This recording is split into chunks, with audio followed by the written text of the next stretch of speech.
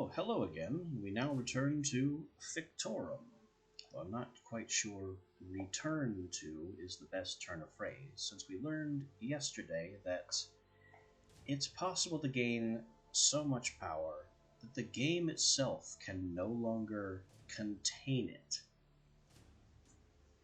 So what I think I'll be doing today is starting a new game, just abandoning the Earthstorm run.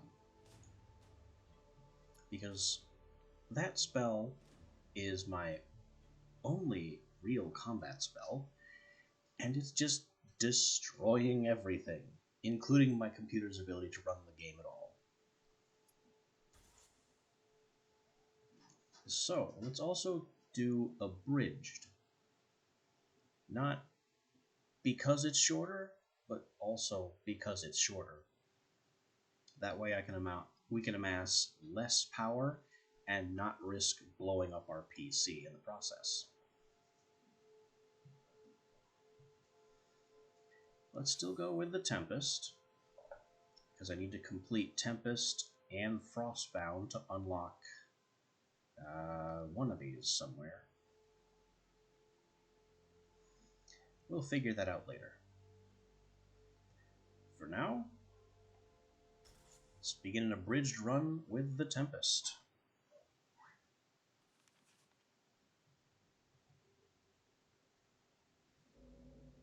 Here we have the same opening paragraph from last time, where the Fictorum has defied his own death at his execution by the Inquisition.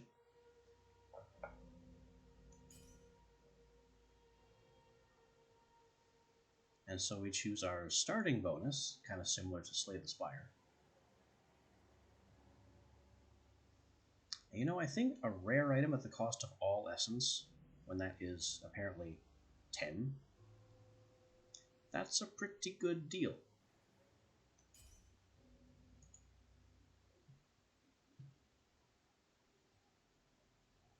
So I can go with a rare ring that has decoy attached to it, a rare ring that just has stats, or rare gloves that are just really good for this phase of the game, honestly.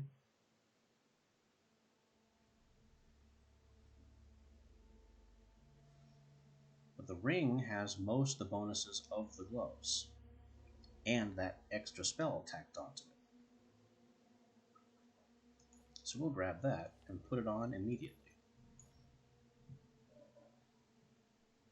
Now we start off with Lightning Bolt, as the Tempest does, with Bounce and Spread baked into it.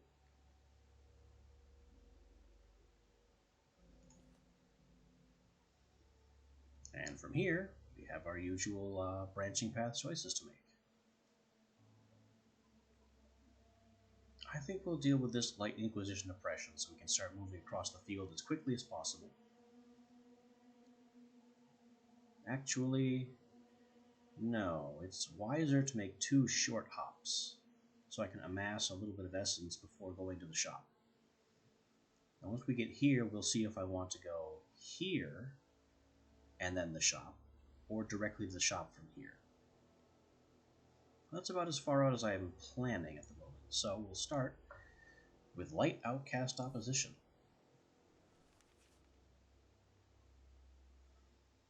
On the trail of the High Inquisitor, Melric arrived at a desolate, smoldering mountaintop in an area that was once Kaldan. The small village clung to the scraps of rock rising from the miasma, its inhabitants hardened and militia sharpened by the ever-present danger of the volcano. But when they blocked the path of the Fictorum, they faced an even greater fury. I'm pretty sure I read that paragraph yesterday. Or Tuesday, rather. Or what is time, anyway?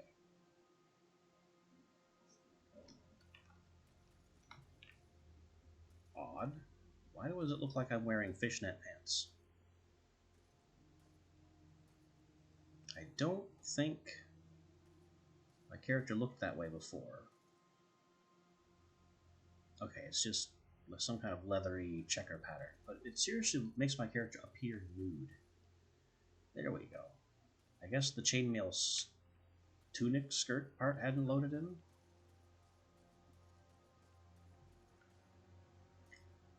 In any case, let's start out by searching buildings.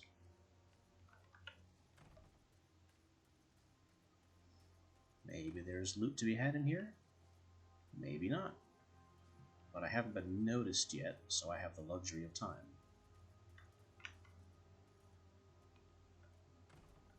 There's something.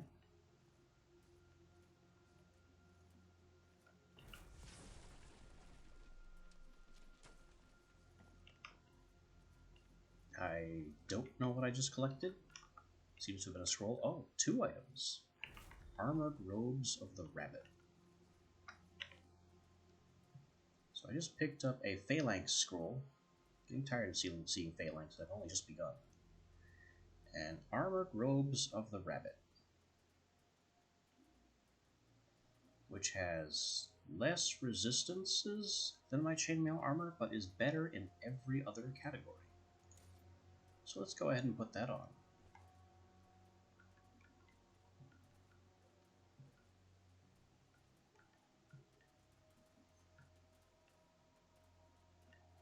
Morning, citizens.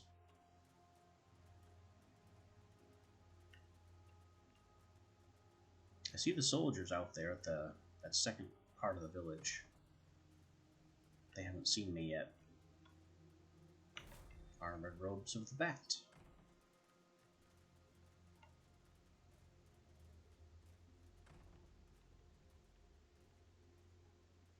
And nothing in here, though. There is a potion. I don't need it, though.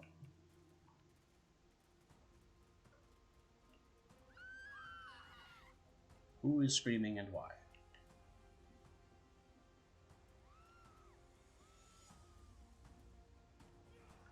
Oh, I must have been spotted. Yeah, we have arrows coming in. From there?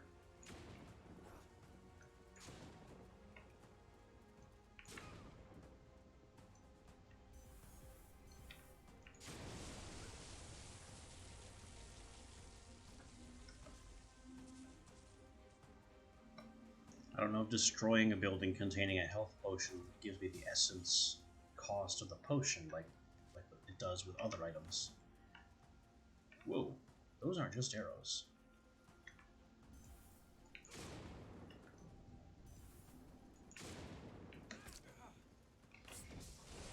There's my decoy. It seems to do its job very well.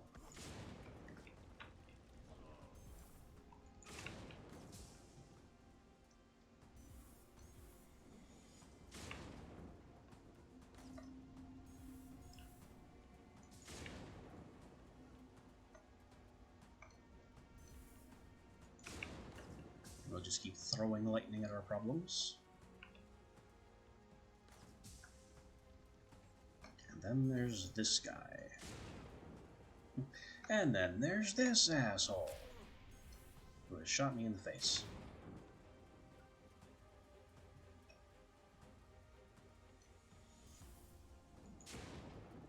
You just have regular arrows, buddy. I don't know what you think you're going to accomplish. Whoa. Have a decoy. And then lightning. I destroyed the decoy. Alright. Lesson learned. My own spells can destroy my decoy.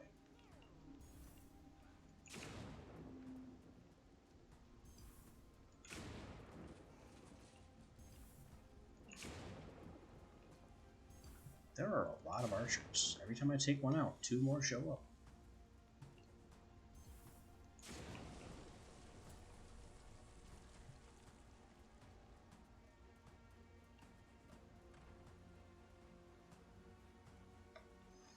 The reason I'm not really shaping the bounce component on this is because it doesn't seem to do all that much. Maybe if I had a homing component as well, but just bounce really isn't doing much for me. It just seems to make the lightning rebound straight back into me, and then it bounces off of me and flies off in some random direction.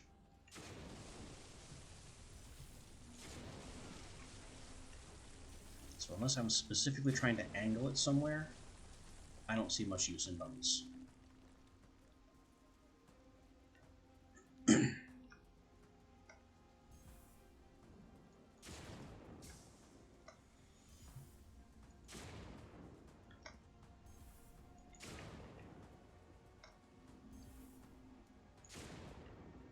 Make sure he's down.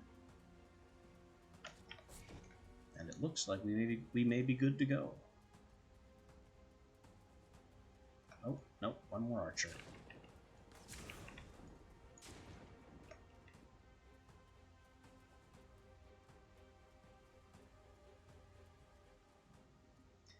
This looks like the kind of place where the game would hide a secret. Instead, it's the kind of place where I'm going to slide a long way and basically die.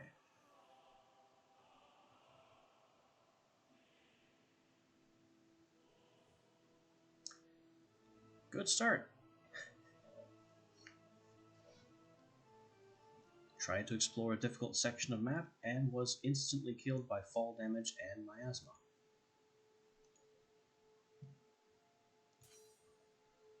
Well then, once more with feeling.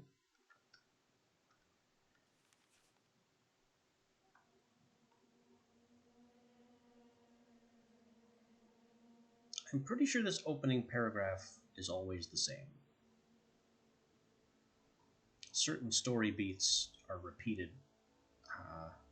It's procedurally generated to a degree, but the chunks that it pulls from are fixed.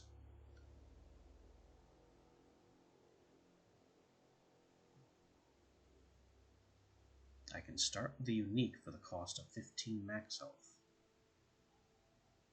I think that's the best option on the table. They give you the Gloves of Prophecy with Frenzy. That is mad.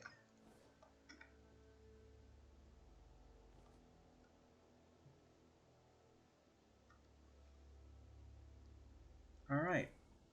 Well, let's take these ridiculous gloves on tour. We have a meeting with the Magic Order of Devilor.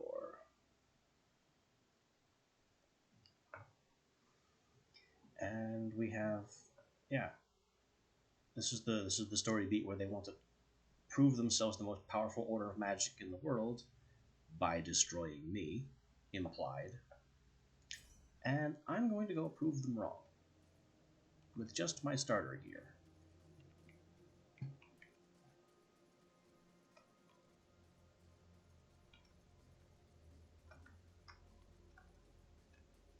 And this is what makes Fictorum a really entertaining game. A lot of games where you play a wizard, it has you start out as a really weak wizard, only barely capable of spells at all. You throw like 2 of the most basic combat spells and you're out of mana. You're constantly drinking mana potions like you need to live in a bar.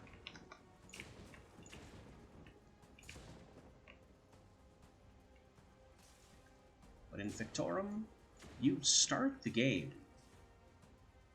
kind of halfway through your wizard journey. You're already a genuinely an established power in the world. That's not just idle noise meant to make you seem potent. You actually have a great deal of power to start with. In D&D terms, you're at least level 5, level 10.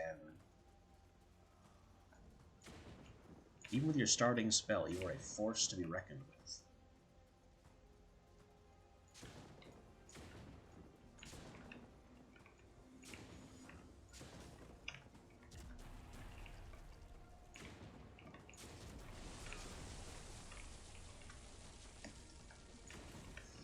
And as the game goes on, it only gets worse for everyone involved.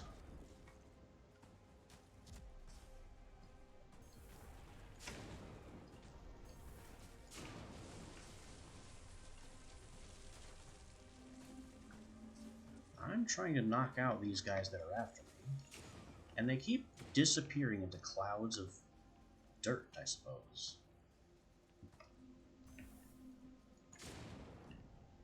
Which I can't tell if they're just being vaporized or if they found some new manner of teleportation.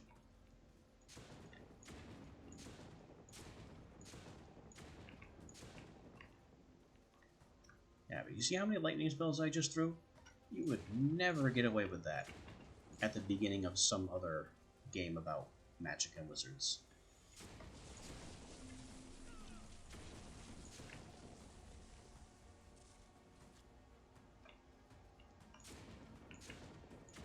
Somehow the game starts you off with an incredible amount of power, and still makes it enjoyable and satisfying to earn more.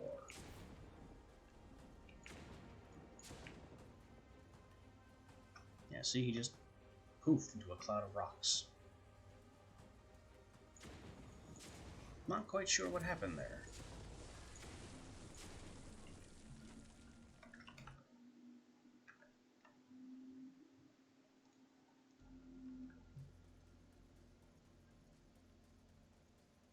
Also, did I not...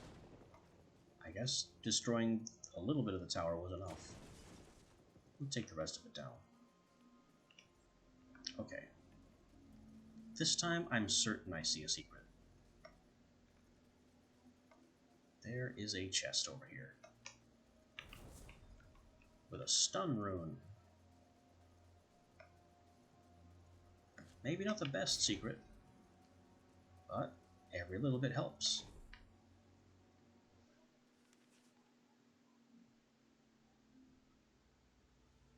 Five essence, and I was the god of magic. Now a random item here could be boots. That would be okay for boots. Neither of these rings are the slightest bit impressive. So I guess we're taking the boots. I also have plate pauldrons, which have penalties I don't like. Movement speed. I could lose that movement speed, but losing the shaping bonus? No, thank you.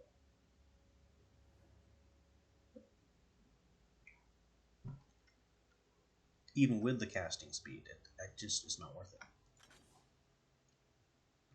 Basic gloves, pale next to prophecy, and leather armor of the rabbit is again better for wizarding than the chainmail armor that I started with.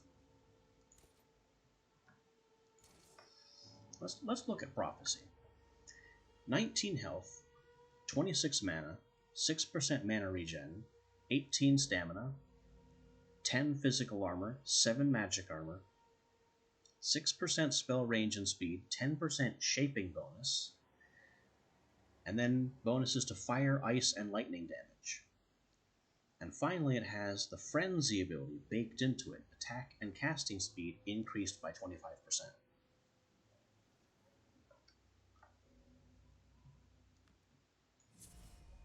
They just gave me that, right out of the gate. The fools. Alright, let's not play with Corrupted just yet, because Corrupted like to get close, and all I have is Lightning Bolt. If I had a point-blank area spell, I would go after Corrupted. Though it was still early in the day, the infamous heat of Grarby was already making Melric sweat. The moment he stepped up to the small outpost, there, a local named Bertha the Mad ran up to Melric. "The wizards here are much more powerful than you. This may be your end." Bertha ran away cackling. So I can either follow Bertha and bypass the wizards, or I can be perfectly happy to demonstrate that Bertha's wrong. And I think I will do that.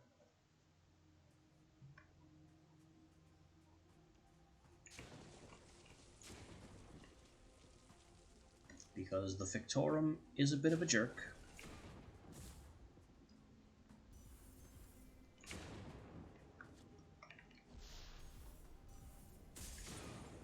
And everyone is out to get me. Which may well be for good reason, based on the character's, expected behavior.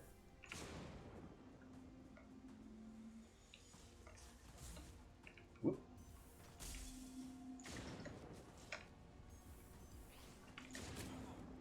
They're using a lot of ice spells. I think that's just something Debilor does. The Debilor order seems to favor ice. And occasionally fire. I don't know. That could be one of my many biases talking. I see ice most often with the Debilor faction.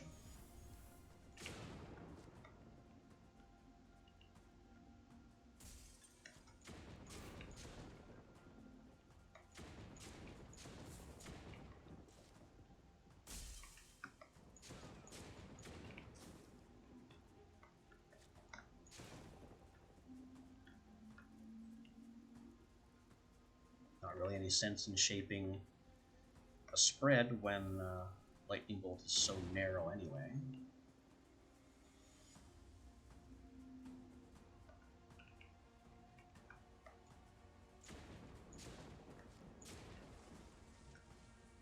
Whoa. And multiple focused shots just to make sure I've hit the target. They do more.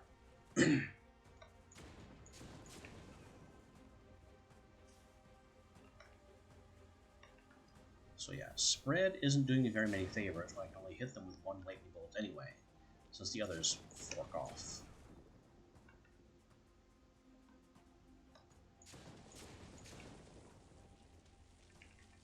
And a bit of rapid fire really drives the point home.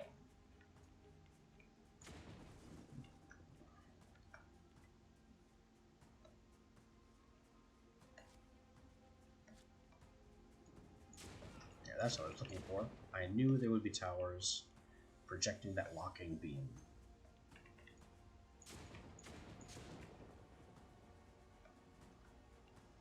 We still need to unlock the Nexus so we can leave. So just take that down. And what's next? Still locked. So there has to be another tower somewhere providing a locking beam. There it is. It's hard to tell against the cloud background.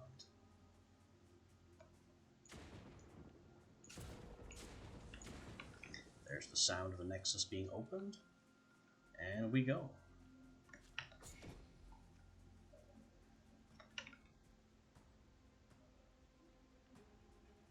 Oh, there is another volunteer.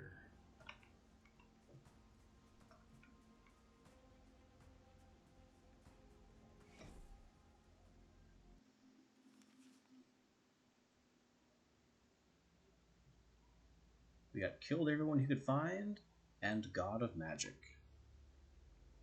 6 essence, and a random item.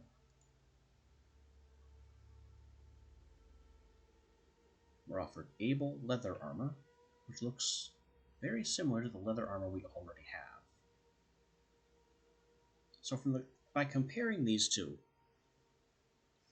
it looks like everything other than the first line is common across leather armors. The 10% move speed, the physical and magical resists, -10 range and speed, -10 negative status duration, and 10% cooldown reduction. That looks just like it's common between both of them. And then of the rabbit is 10 mana, and Able is 24 health. So I think I'll keep of the rabbit, unless this is the most expensive item and worth selling. We have plate pauldrons. Again, there are too many downsides to plate pauldrons. I'd rather not replace chainmail.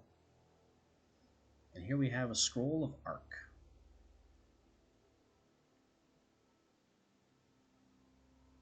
Which looks like the item to sell.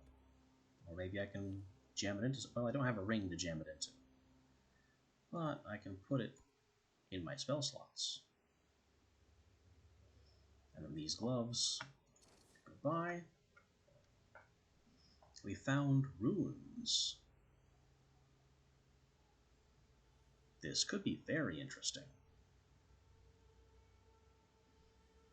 Okay, so Chaos isn't going to be of any help, because Chaos fires additional spells around the spell projectile, and the lightning projectile is instant.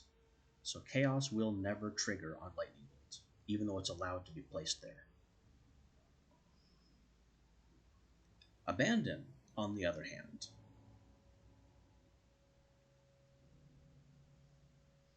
all of those penalties that we're seeing, we don't care about, because those are all sustained effects and we don't have any of them.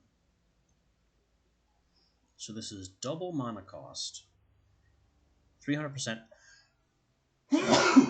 Excuse me. 300% abandon strength, which is the strength of this rune. And so while channeling, it casts every about 3/4 of a second. I will take that over stun. And we'll just become a lightning assault rifle. Okay. Let's go demonstrate what the abandon rune does.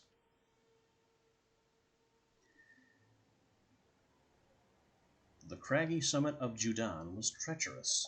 Wind whipped through the sheer cliffs, threatening footing and promising a painful, fatal journey to the miasma below. Rounding a sharp turn around the mountain's edge, Melric finally made his way to a slightly wider and less death-inducing path where a tall and slim man wearing brown leathers awaited him.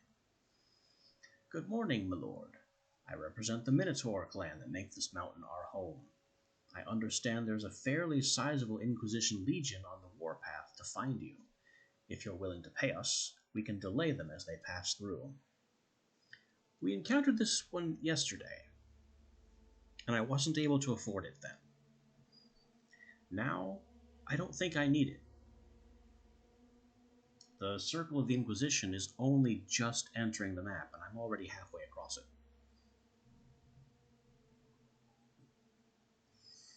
So rather than ignore them, I think I'll take them on."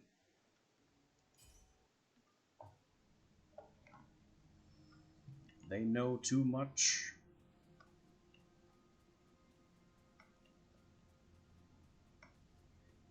I think the risk I have here is that Abandon may make the spell too expensive. It may be too early in the game to just double the mana cost of my Lightning Bolt.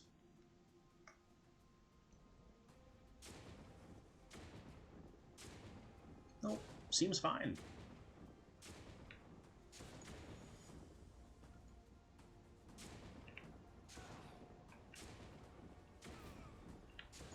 Seems fine. And that was just using a left click to fire it at its base strength. If I turn it up,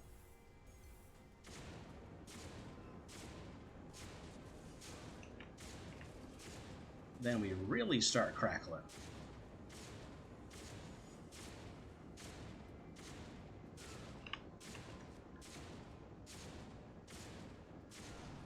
Alright, let's turn that off before we run out of mana.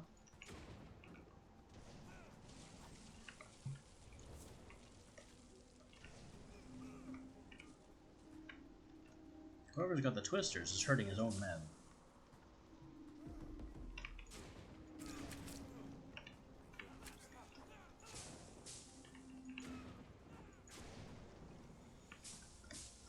Lightning traps being placed from the look of things. Oh yeah.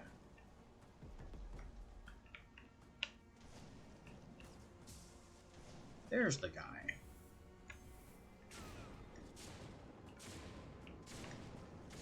So anyway, I just started blasting.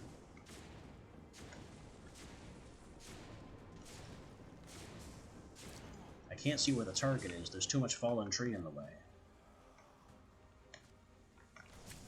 Is it? Ow. There are too many of them.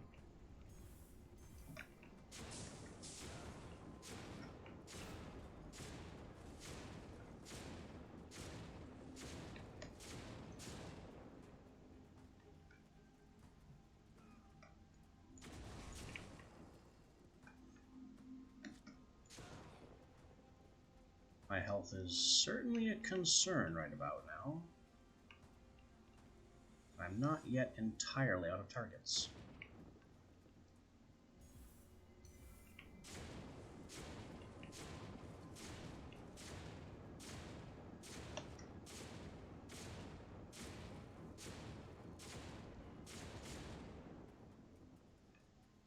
Anyway, the only way to cancel a charged abandon spell like that is to cast it a final time with left click.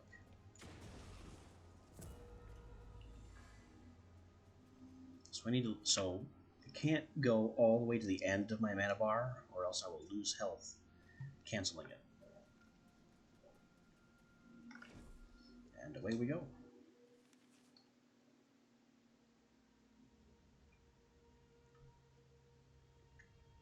We have Grievous Wounds, killed everyone you could find, and God of Magic, Rain Destruction. For 6 essence, and... a Lightning Orb Tome. This could be good. Lightning is our element. We also have an Arcing Ball Tome, another lightning spell.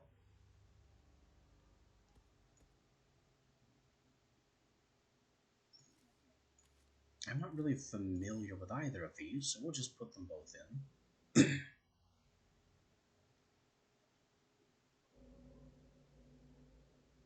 Arcing Ball has a lower mana cost, so I can definitely use that with Abandon. And then Lightning Orb, a slow, unstable ball of electricity. That sounds like a good candidate for Chaos.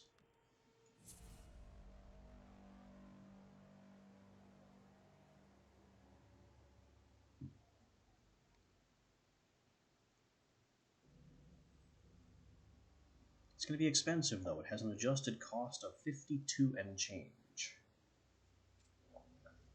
This 2% mana regen ring might help. And we have a Scroll of Rockwall.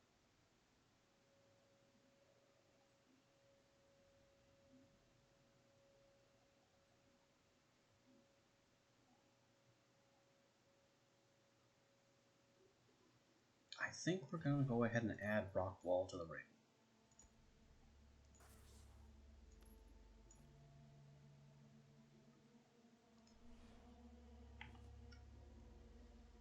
And with those changes, on we go.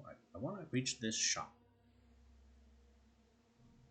But this shop doesn't connect to the boss. I'll have to go to the to the shop and then backtrack.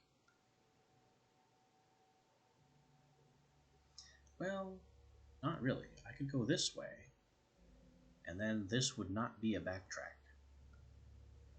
What concerns me about backtracking is, you see, it's really hard to see. It's very subtle, but the nodes that I have been to are on fire. You can faintly see little orange sparks rising from this node, and from this node, and basically from every node I've actually visited.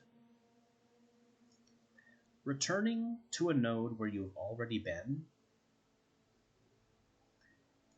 causes the Inquisition to move forward 2 steps rather than 1.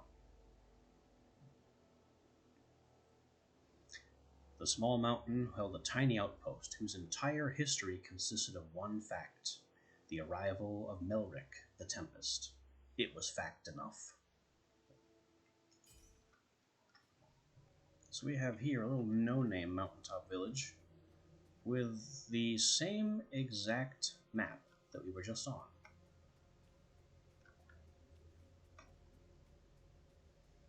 Alright, let's see what these spells do. Arcing Ball, I gave the Abandon component. So let's see what it does.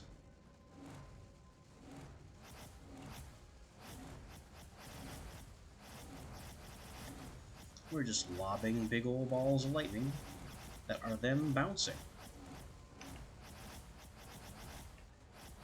Not super impressive, but could be useful.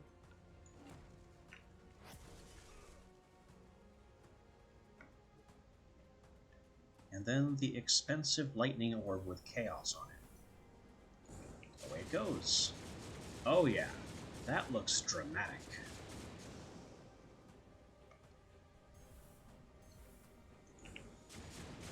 The Chaos Lightning component kind of runs out of steam pretty quickly, though.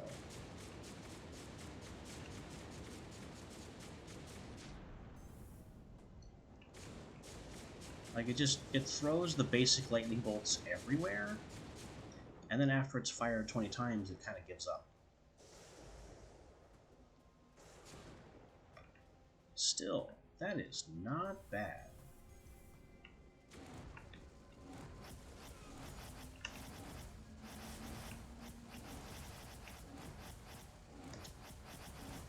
Just fling our bouncing lightning orbs.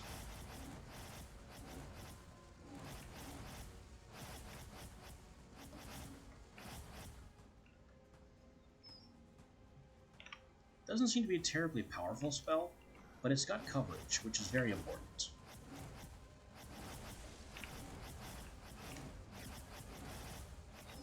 It's got coverage and can be maintained. So as long as I keep my wits about me and turn quick... Ow. There go my wits.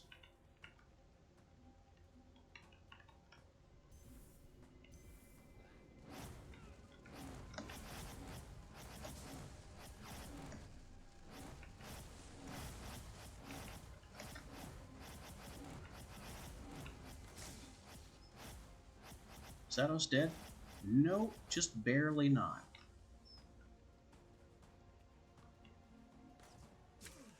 That's us dead. Hello there, and thank you for the follow.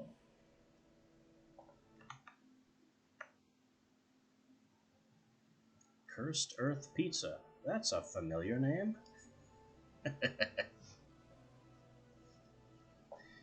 Well, it seems I have just died of arrow to the face. Most unfortunate.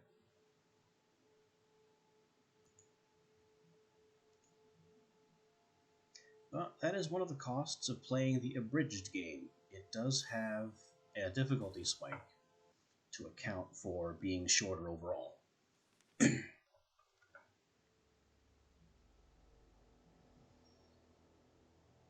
Here we are again with the opening paragraph.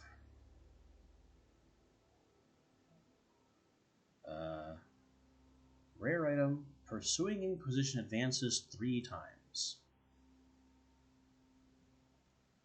I'm curious what that looks like. Will that just kill me outright?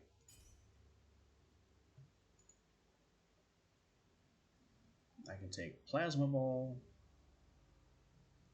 some rare pauldrons, which look okay, or rare gloves, which I may want to seriously consider 41 health.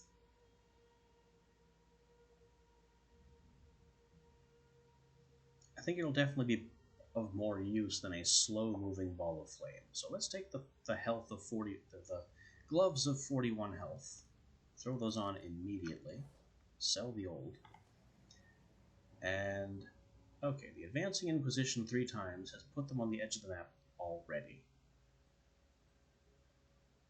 So I just need to go. Let's begin moving with all speed. And we have Corrupted.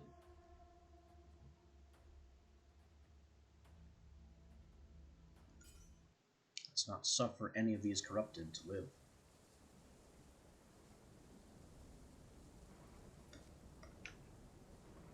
I think every Corrupted encounter has this dense pink fog, which is a little difficult to deal with because one of the basic Corrupted units likes to be invisible.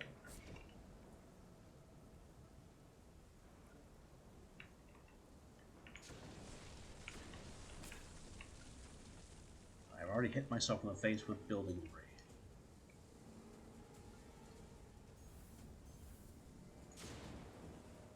There are things in the mist.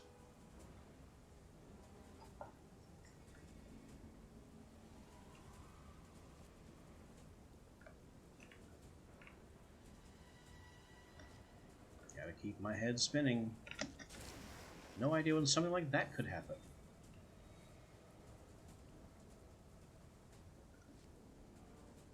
Just a lumbering, explosive, corrupted enemy. Appearing out of the fog, too close to avoid damage.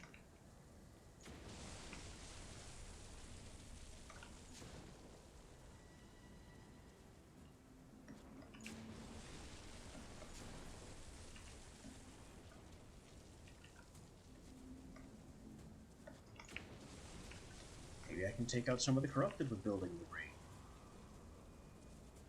Honestly, I should know better than to try. But it's much safer. Uh-oh. Uh-oh. They have very slow-moving balls of purple death coming in on me. And here are the melee boys. That's a lot of them.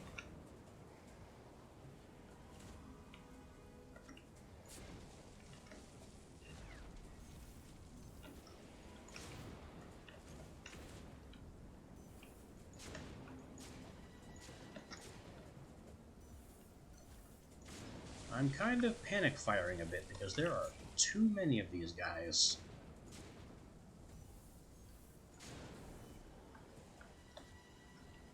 Seems to be working though.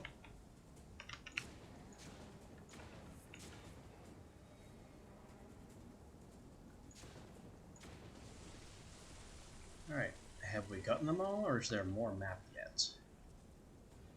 There's more map and more problems.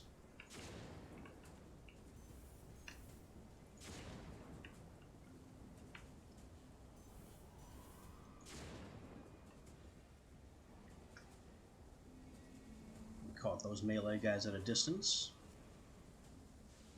making them much less of a problem.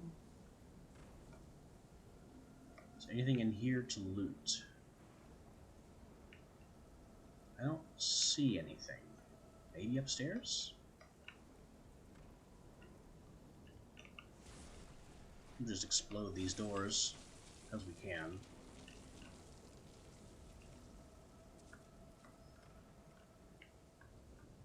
No, there is nothing in here. A very complicated building to have nothing in it. Let's cave the roof in.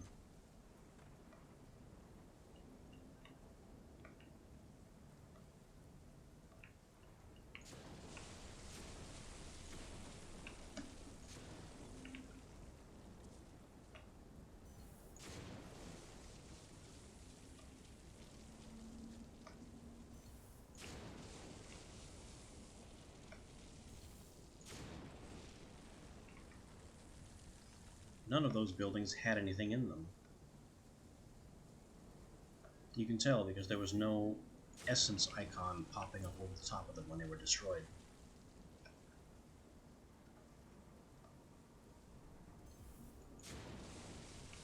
Yep, all empty, no loot to be had.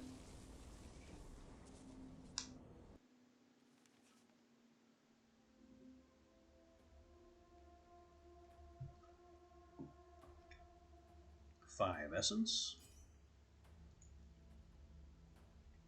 And an item.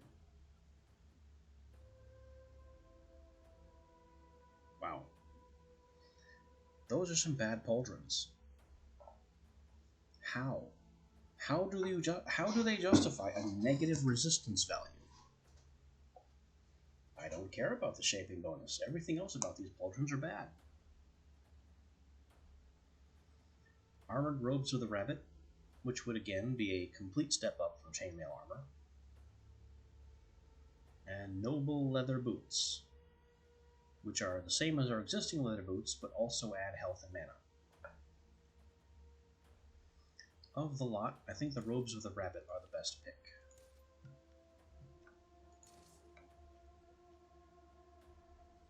Ah, and here we have a Magic's Reach rune.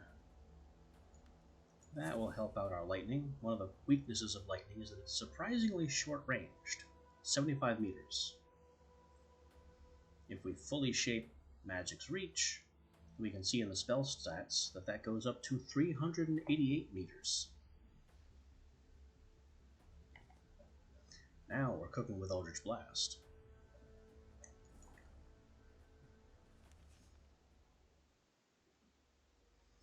Despite the heavy rain, Melric's travel was easy that day, for, incredibly, the townsfolk of Payzin were friendly to the Fictorum, offering him place to rest. Sure, I'll take some rest. Melric was grateful for the hospitality of the villagers, but he had barely been seated in the tavern when he heard terrified screams of innocents fleeing from the marauding force of the corrupted. Melric gritted his teeth, curling his hands into fist. There would be no rest for anyone, and fury would be his meat and drink.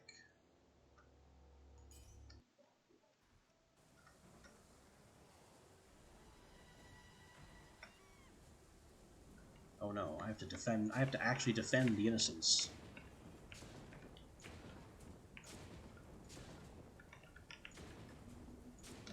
From this force? Well, at least I got them focused on me.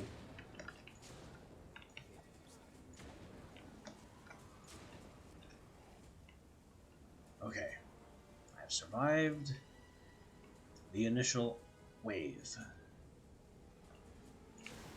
That's an exploder.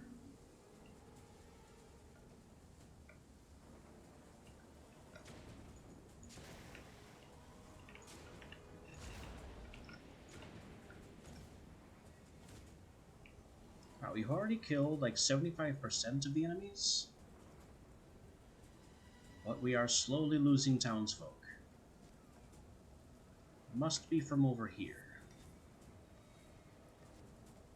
Why they are out and running around when there are problems everywhere, I will never know.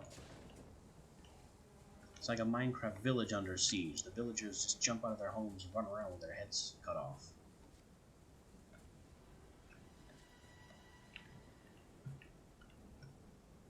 But that seems to be all the hostiles in this direction. Officer, these houses were like this when I arrived, I swear.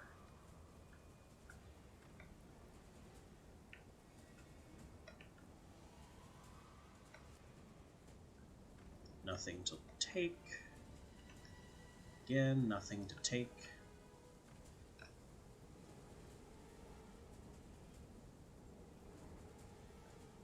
My townsfolk remaining has gone down a bit, it seems.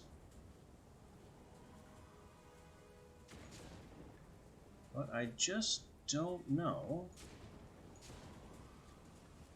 where the rest of the enemies are. They must be this way.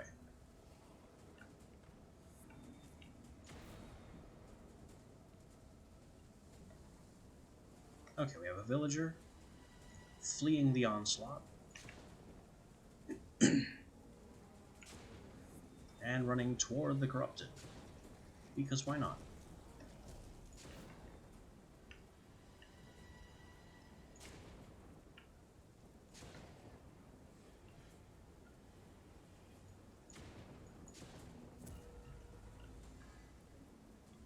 Alright, we can now leave with the Nexus open. But I want to find the last corrupted and take it out. Technically it is an optional objective, but I'd just rather kill it. Wherever it is, it's definitely taking out more townsfolk.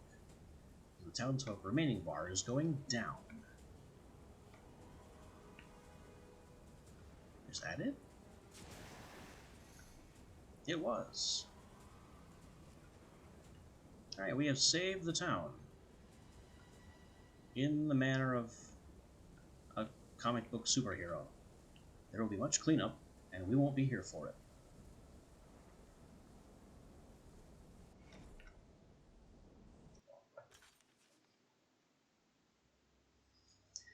The people of Payzin, grateful for their lives, offered Melric a reward. He tried to smile, but the expression fit awkwardly on his face, so he merely nodded and continued on his way. We got marvelous plate mail of the rabbit. It's plate mail. It has severe penalties.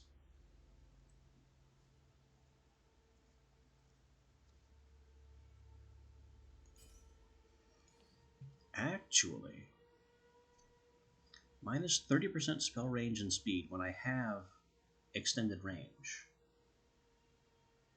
And then movement speed and casting speed penalty in exchange for 40 and 20 resistance. I think I'll take it, but I'll hold on to these robes for later, when I've outgrown the robes. Meanwhile, I seem to be collecting a whole bunch of runes specifically for fire spells, and no spells.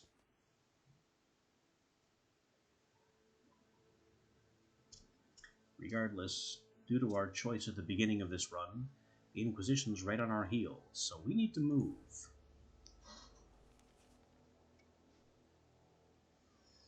While traveling late at night, Melric stumbled across a man by the name of B. Lu studying the stars. Welcome, stranger, though by that purposeful tread I doubt you care to join me. Are you here to meet others in town who are searching for the Tempest? Do you think that if he continues his rampage much longer, that the Inquisition will ban all magic? Now I can chuckle to myself, as Bilu had no way of knowing he was telling the Fictorum of the dangers that lay ahead. So forewarned, he would not let these other mages stand in his way. Or I can hide and sneak. No, we need resources. They're looking for me, they've got to go.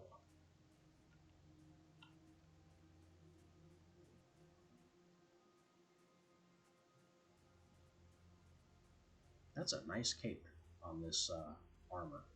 I've never used this armor type before. I usually shun it for the penalties. But it looks pretty nice and beefy with a lovely cape on it. For our opening salvo, we'll take down 2 houses. And that doesn't seem to have gotten anyone's attention. Oh, never mind. Yes, it has.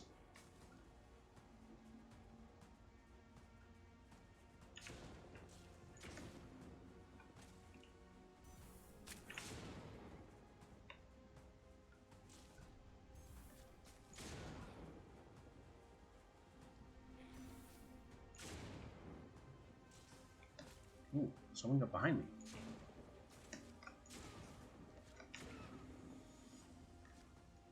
Several someone's got behind me.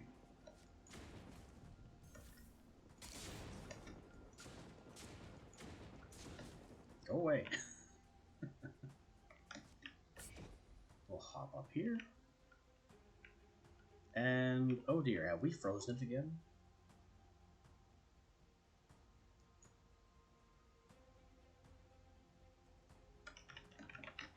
Why, yes, it's frozen with no better than the basic spell.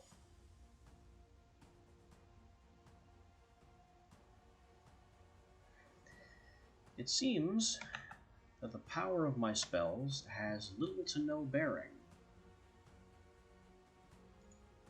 on this game's tendency to crash then. Perhaps instead it's simply poorly optimized for streaming. In either case, I'm just going to have to take it offline and reboot. The game, I mean. I'm not going anywhere. As soon as I can end task, there we go. Yeah, it's good and stuck.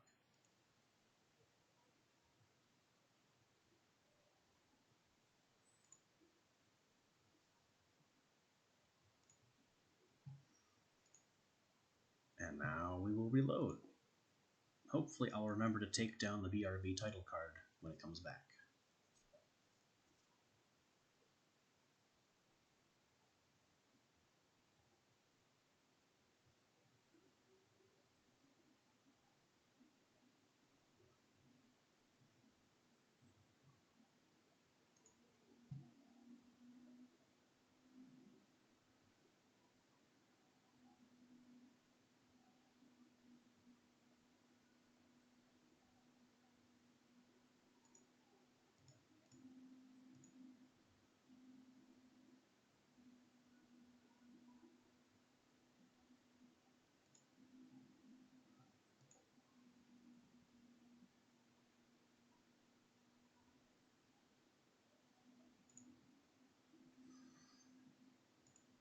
It has a bit of a long load time, honestly.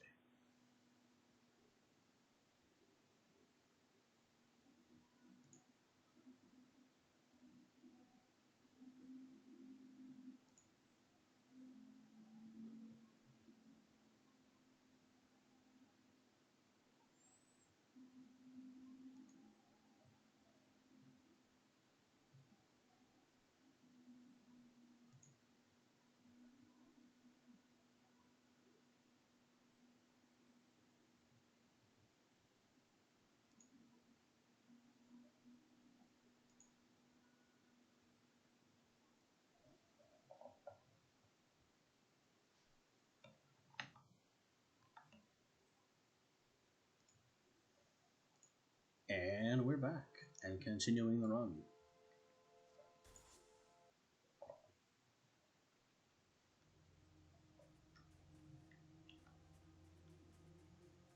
Despite my computer warning me, I'm being warned that this is a bad idea.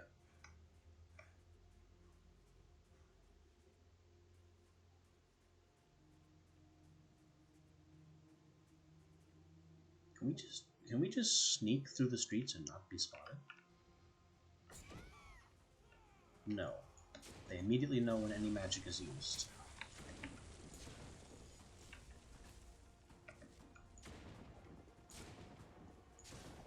I think these stone guys are actually golems rather than men in armor, which would explain why they blow up into sand.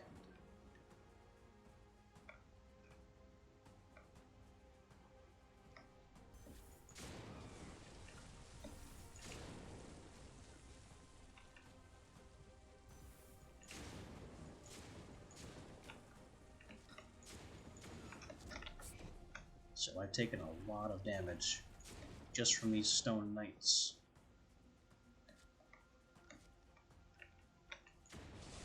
I blame the armor. Despite the resistances it's supposed to have, it slows me down too much.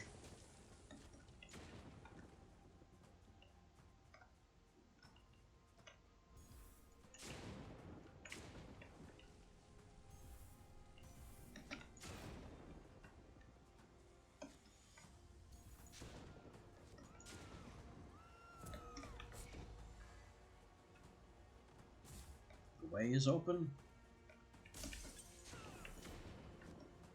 Could leave, but I need to rack up some kills, especially on these mage enemies, in hopes of drops to further my power.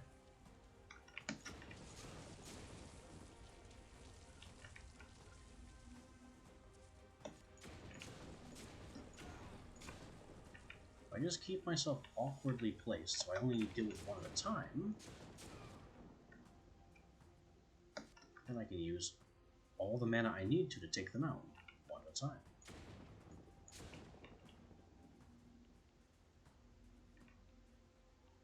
Where do you go? I know there was another mage in the area. There. Extended range. Snipe.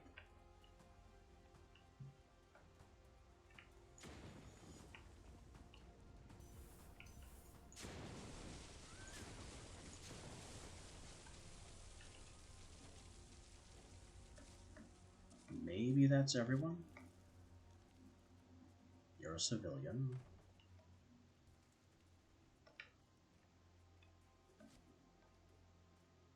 Yeah. The village looks rather quiet now.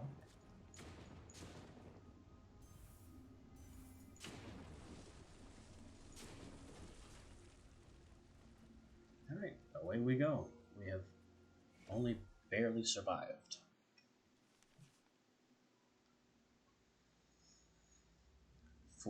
6 essence and an item. Will it be the ring? Will it be arc? Will it be boots? I don't think 3% mana regen is worth an item pick. Because the only thing these boots have over my current ones. I think it'll be the ring. We didn't have a ring previously, and now we have 8 mana, 2% mana regen, and a slight movement speed bump. We have also found pauldrons that give us another 48 max health. That's just a straight upgrade. And we found stalagmites.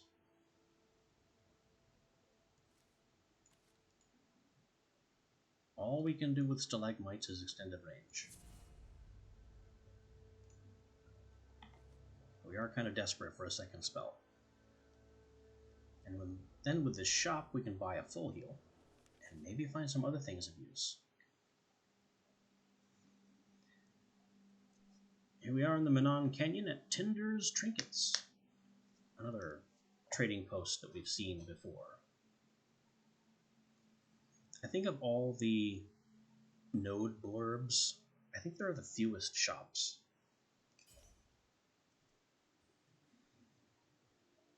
For sale, they have runes that I mostly can't use.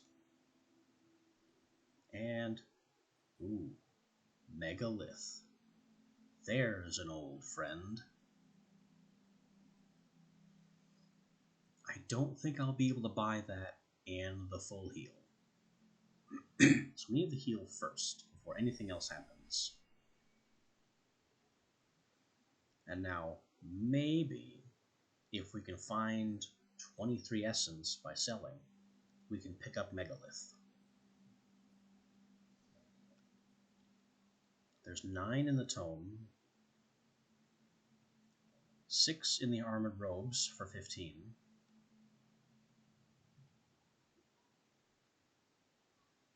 Then a bunch of fire-only runes, which I'll just go ahead and sell outright.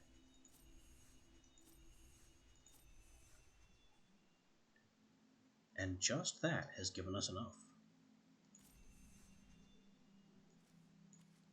Megalith is back on the menu.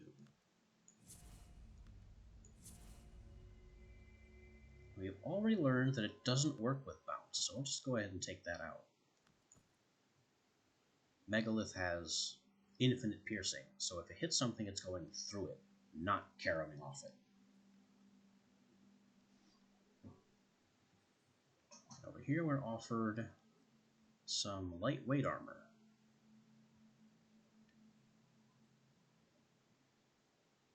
No, I don't think so.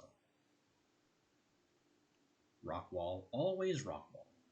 No end to the rock wall.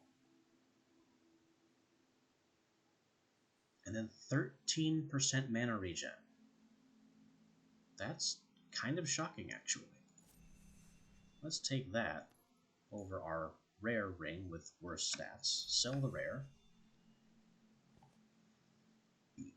and move on. The Inquisition is still uncomfortably close to us. So we need to just head right to the boss arena. I don't think I'll make that shop. I mean, in theory I could if I went here, bounced off the shop, because then I maintain my forward momentum, and they might be far enough behind that that's doable.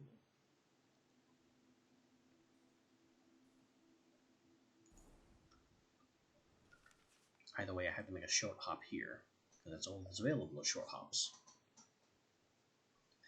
Melric carefully navigated the icy cliffs of Zirlane, pausing to survey the glittering fastness of the wilderness in the early morning light when he spotted a box lodged in a thick chunk of ice near the edge of one of the cliffs. I can blast away the ice, ignore the box, or lament that I have not yet found a fire spell. Let's go ahead and blow open the box. What could go wrong?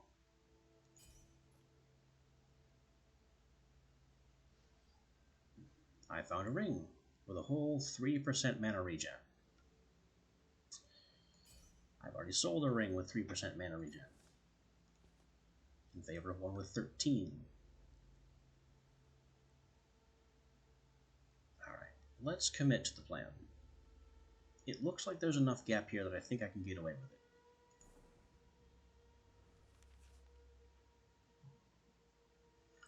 Melric crested a rise, looking over an old fort, once abandoned, now home to what seemed like outcasts. The faint smoke of scant fires mingled with the wispy clouds of early morning, and as the tempest approached the fort, someone called out from the walls, "Traveler, want a bit of dust? Move along, and it's yours." So I can take 4 whole essence to ignore them.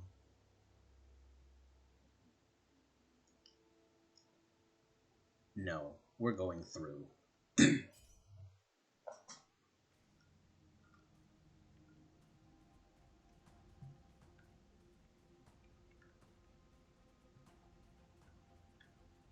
You can't bribe this archmage with 4 dust.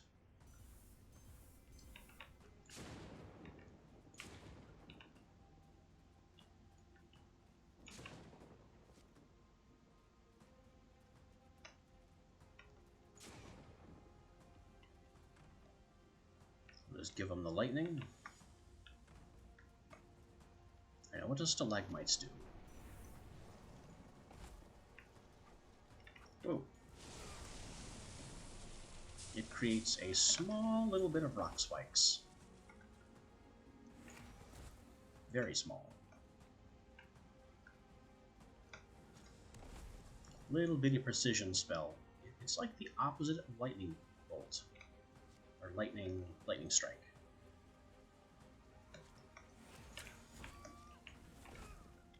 But it's cheap.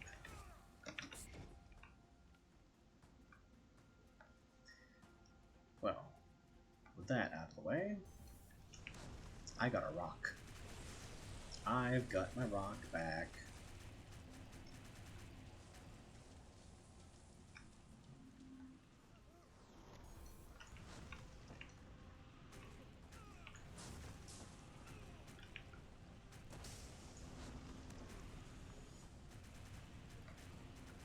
Oh, there was something in that house. That's why the essence icon appeared over it. I destroyed the house and automatically sold whatever was inside.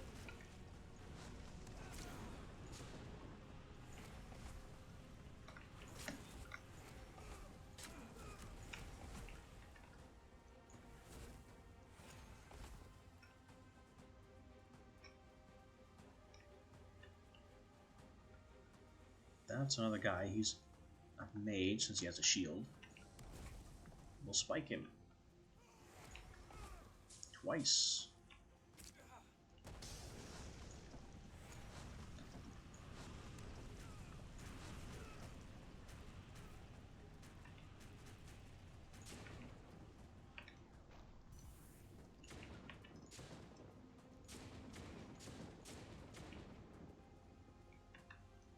Just can't seem to hit that archer specifically.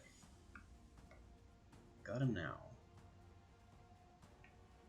There's more town down there? You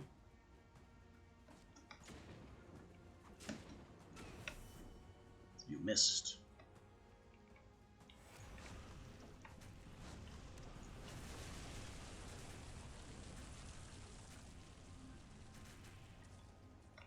There's more town everywhere.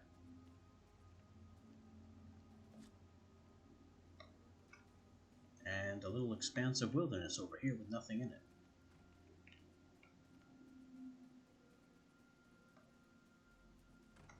Maybe enough hostiles have been dealt with that I can search these buildings in peace.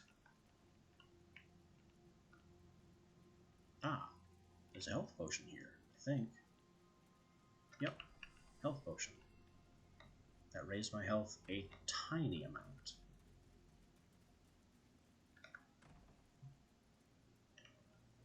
This place looks like a weapon shop, or a forge.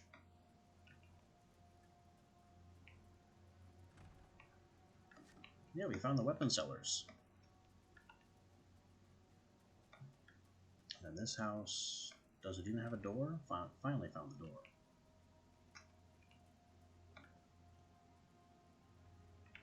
No loot in this house.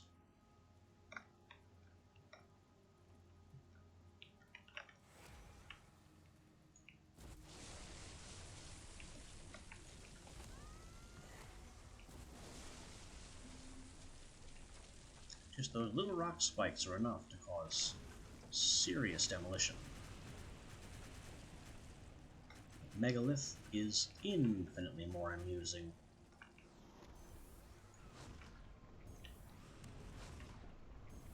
We'll just throw a long-range rock at every one of these houses. Go, my boulder minions! That was loot. It's gone now. None of the other houses had loot.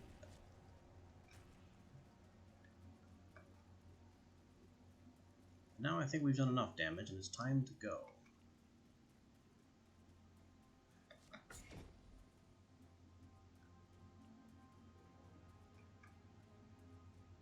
Nope. Still need to destroy this tower or we can't leave.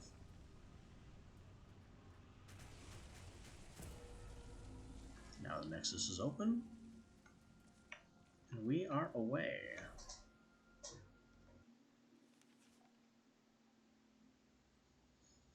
For 6 essence and an item. They're offering Incendium. Stop projectiles. And telekinesis.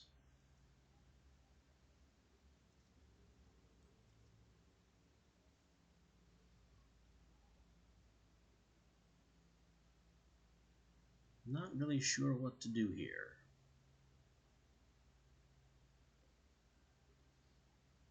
Incendium will at least give us some fire capability. And stalagmites. Stalagmites are kind of pointless. They're very weak. A bad ring. Gloves. Less health, but the other bonuses seem to make up for it. So we'll take those. Equip Incendium. We have extended range and bounce. Maybe bounce can do something. We have this efficiency rune that will make our megaliths a bit cheaper. Sure. Give that a try.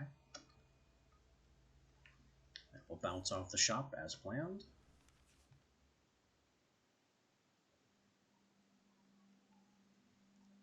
The stars twinkled over a silent Vig Fear as the Tempest reached the town.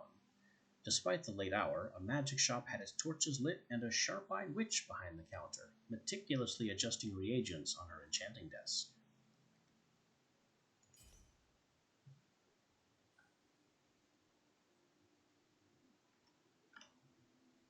They have Flame Strike for sale,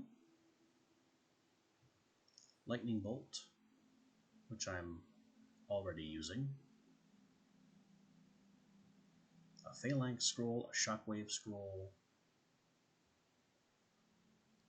and then assorted pauldrons and rings. Neither of the rings are of any interest.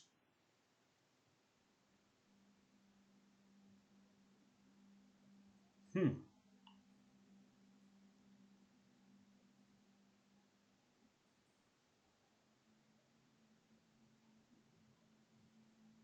have a Fire Storm and a Lightning Storm.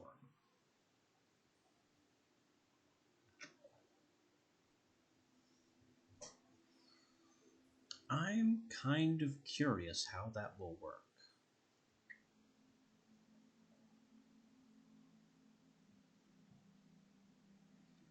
Alright, let's put Megalith in our first slot.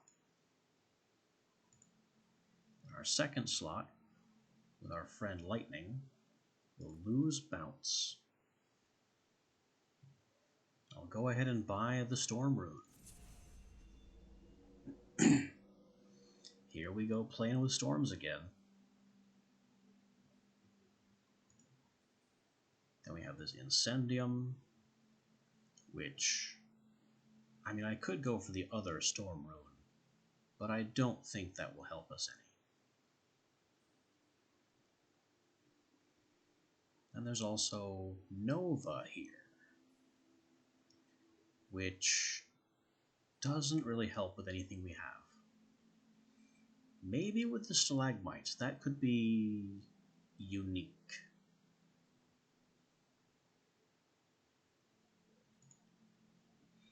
I'm also kind of wondering what megalith would look like with chaos. And honestly, there's no reason not to check.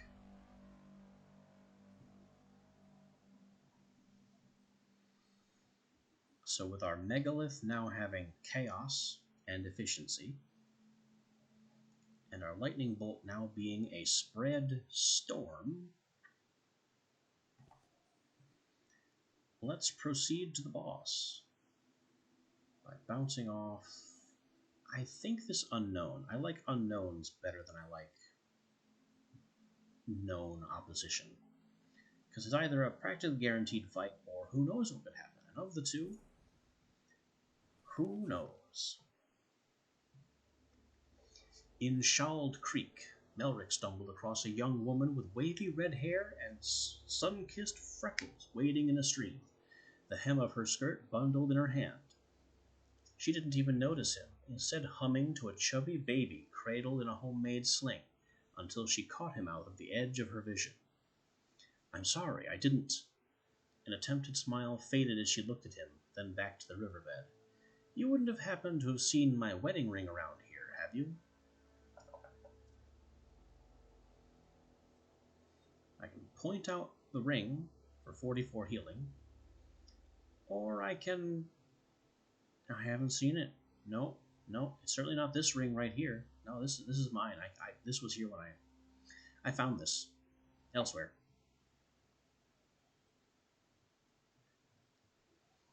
Yeah, I'm gonna walk off with her ring. Is it ethical? No. Is the Fictorum ethical? Demonstrably no.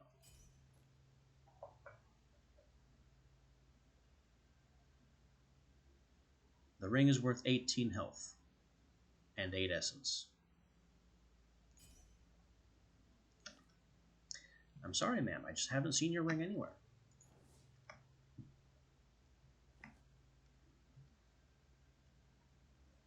Now we go to the boss with our untested spells. Unfathomable cold and wind. It's the Frost Giant.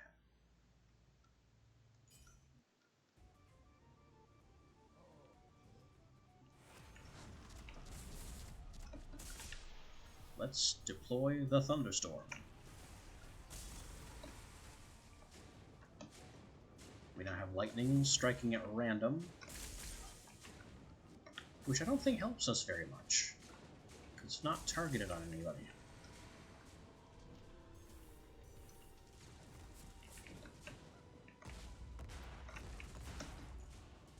We can hit him with Incendum Mark, so he keeps blowing up. Basically, I need to stay out of his reach, and I can't really do that. He's too fast. He's coming at me with that axe.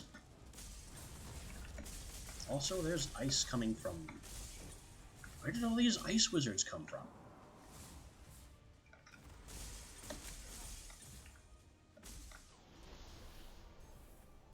Alright, with chaos, what does it do? It chucks rocks everywhere. Which is the last thing we learned. Balmer bested the fearsome wizard, setting his frozen corpse on display upon Balehorn's peak. His icy tomb is still remarkably well preserved and can be seen upon the mountain today. An Inquisition altar is presently being constructed around it as a warning to those who would attempt to challenge their holy might. I have acquired a slight case of dead, but apparently I was able to sneak through the area.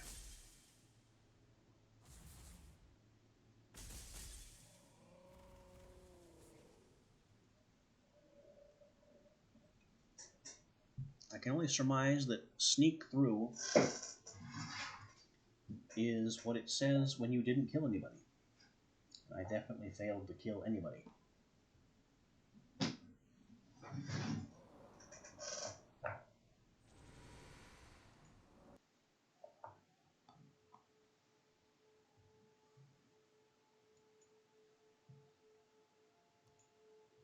So now that we've learned that the game will crash, whether or not I'm trying to save it, let's go back to classic mode for a slight reduction in difficulty. Continuing the journey of the Tempest, who just can't catch a break.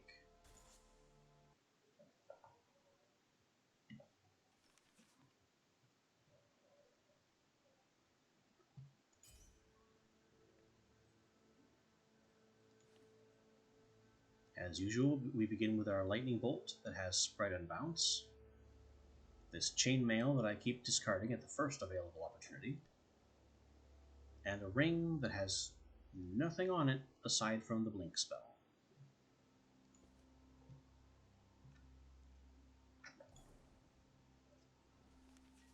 It didn't give us a starting bonus this time.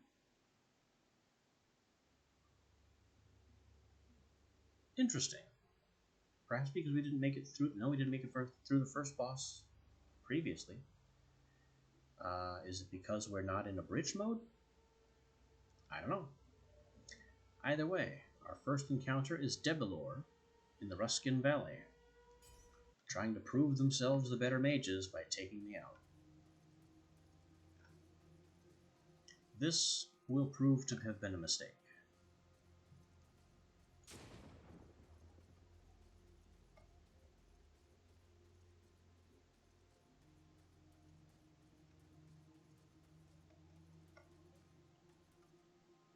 This is just an interesting map because of the valley in the middle. I can take the right path or the left path, and neither path is easier.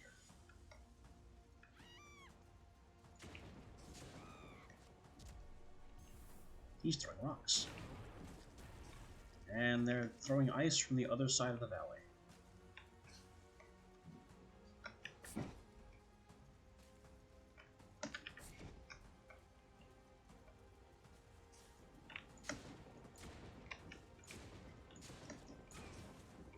Take out the stone men.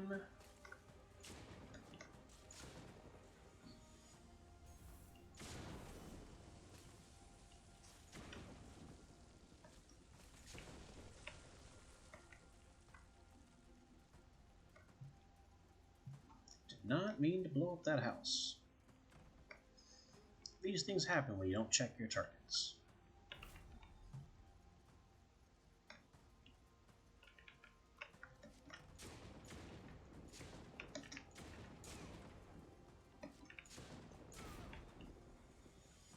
Brute force my way through their shields. And we have another ice mage, hiding in a crowd of civilians, who I managed to surgically execute without harming the civilians.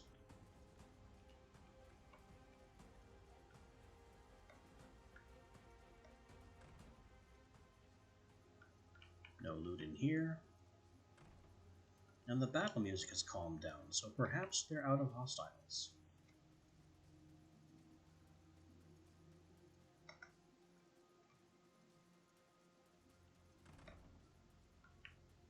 I feel so slow with this chainmail, I keep having to sprint to make any time whatsoever. And there's nothing to loot in this complicated tavern building.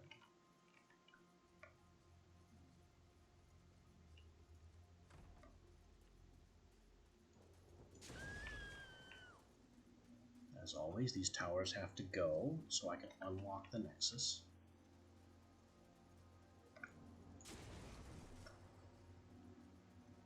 Is there a secret over here? Again, yes. There is a chest over here, and it contains the same stun rune as before. I wonder if that's just a guaranteed stun rune.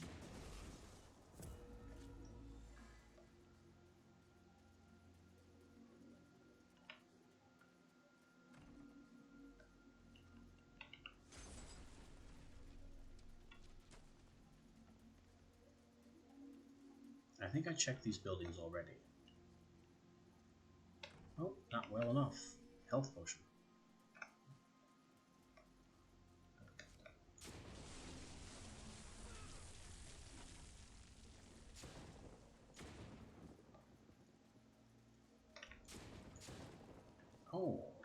funny little tents are destructible, though strangely they take more effort than the houses to destroy.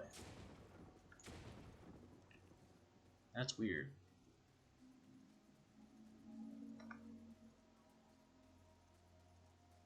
Anyway, successfully cleared the first area.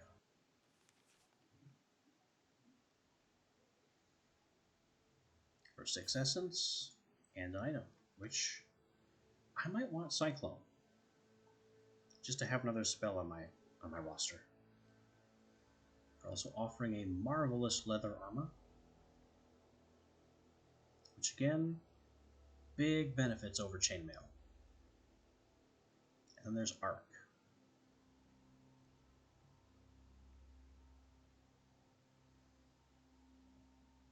Yeah, I think of the two options, it's going to have to be Cyclone.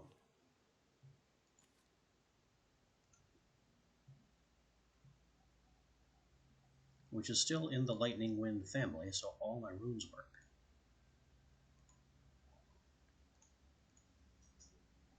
It keeps spread, it keeps bounce. Projectile pierces all target and spell bounces 300 times. What? I don't understand what spell bounces 300 times means, especially with pierces all targets. Isn't it impossible to do both?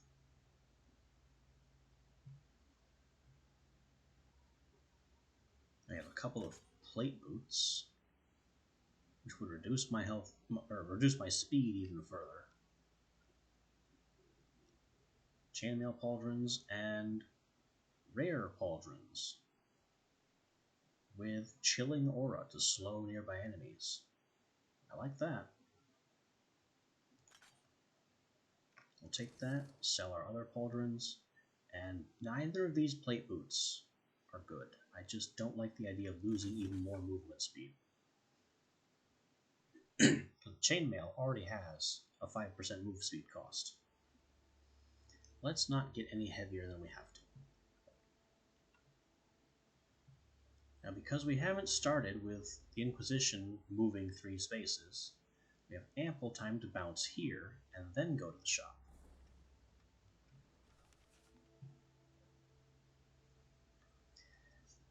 Melric knew Garund would be trouble before he even arrived.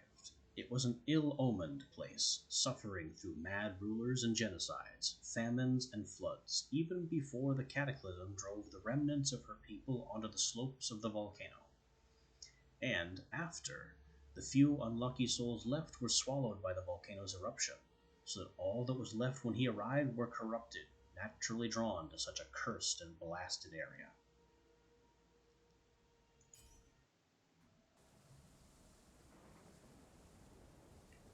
Oh yeah, this place looks absolutely terrible. But given that we're facing corrupted, I think Cyclone is the way to go, because that might throw them away before triggering exploders, for instance. And here is our test. Have some Cyclones.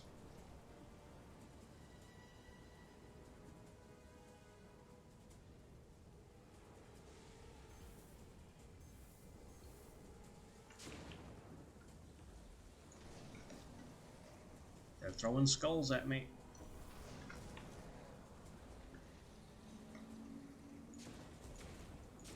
Whatever this guy is, gonna burn him down, so he stops that.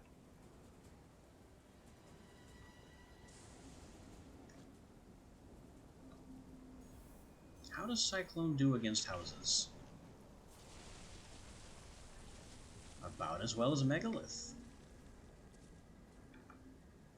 And it's cheaper, I'd imagine. Oh yeah, significantly cheaper.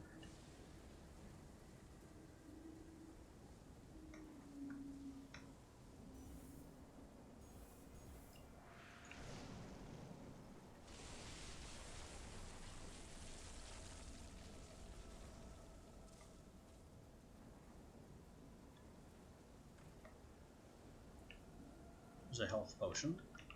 I am undamaged. So the health potion doesn't really matter. And then this house has nothing.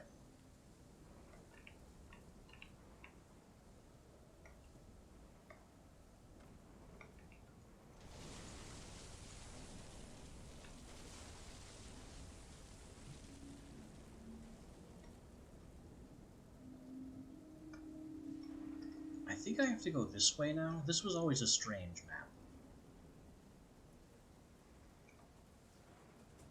Looks like it. If you see enemies, you're going the right way.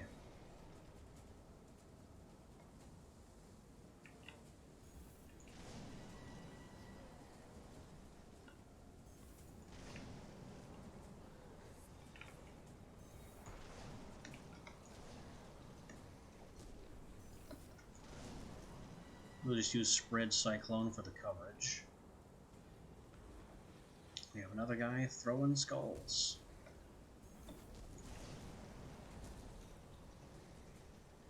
Cyclone is a bit slow, though, when they're trying to dodge.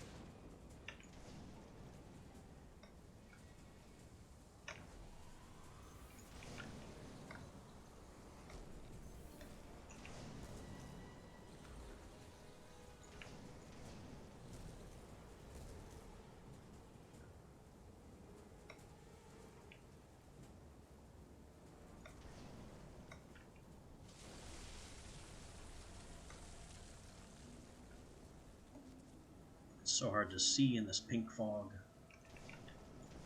Oh, that's a corrupted encounter for you.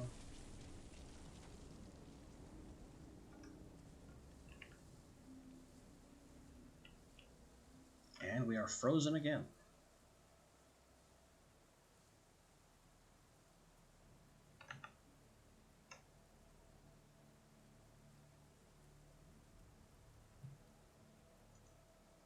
Well, this is why I keep Task Manager on speed dial now.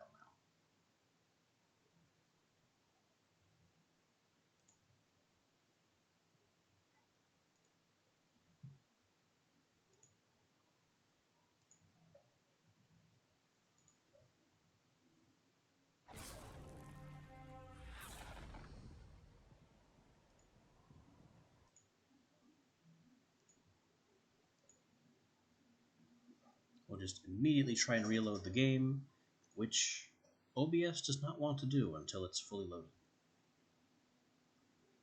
But if I keep this up with live scene selected, then I can't forget, as I've done before.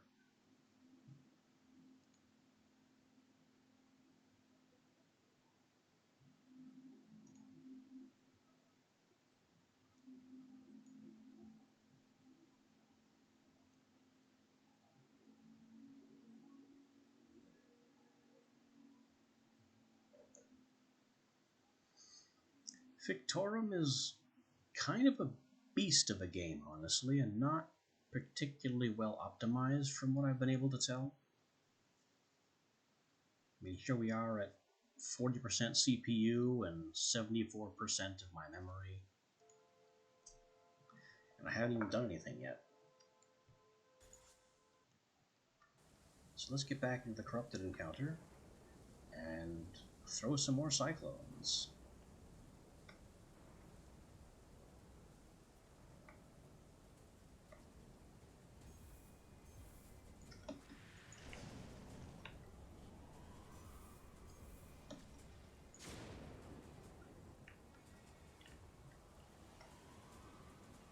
What this cyclone spell really needs is extended range. Uh-oh. Uh-oh. Exploding guys. Homing Nefarium. This is a worse setup for me.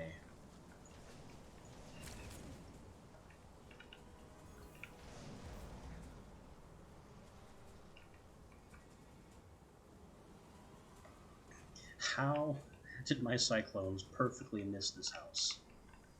I'll take these 2 health potions, though.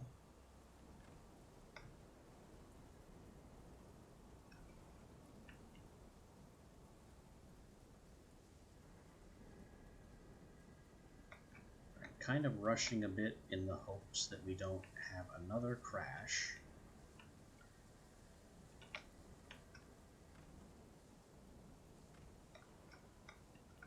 Speaking of which, let me just make sure that OBS, yes, okay.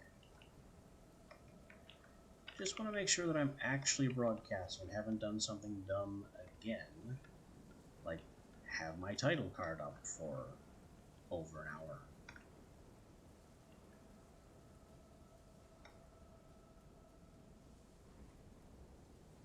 Now we go up here. This is not a good map, honestly. This particular map in the game is, I would call it bad, because you have to walk up this flow, and there's no indication from below that this is where you need to go.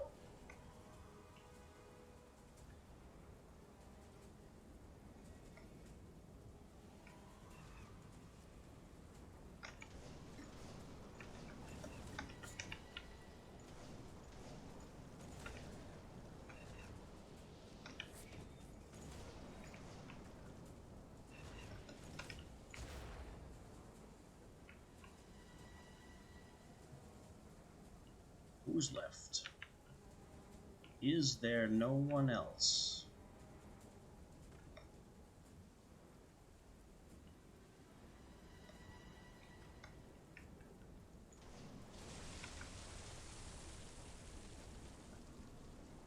Well, I guess that means now we can head... Oh, no, there are indeed more. I see the faint, smoky aura of more corrupted in this direction.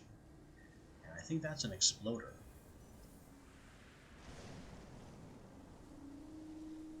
Let's twister him before he becomes a problem.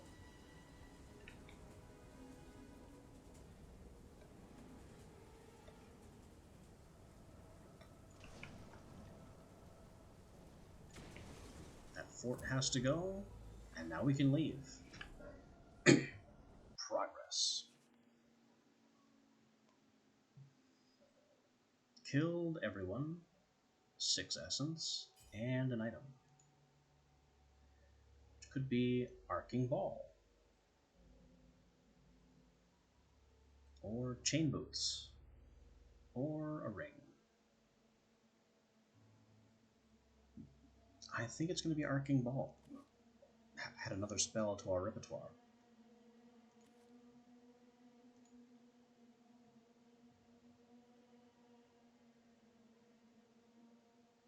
Which is in the lightning family, so all my runes still apply.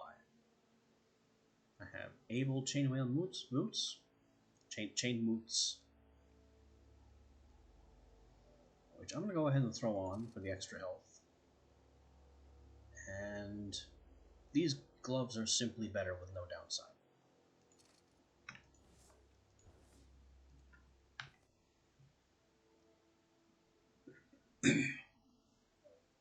Now what we're going to do here is pull a sneaky.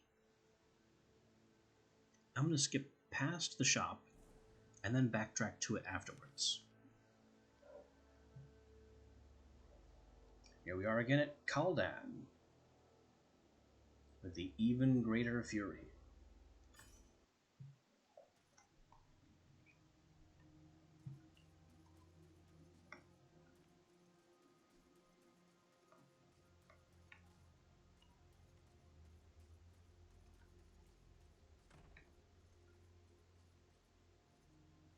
Nothing in here.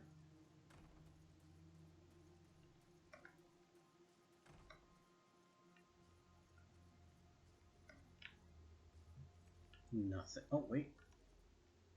Marvelous chainmail pauldrons.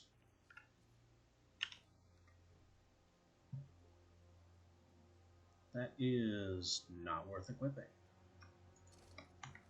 So we will sell them immediately.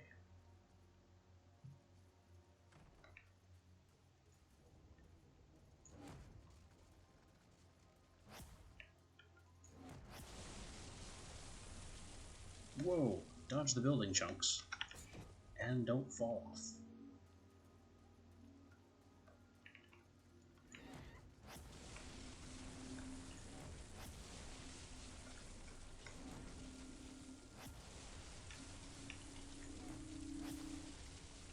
There was an item in that building, and now there isn't.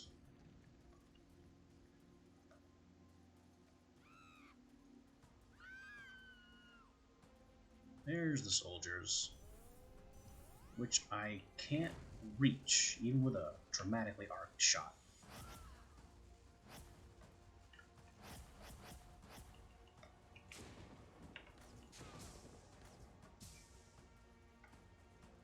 Somebody has got wind arrows. I think we can tell who.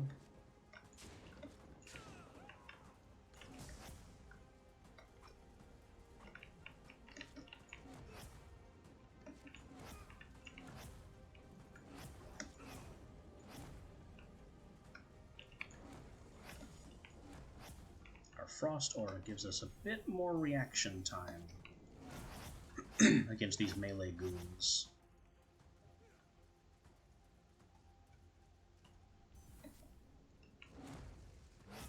Now we have the too many archers problem again.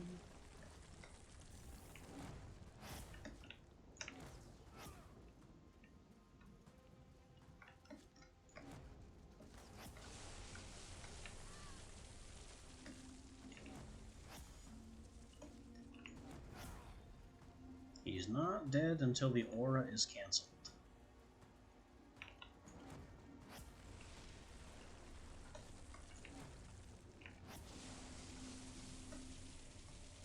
The lightning spike that this ball causes on impact is it's just devastating to buildings.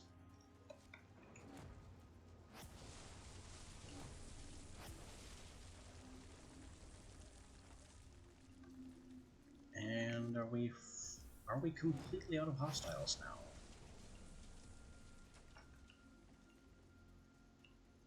I don't know. I see what look like civilians running around.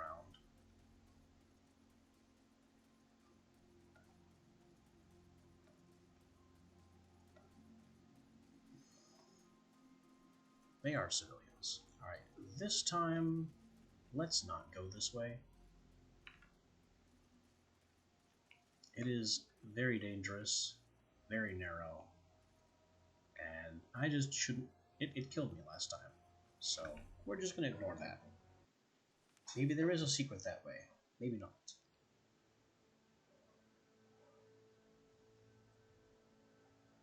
$13 essence. And now we hop slightly backwards to the shop.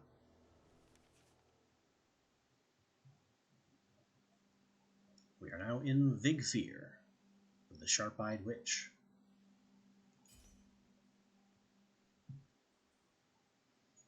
We have a spare Arcing Ball Tome. Don't need that. A Scroll of Arc. Don't need it, can't use it.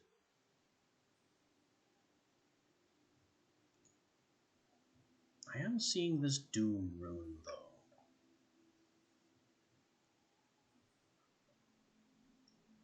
Which I think we can use.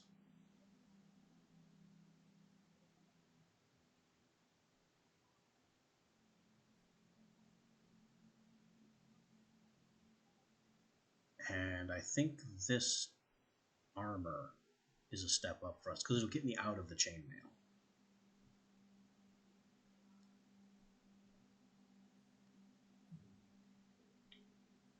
Yeah, we'll grab the armor and the Doom rune, wear the armor, sell the old armor. We'll put the Doom rune on Cyclone and put it in slot 4. Now we have Lightning Bolt and Arcing Ball as our two primary tools of destruction. We are 100% Wind and Lightning Wizard right now, which is kind of unusual at this point in the game. Now, I don't want to go back to this post, because that will cause the Inquisition to jump 2 steps, because I'd be retracing my own steps. Don't want to do that. So between Corrupted and Mystery, we always take Mystery.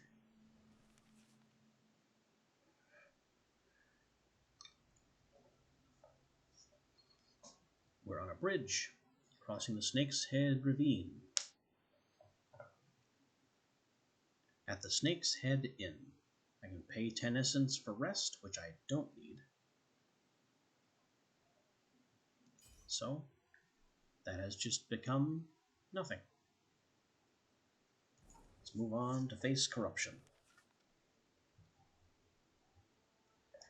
Melric arrived at the small village of Urgoth in the midst of chaos of a corrupted attack. Though no savior, he was not one to suffer any of the corrupted to live. Another blurb we've seen before many times.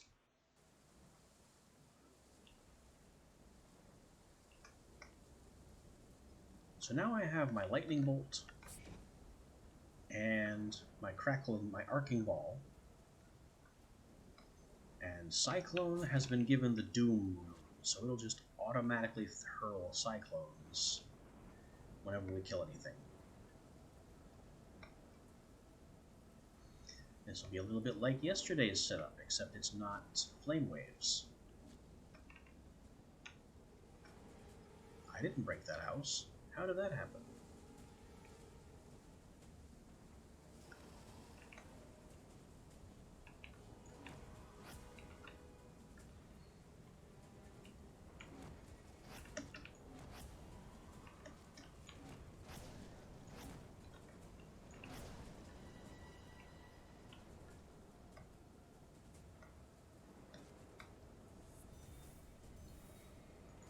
Triple bouncy ball. Wait, they're not really bouncing, are they?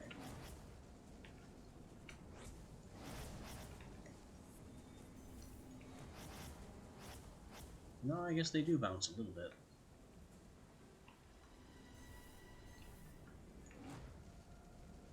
I missed completely.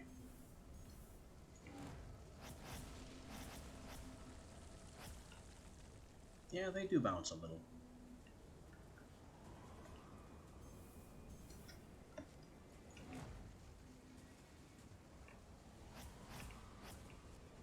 The bounce might give them a little extra distance. Look at all these fellows.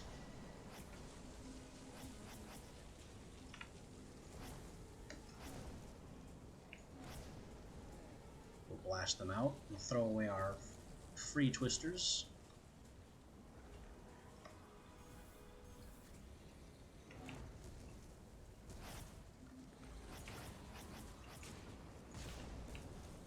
And he explodes.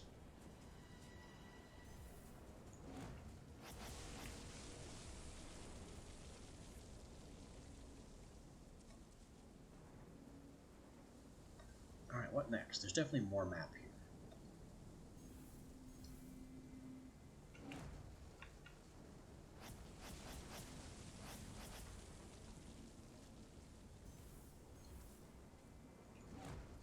The sounds this spell makes are really cool.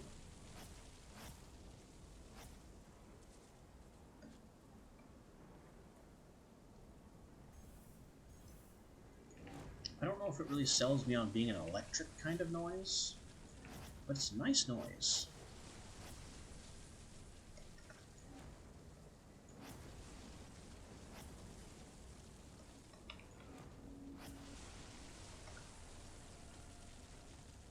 This tower needs to go. Blast it. And now we can leave.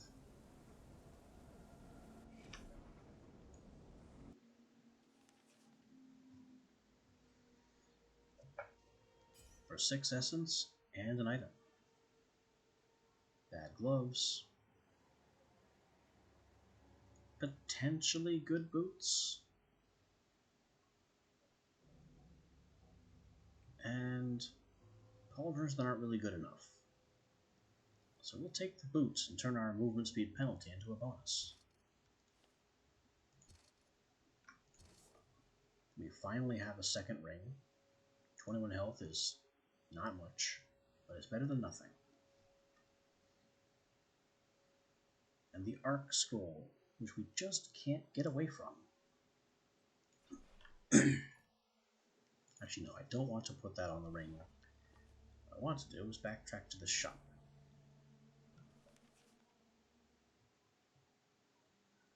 Now in Manon Canyon and Tinder's Trinkets, who has a fireball spell.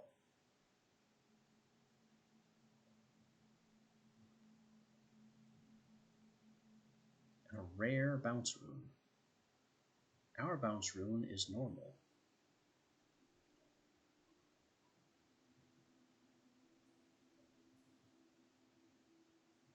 So if we grab this bounce rune, we can use it to upgrade all of our spells that use bounce. Junk the old one, since there's no reason to keep it. Now we have more bounce per bounce.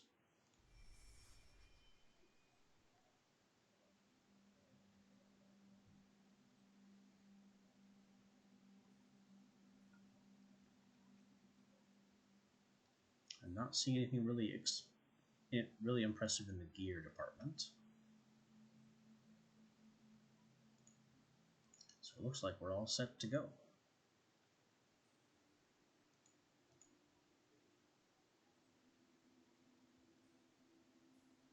Although I would like to pull stun off of this. Stun is just not striking me as a terribly useful rune. I'll just get rid of it entirely.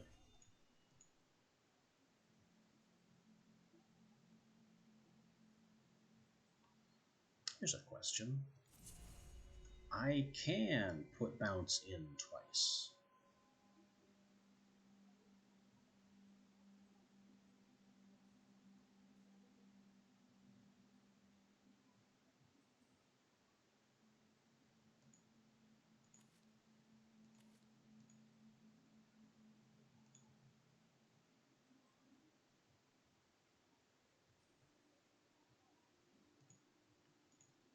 Alright, Arcing Ball now bounces 6 times, 9 times.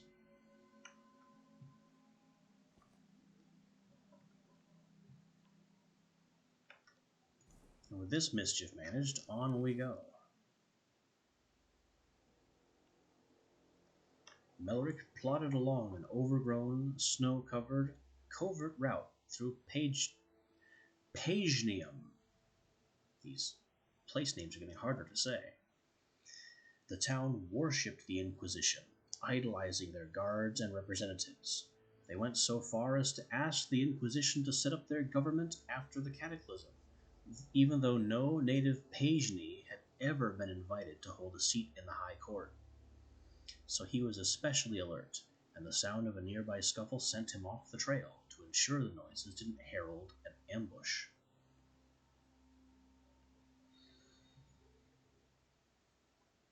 Looks like in both cases it's merely a local in some trouble. Let's keep listening, in case I can learn something of import for the path ahead.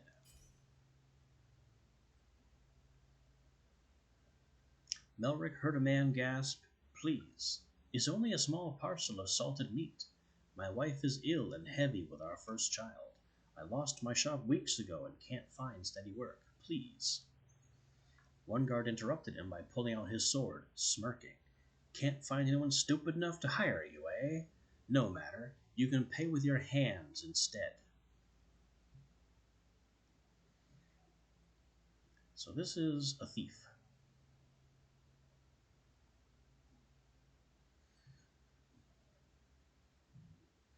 I can be very angry, eyes blazing with power. I can be very sassy, in both cases, striding out and saying hello. Or I can just leave.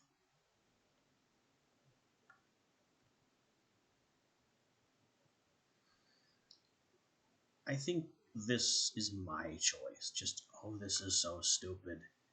Excuse me, would you all just stop?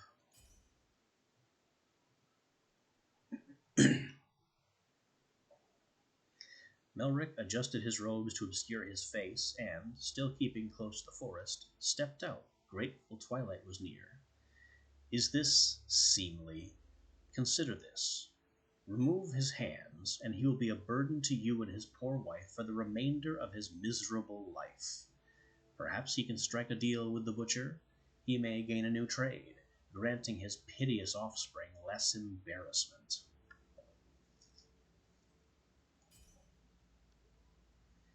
The guards looked at each other, wanting their shifts to end more than anything. Maiming a man meant cleanup and maybe even a report to their overseers. In their laziness, they agreed, escorting the man to the butcher after kneeing him in the gut, while the Fictorum slipped away. Here we have a rare case of doing a good deed by being a complete jerk.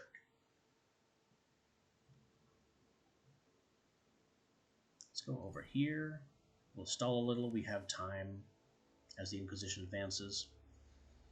Melrick was passing through Shinsfield, hood drawn over his head, when one of the townsfolk deliberately put himself in the Fictorum's path.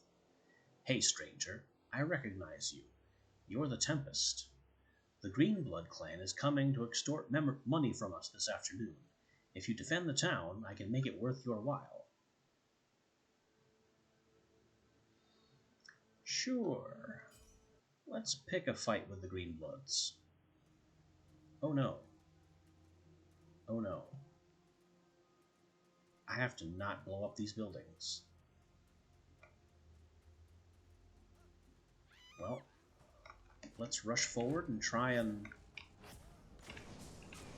take the fight as far from town as we can.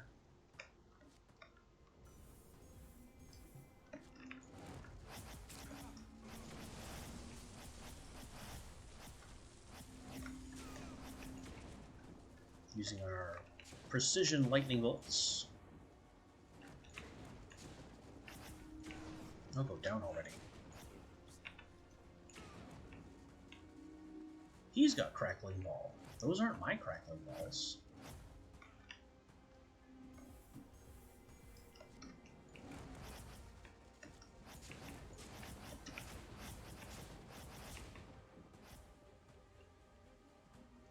That man is on fire. Take him out. And I guess we win with a minimum of destruction.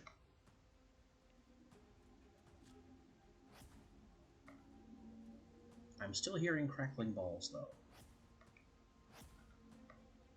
I hope that's just an audio glitch, because if there's anyone left alive to throw crackling balls, there is. My quest marker has reappeared.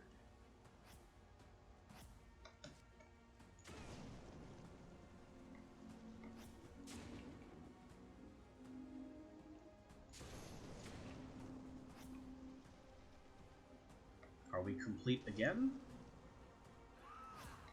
Will more threats spontaneously appear?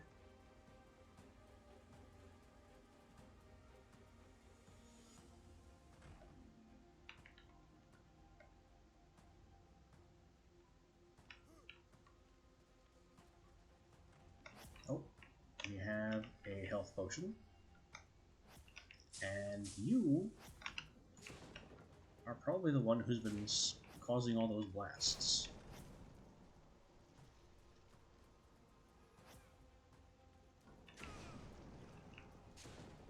Come on. Quest marker said I was done. That house was already destroyed. This house was not. That might be my fault. What? So you are what's called causing the arcing balls.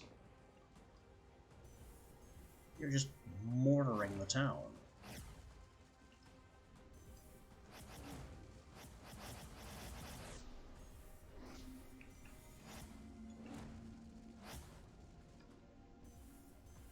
Not hitting anything with this.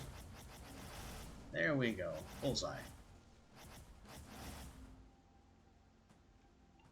Now we have you.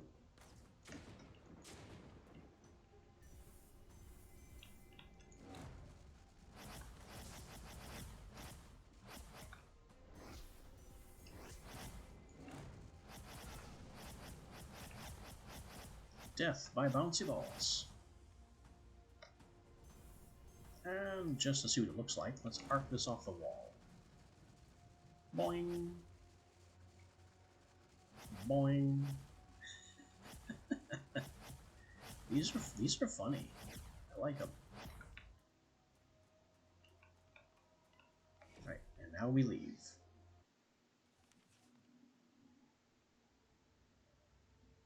Thank you for your help.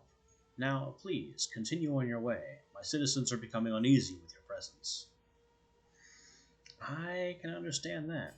I accidentally cycloned a couple of houses. Alright, now the Inquisition's getting kind of close. So we'll just go straight to the shop and then make our way to the boss. No more stalling. Here we are in the Garanth foothills with the chubby turbaned merchant. He has flamethrower. That sounds kind of fun. What do we have up here? Wind shot. No thanks. Plate pauldrons. No thanks. Boots. These boots are better than our boots in practically every way. And there's the arc scroll that I can't get away from.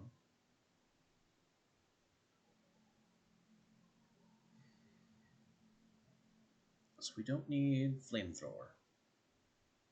It's kind of short range if I remember right, and funnily enough, difficult to hit with. Surprising for a spell that's just a flamethrower.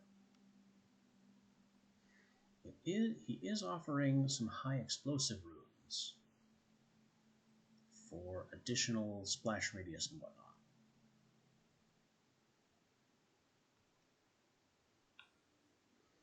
I think that can make bouncy arcing ball a bit more entertaining.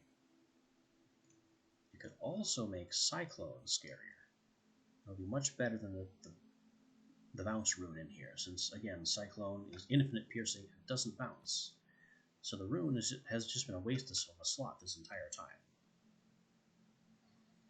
Also, spread is doing nothing for the Doom Cyclone.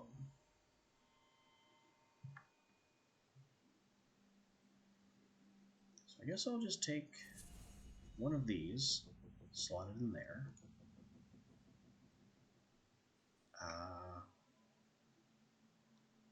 Will we slot it with the bouncy balls? Sure, we'll slot it with the bouncy balls too. And also the lightning bolt, why not?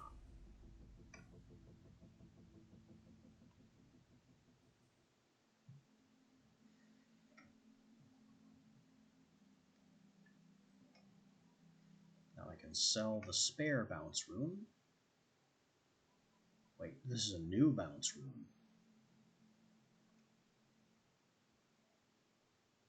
It's not rare. Didn't I buy the same bounce rune twice? How is this one rare and this one not?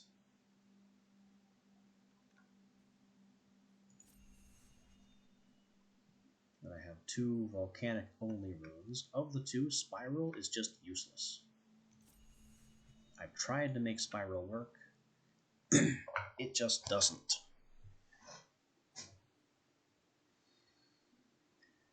And now, I think we're all set to move on.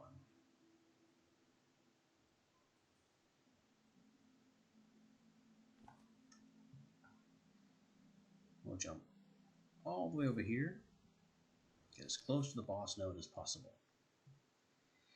Melric bore down on the town of Tempor, an orderly and meticulous place.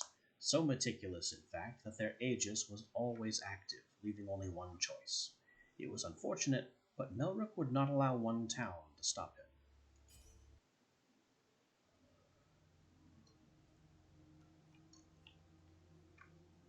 So, Aegis is what they call the ward that blocks us from leaving through the Nexus. Whoa. This is a nasty high explosive rune. Makes these huge.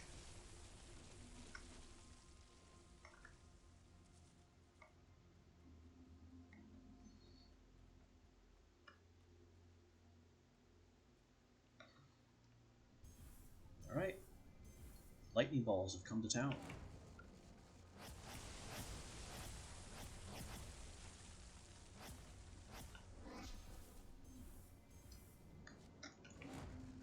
Yeet.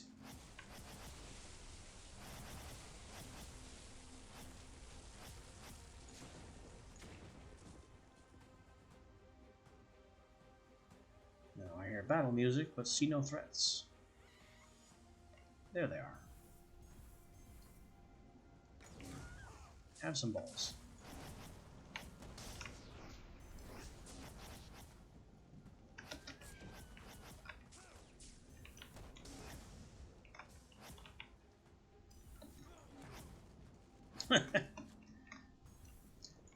High explosive on this is just like lightning strike.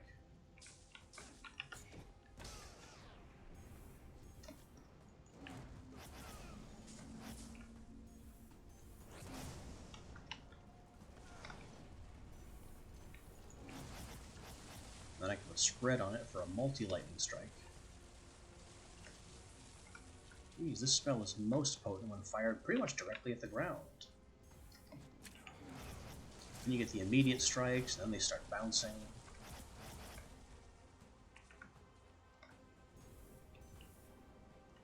Let's knock out that tower. Bounce. Get it. There we go.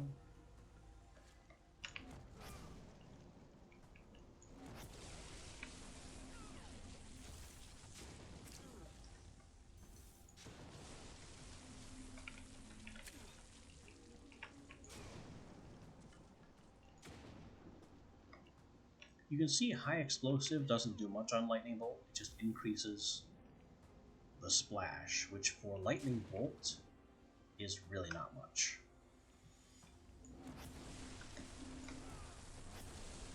I think Arcing Ball here has just replaced lightning bolt as my primary combat spell.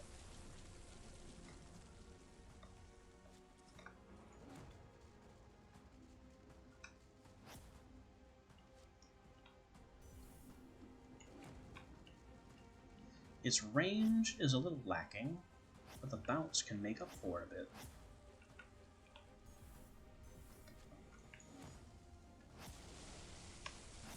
Also, there's still an archer. Zap the archer.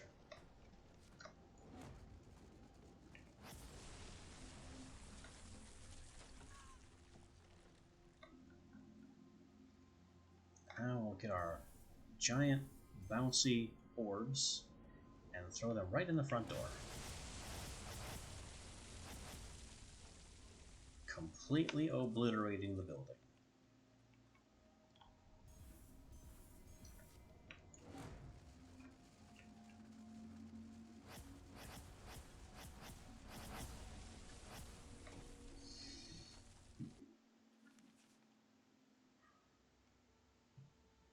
Alright, 10 essence, but no item.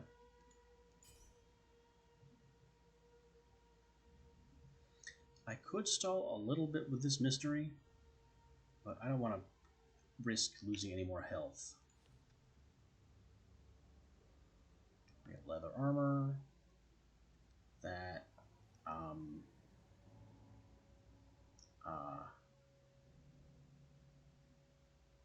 okay. This leather armor does not have the mana regen bonus, but it's otherwise identical, so it can just be sold. Cloth pauldrons, no good. And that arc scroll that's still just sitting there, waiting for something. Waiting for some use or other. But whatever, it's boss time. There was undoubtedly a very good reason that the Arch-Warlocks of the Devilor were locked in magic-fueled combat. Ah, here we are. So this is the Devilor Mage, multi-mage melee.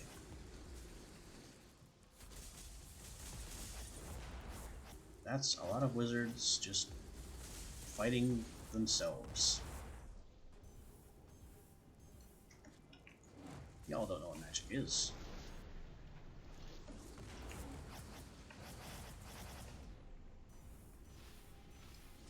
Is spread not working? No, it's working now.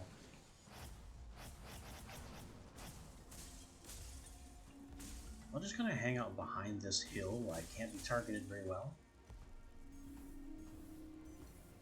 And hurl my crazy lightning gifts. That man has got Fire Beam.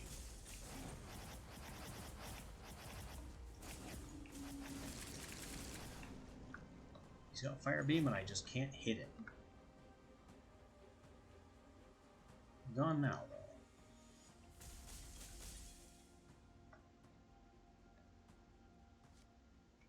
Is that one left?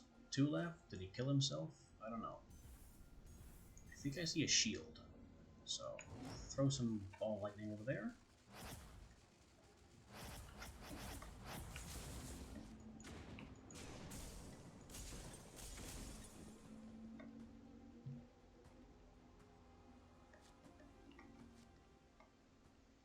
And now we come to the worst part of this boss fight. Hunting down the last of them.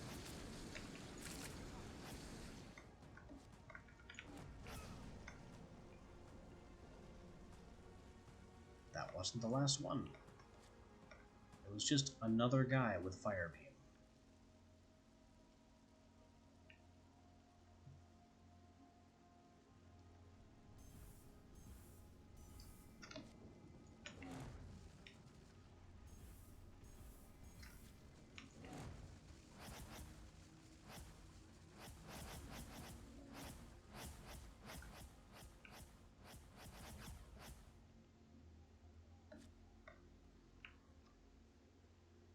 All I can do at this point is search the arena and maybe hurl spells at random and hope for the best.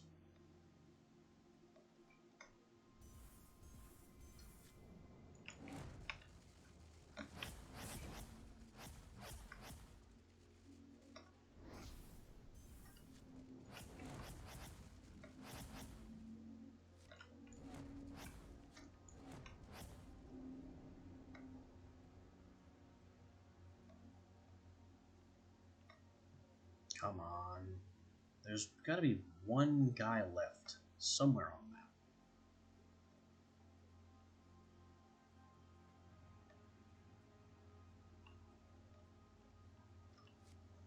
And all I can really do is sprint around this oddly circular valley until I find him. Honestly, with a wall this high, it's more like a crater. I could be inside a volcano that's just also a desert for some reason. That lightning noise was not me.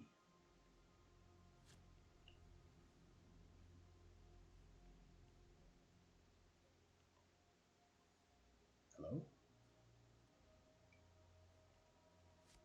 I know I heard something.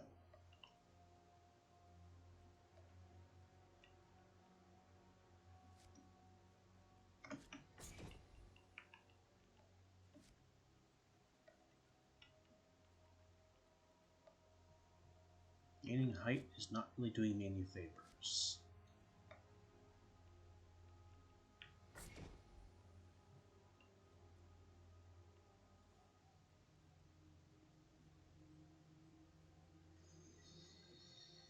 Yep, this is my least favorite boss, because it always devolves into this.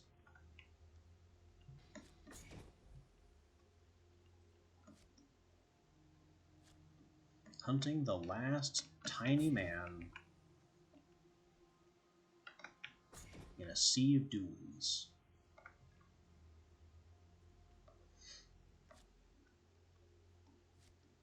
At least we're not crashing again. There you are. How he didn't see me, I'll never know. And now I get a unique. Cinder's Boots for fire damage. Swamp Walkers for earth damage, and 51% enhanced damage flat. 42% magic resist. These boots are again amazing. And Grandmaster Vacuum's gown, which it doesn't honestly seem to offer that much. So I guess it's Swamp Walker time.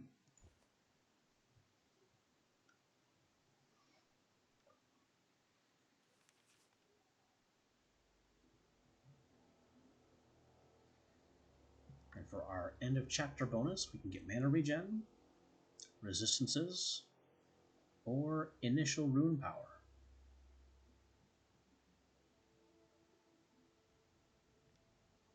I don't think we've been having much trouble with mana.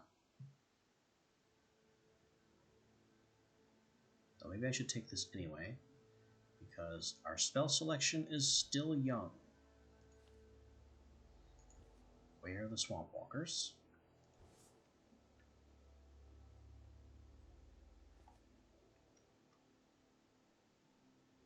And so, we're reasonably rich at 65 essence, so I think I want to try and bounce through all 3 shops, because we need more spells, and especially more runes.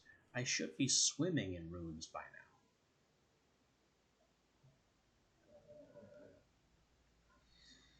Here we have Alice. We've seen this one before, but not today. This encounter we saw yesterday. So the Inquisition is in our way. We can slow down their pursuit by taking Alice's advice and blasting some Inquisition. And honestly, blasting Inquisition serves our purposes anyway, so who cares what Alice's motivations are? They've seen me. We'll arc some Thunderballs over there.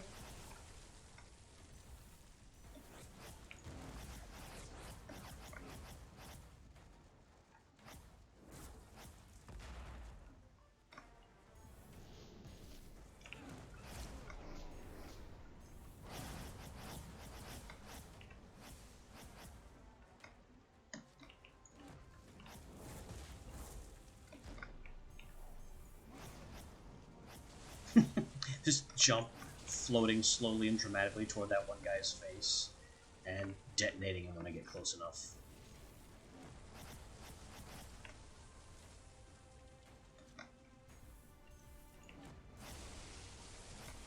The high explosive bounce is making for a very devastating spell.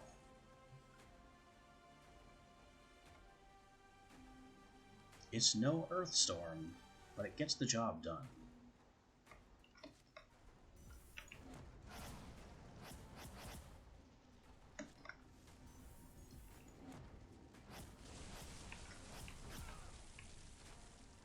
Killed that guy with building pieces.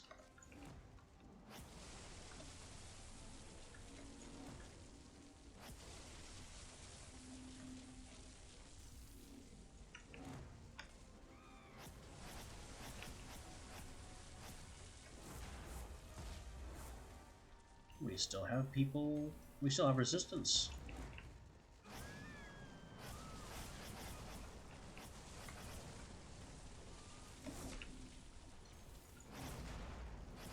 Blast them.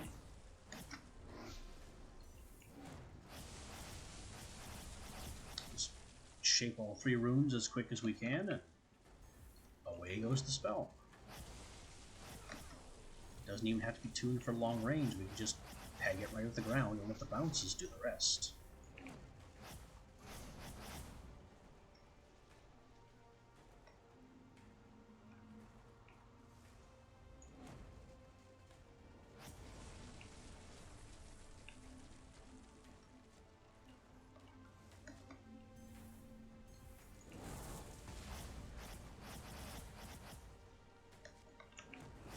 The captains may be dead, but not everyone is.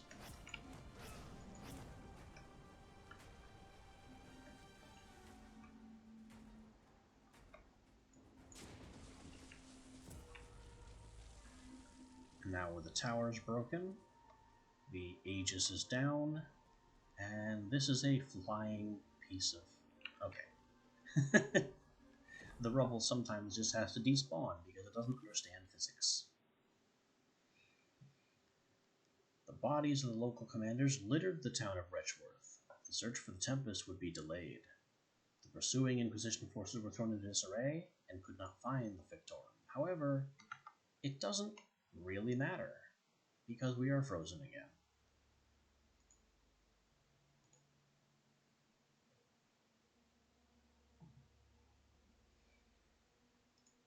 So I'm not even going to bother with a title card this time. I'm just going to immediately end task and try and bring it back.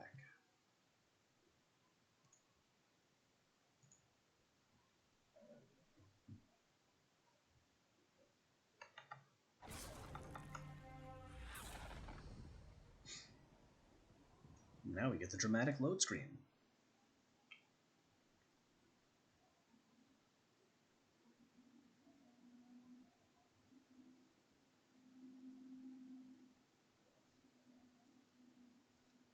Now you can all suffer with me about the slow load time.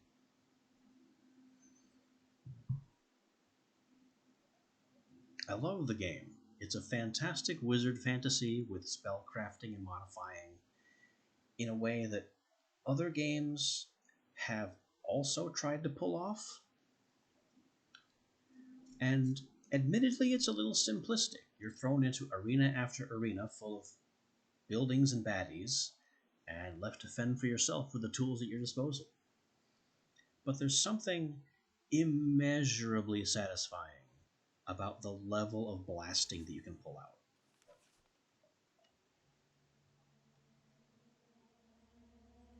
Aha. And we auto-saved after completing the encounter, so we don't waste any time. I don't want these pauldrons. And, I'll take this ring. Mana regen over health. Sure.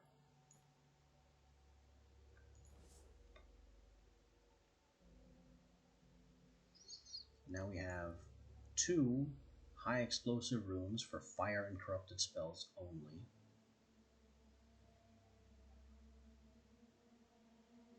With wildly varying stats. It's actually difficult to tell which one is better. This one is more expensive and has more of a splash radius bonus, which is what you want high explosive for anyway. This one is cheaper, has a lower speed penalty, but has a higher knockback bonus.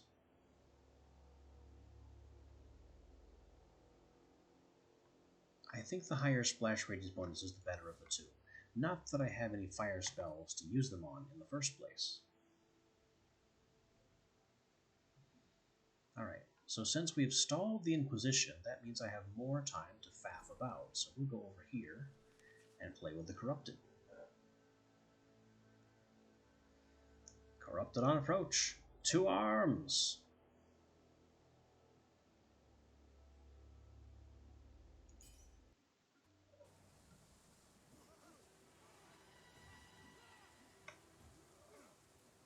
I have to defend these poor souls from what awaits them.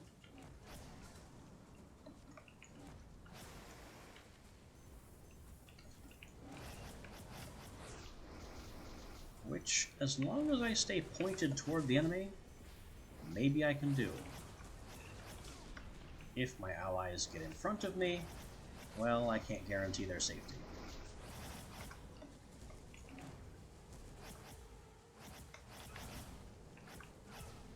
Just look, folks. I'm a psychotic wizard with more power than sense. If you just keep running into the way of my spells, there's not much I can do for you.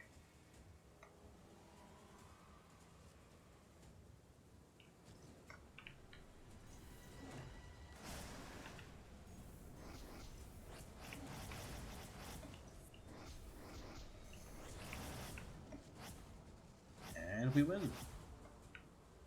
All the corrupted are gone. And not all of our allies were destroyed.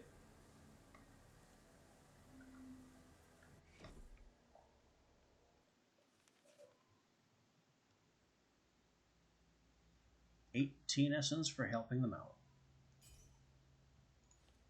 Let me switch these 2 spells. His Arcing Ball is now my primary, and what have we found here? Eldritch Blast.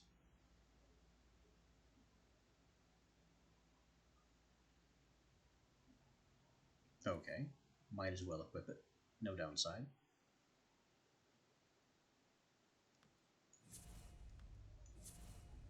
As for runes, there's not much we can give it besides Magic's Reach and 2 copies of High Explosive. I don't even know if High Explosive can apply to Eldritch Blast very much, but I guess we'll find out. And now we can bounce to the shop.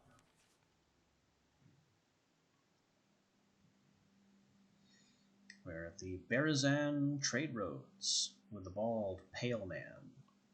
Oh, this is the one in the trapdoor. I just basically read that backwards.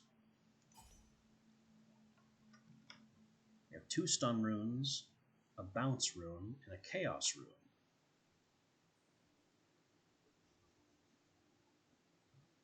Over here we have a high velocity rune. You know what? High velocity could help out Arcing Ball by giving it more oomph. Oh, and there's also Magic's Reach, which I've been wanting on it for a long time now. But what do we sacrifice for that? I guess if anything we sacrifice Spread. Spread doesn't seem to be helping very much. They don't really bounce enough to justify Spread.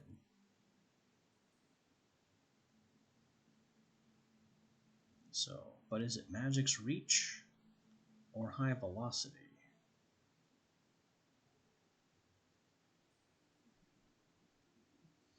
Magic's Reach costs Splash Radius, which I don't like.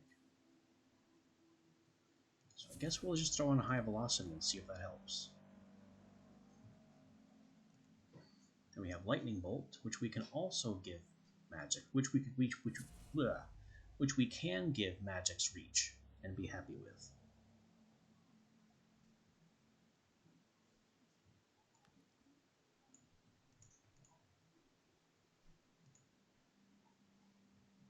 And honestly, Lightning Bolt probably wants Spread more than High Explosive.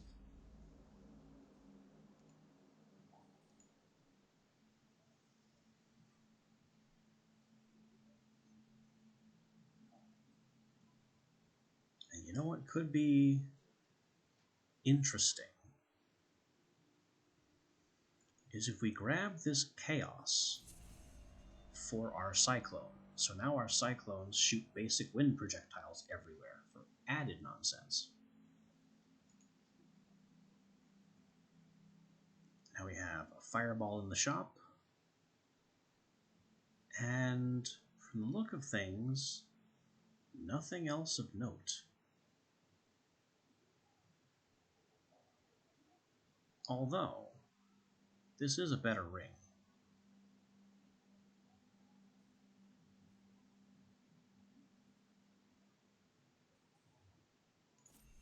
Yeah, we'll take the superior ring.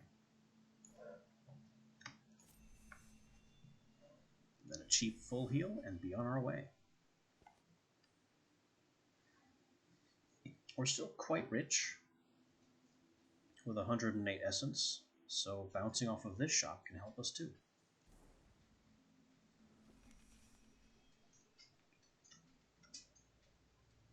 I got free gloves and a heal at Ducombe's Tavern.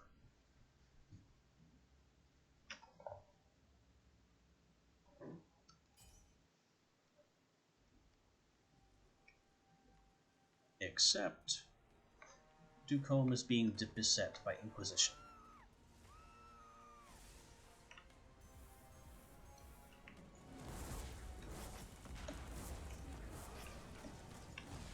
That's okay. We blast them.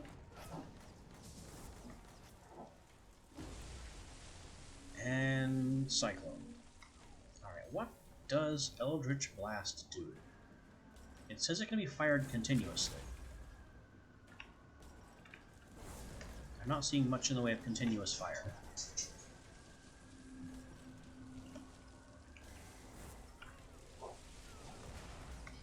Okay.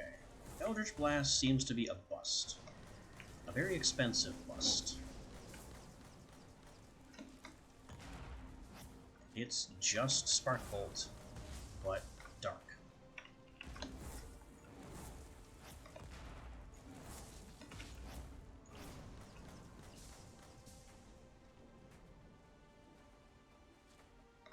You know what, Ducombe? Eat this.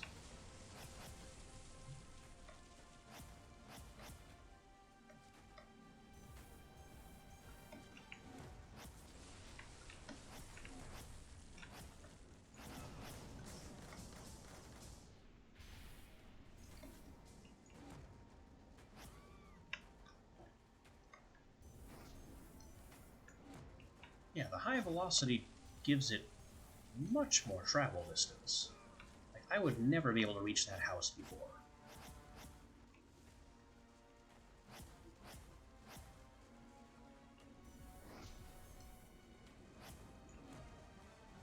And certainly not that tower.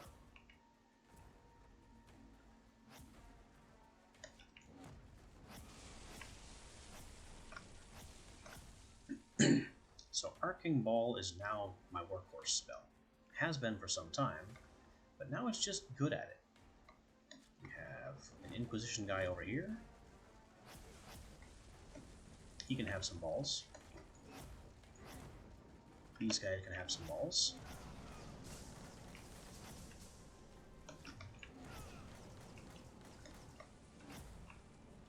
Blast them.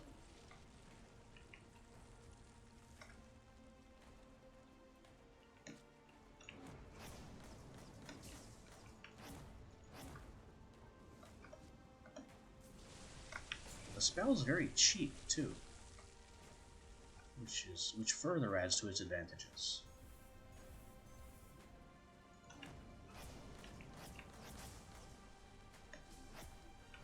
And the bounce honestly isn't that great, but it is funny.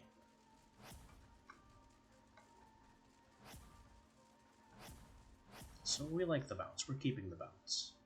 Unless I can find something better.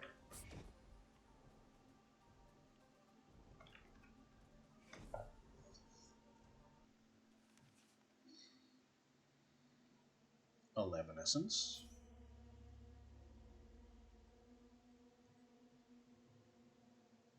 Yeah, let's bounce off the outcasts before the shop.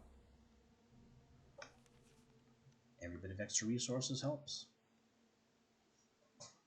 The Tempest was making his way through the forest near Durtonville when he was accosted by Oliver Oleander. Yeah, this guy again. Like many would-be masterminds, the outcasts he had expected to control had proved less than amenable.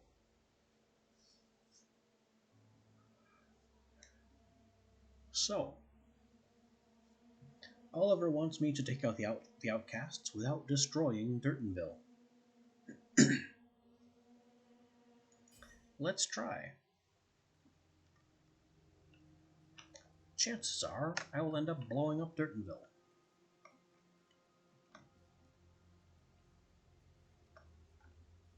But honestly, if that happens, Mr. Oliver Oleander will deserve it.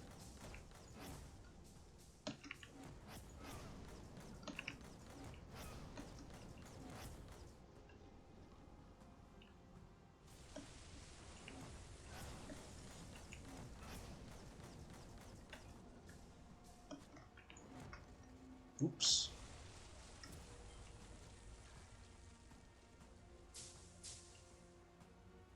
Someone is placing lightning traps.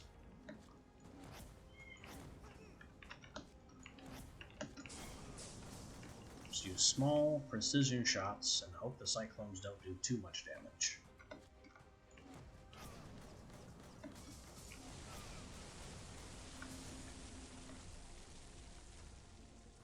Also, we need that structure destroyed. I don't know why that's marked as a friendly structure, because it needs to go in order for me to leave.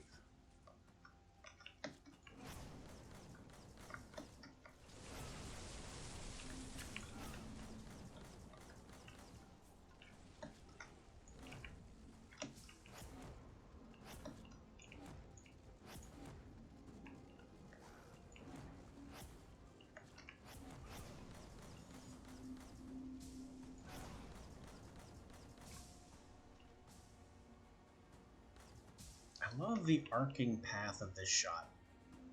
Much better than the straight beam of lightning bolt.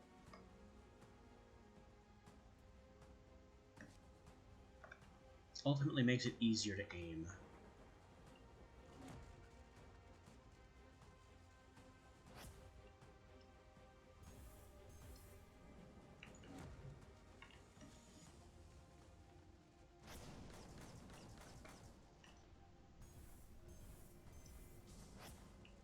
Now with high velocity, take out those guys.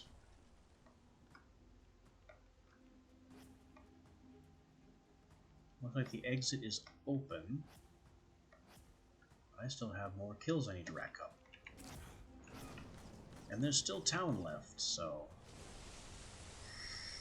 And again, I am rapidly fixing that. Now where are the rest of the outcast enemies? Don't tell me I'm once again forced to run all over the map to find a few stragglers.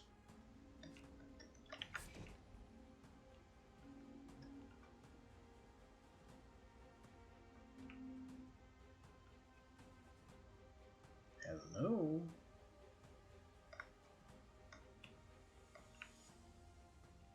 Sometimes they like to hide down in valleys near the edge of the map. But apparently not today. And we have frozen again.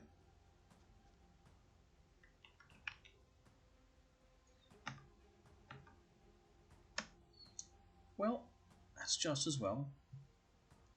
Maybe we can do the task more efficiently this time.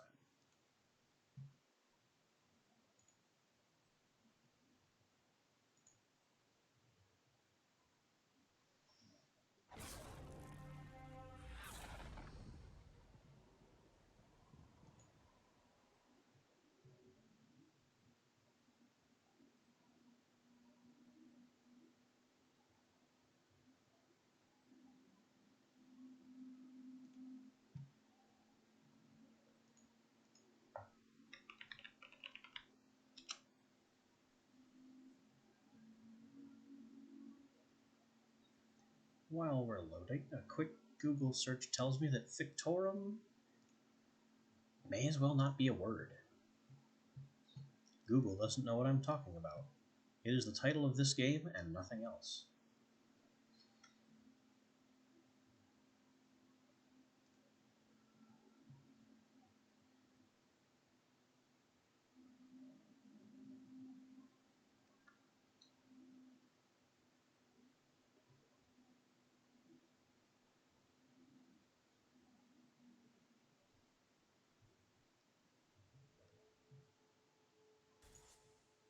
Alright, straight back into it. Once again, defending Durtonville without obliterating it.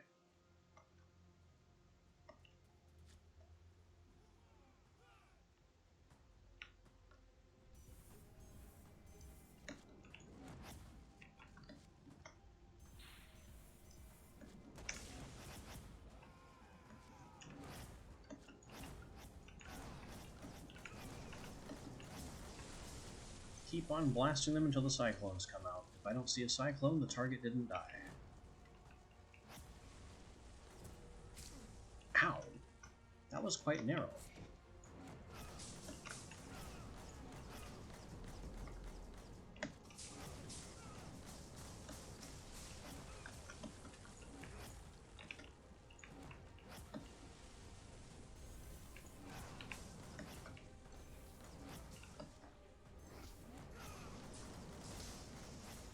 And quest complete, even though there are clearly more enemies.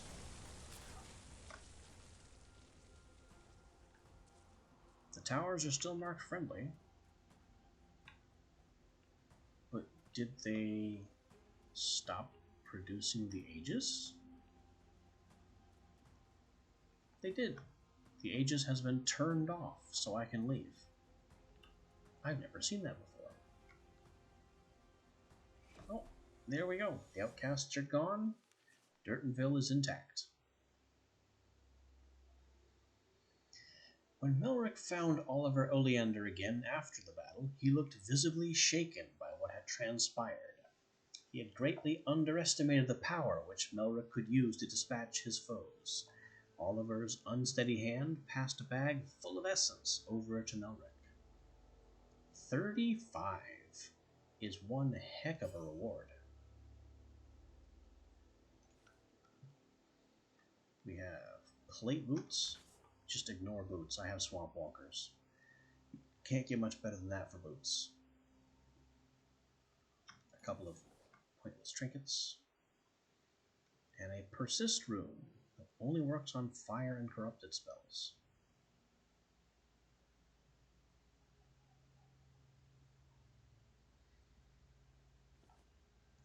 Let's see what the shop has to offer. We are back in Manon Canyon with Tinder's trinkets, which we've already seen this run.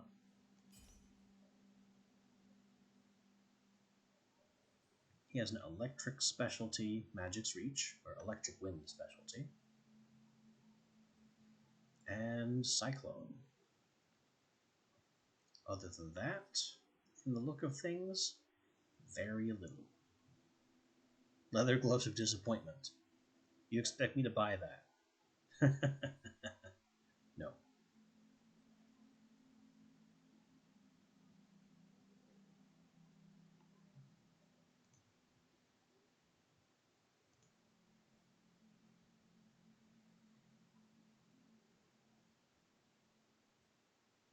So Eldritch Blast, not a good spell.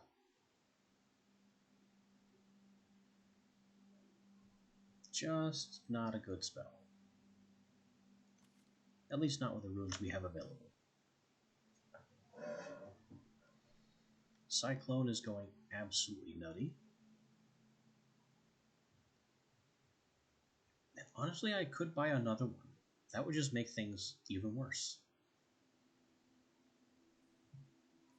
But I won't.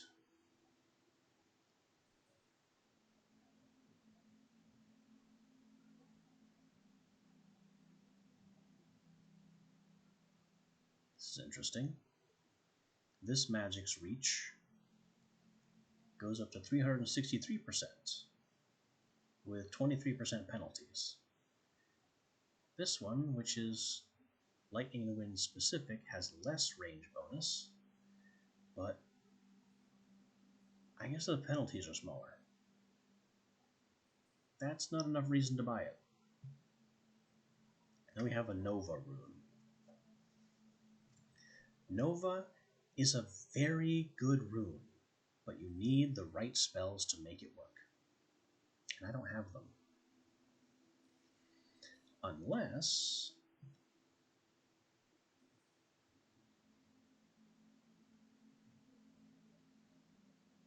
it'll go on.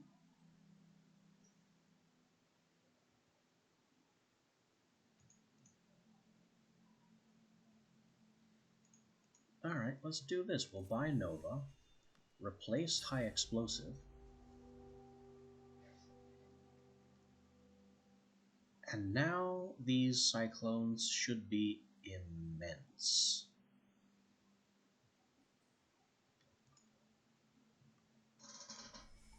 Buy our full heal for cheap and move on. We'll go toward the third shop with our crazy amount of money.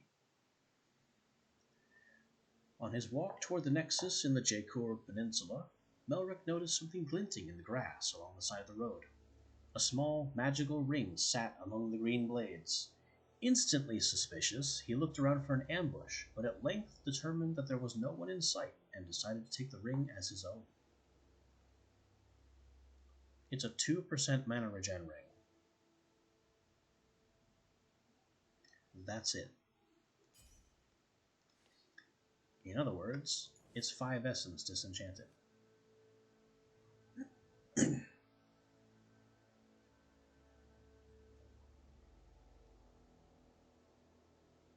Inquisition is very far away. I can afford to stall by going up here and taking the scenic route.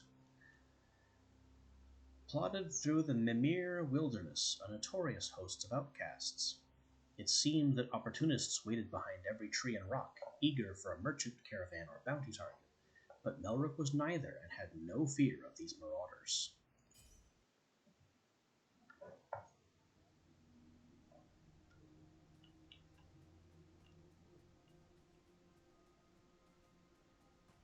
Ah, this map.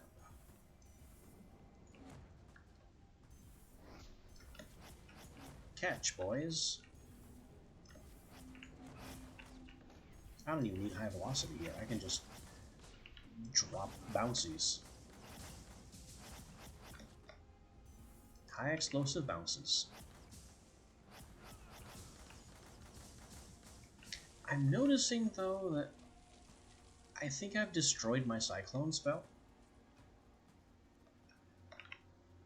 Cyclone doesn't seem to be functioning anymore.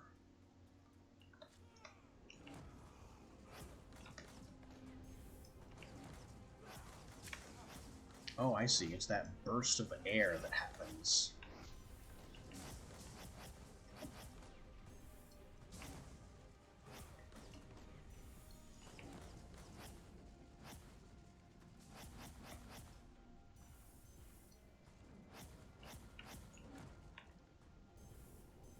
We'll snipe these two towers.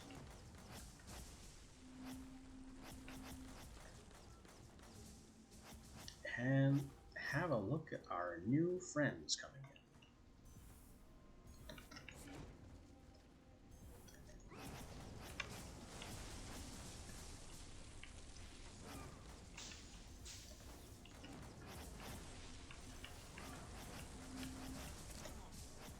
Nope. Taking damage from flying pieces of destroyed fence?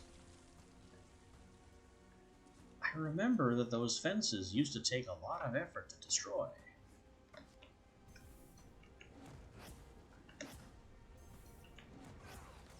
This spell, though, one shot and away they go.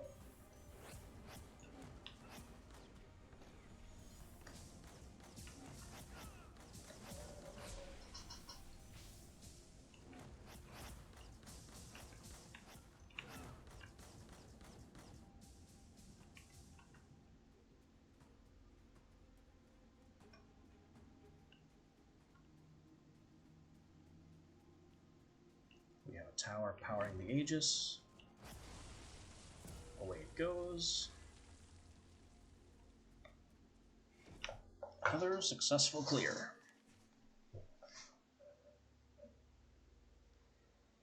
For 7 essence and a random rune. I think this is the first time we've picked up a random rune in 2 days. Overload, Glacial, Massive, Glacial, and Nova. I don't have any ice spells, so I can't use either of these. And then I already have a Nova rune that I'm not making good use of already. So I think I'll take this Glacial High Explosive and sell it. Unless I have an ice spell I don't know about. And I don't. So sell Wind Shot, sell this Plate Mail, the Ice rune. This Persist rune is for Fire and Corrupted only. That can go too. And Nova is not helping my Cyclones at all.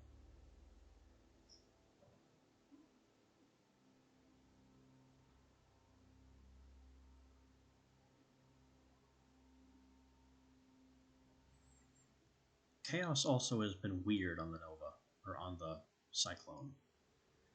So what I think I'll do instead is put High Explosive in, and then a High Velocity. And we'll just have Cyclones going at hyperspeed.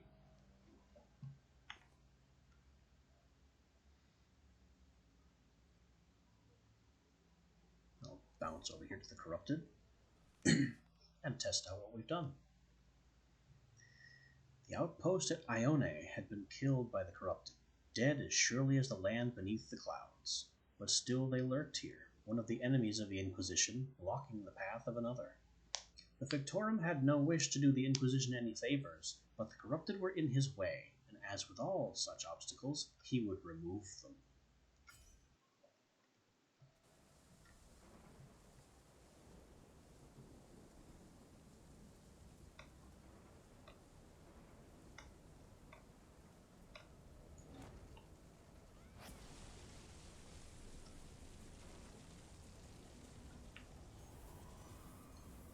We have our first volunteer.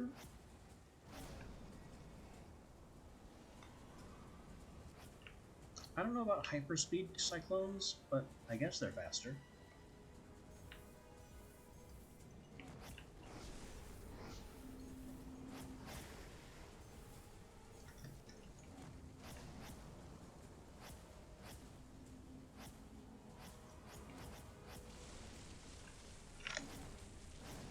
Nope.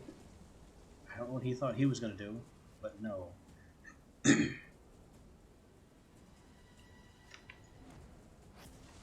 Take out the tower. Take out the tower. And it looks like there's more town down this path. And this guy is shiny for some reason. Blast him.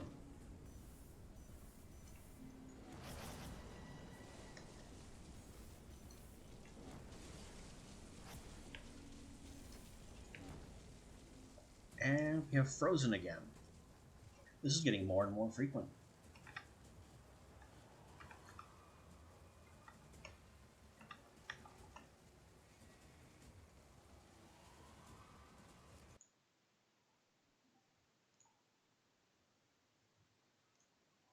Still, I am stubbornly going to finish this run, even if I have to go through my break to do it.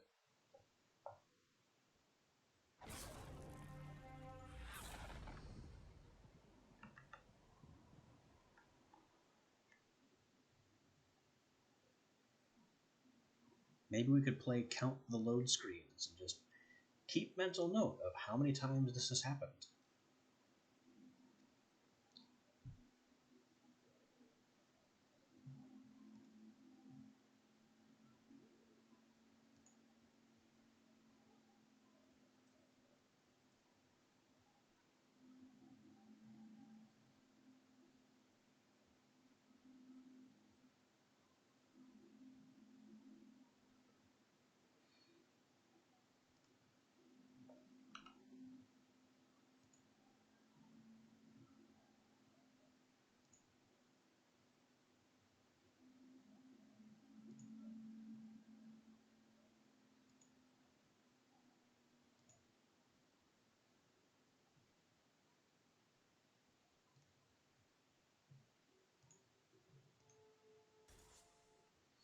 Back we go into the corrupted encounter as though nothing happened.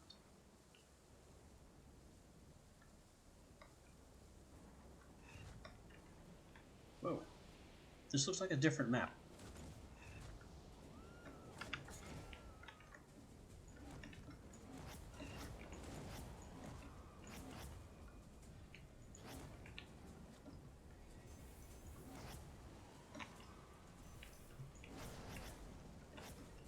And these guys seem tougher. At least they're being more stubborn about the whole dying thing.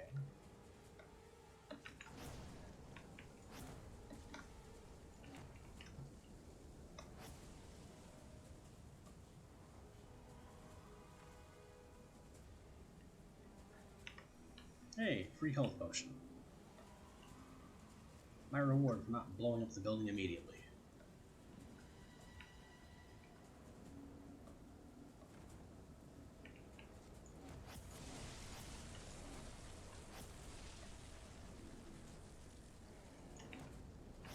Exploder.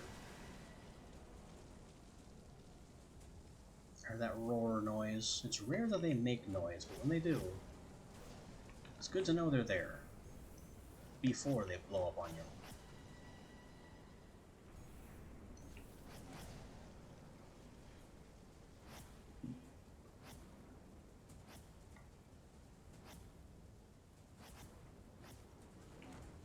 Take out the tower.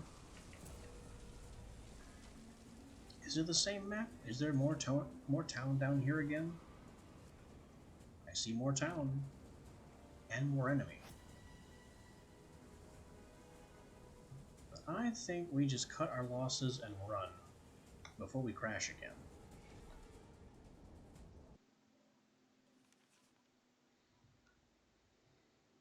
For 6 essence and an item.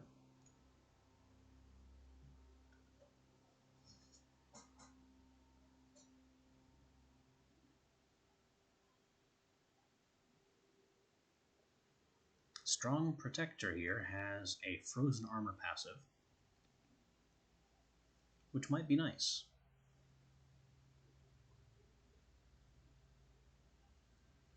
Its stat bonuses are generally better, though it doesn't have the mana regen bonus that I want.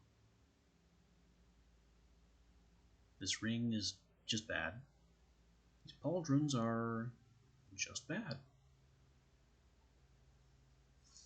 So I guess the Strong Protector it is. And while I lose the mana regen, that passive could actually help out if we get swarmed by melee attackers.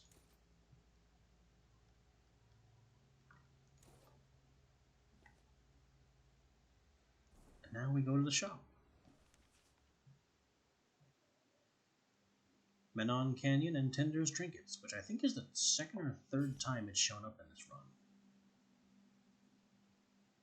He has a pillar tome. I'm not familiar with pillar. Maybe it could be interesting.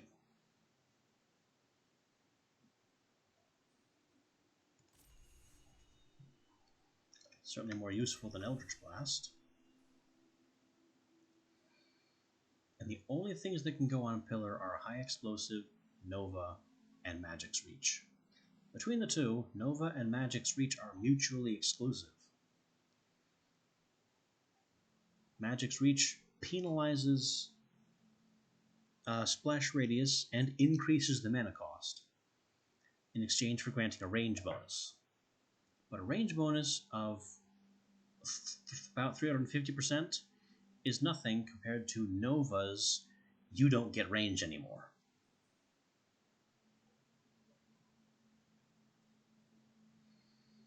Between the two, I'm kind of curious how Nova will work with this, given what Pillar claims to do. Then over here we have a Pain Rune.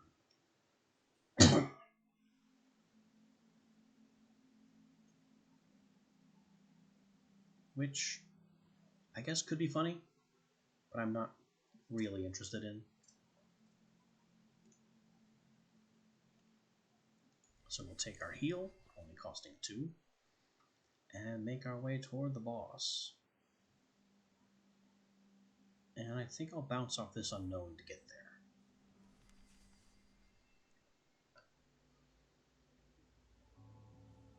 We get 38 health at the Tavern of Fictorum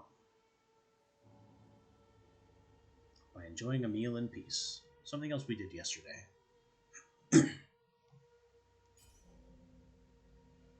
Now, before I go to the boss, is there anything I can do with the enchanting window?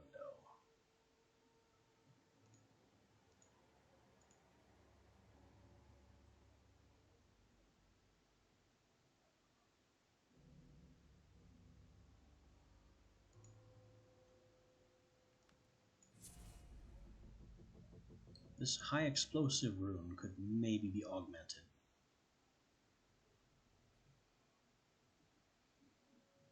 And then maybe I could switch out bounce for spread.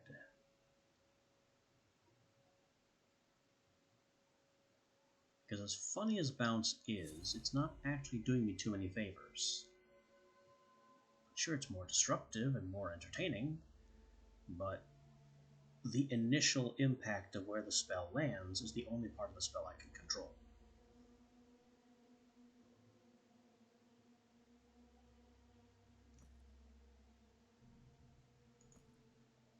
So yeah, I think we trade bounce for spread.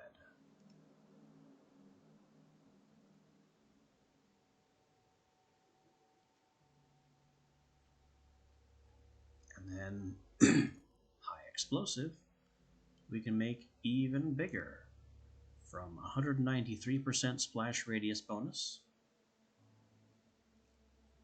to 212, 233, and then this is ludicrously expensive. I don't have the 120 essence to max it out.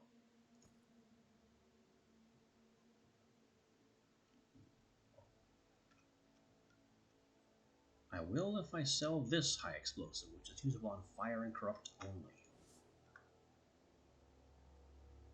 I can also sell these two fire corrupt runes, which I have no real use for. But rather than just going all in on high explosive, let's also make spread worse. 200% spread and 2 additional casts. Another 20% spread. Up to 242% spread. Up to 266% spread. I was hoping that I would get additional casts out of that. So all I've really done is splay the extra shock balls out far, far wider. So I may have actually hamstrung myself here.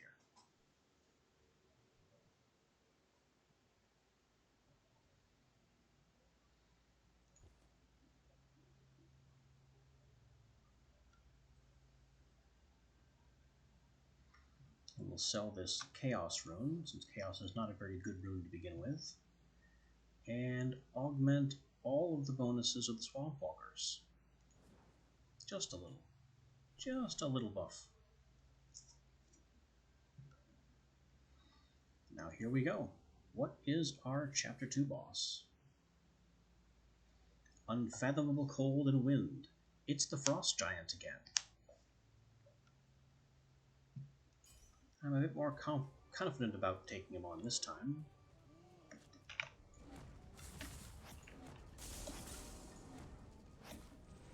Then again, my damage seems very, very low.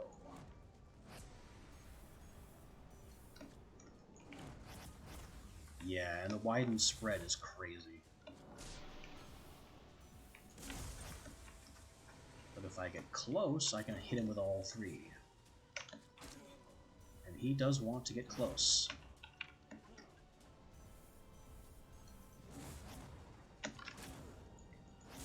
Go away.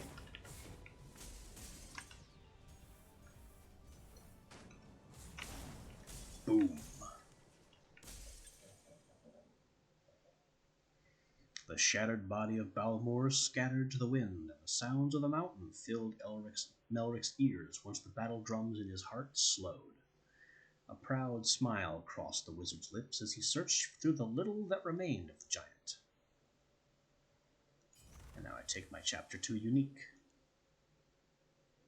which they're offering Prophecy. They're offering In Marto's Precision, which honestly could be something. And they're offering Annihilator Beam. And I'm sorry, but a channeled beam spell with a base mana cost of 40 is suicide.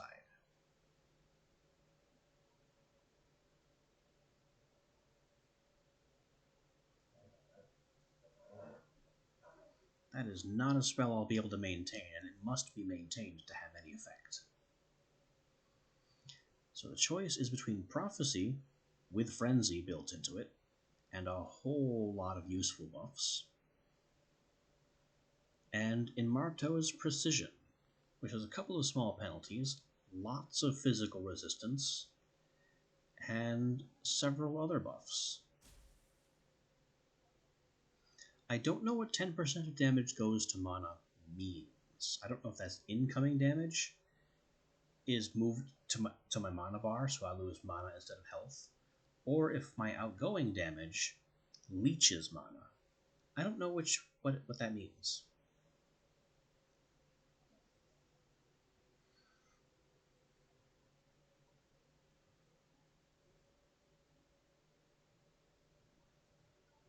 And I think this time, I mean, Frenzy is a very tempting thing. But I think I want the huge amount of physical resist. So we'll take that.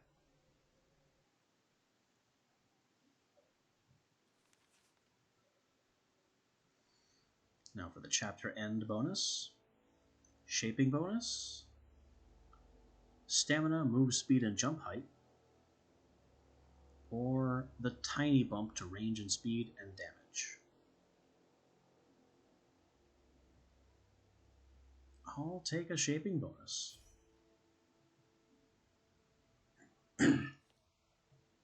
We put on our pauldron. I'm going to remove Chilling Aura from our old pauldron. And I know I can't afford to put it on the new one. Not yet.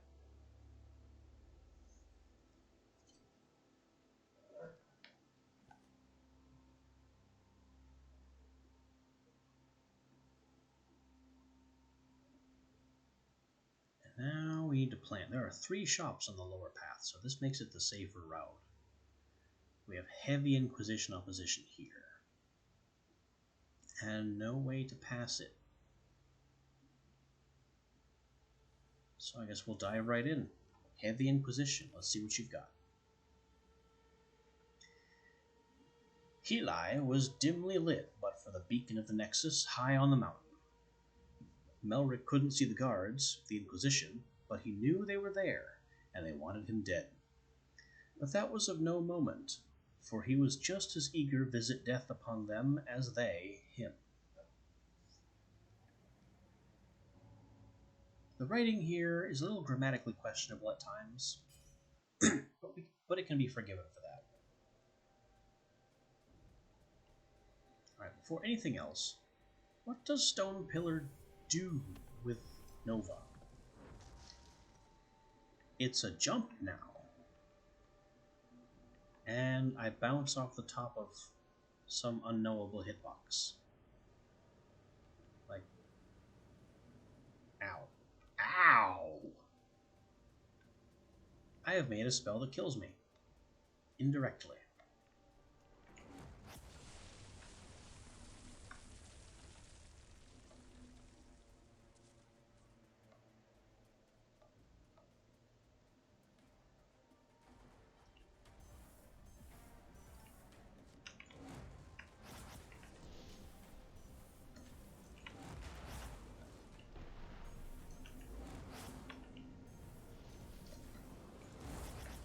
So what I have made here is an excellent area denial spell.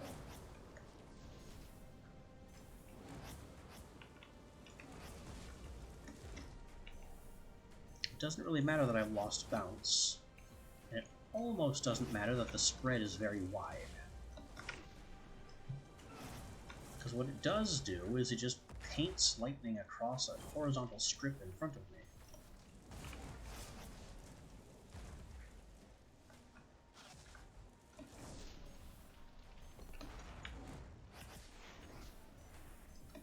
As long as I get the vertical aim correct, then anything in the general vicinity of where I'm pointed at disappears.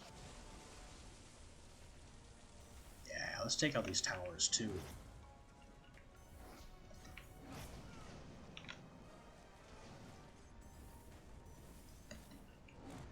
Get the walls. Get everything. Just mind my mana. Somebody can cast Sentinel. I'm betting it's you. One of you, anyway.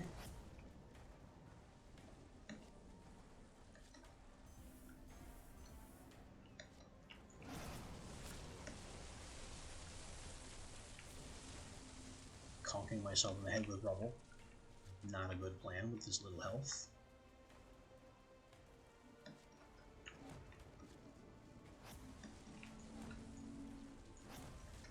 That one test of the Nova Pillar ruined me.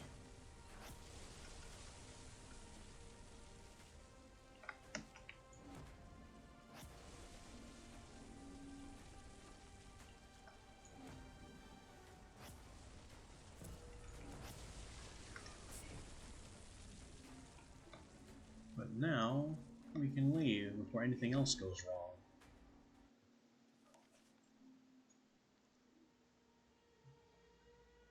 Yep, grievous wounds, more hits than a normal man could withstand. Destructive force through the area, the devastation can be seen to this day. And God of Magic rain down destruction. 9 essence, and a random item. Plate mail. Plate mail.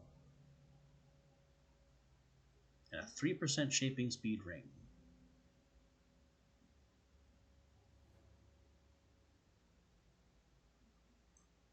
I think we take this because this sells for 15. And away it goes.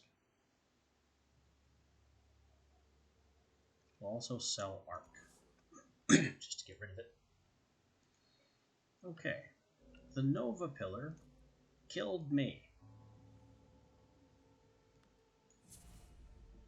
So we'll make it a long-reaching pillar instead. Maybe we can put that killing power to work. And can I afford putting Chilling Aura back on my pauldrons? Yes, only barely.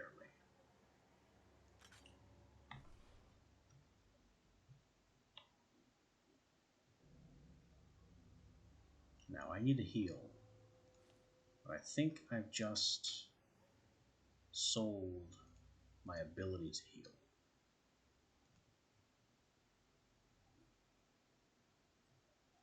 Let's see, we have 363 range bonus, 466 range bonus, lightning only.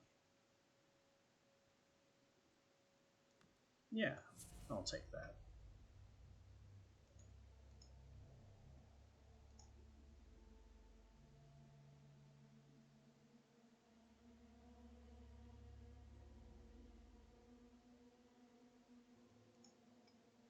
We can sell the Glacial High Velocity and the Volcanic Nova. Maybe now I can afford a heal.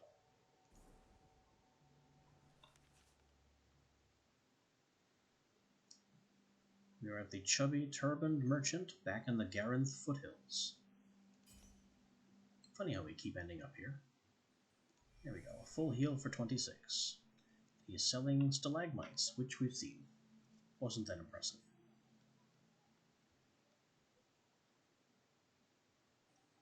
Concentrate is an interesting rune idea.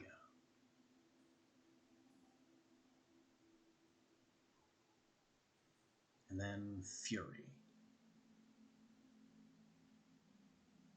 I don't see much value in Fury.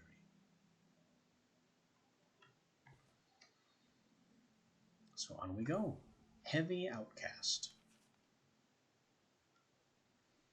Nearly upon Uric, Melric crossed paths with the young Lord Felmarch, freshly exiled from his home at Fort Uric.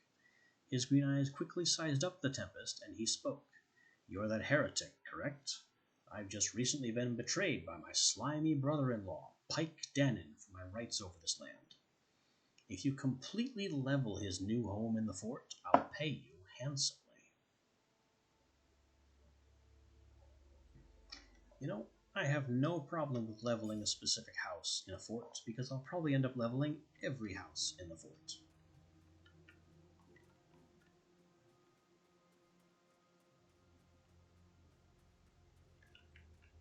In fact, can we cause some preemptive damage over there? Just use my power to pretend I'm a catapult.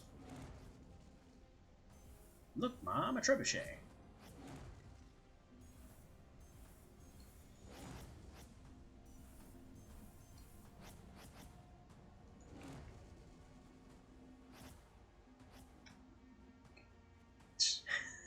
haven't even approached the fort yet, and it's already mostly gone. Somebody's jumping at me. Uh-oh. Oh, I would rather be up this hill, not down it. Help! I've fallen and I can't get up.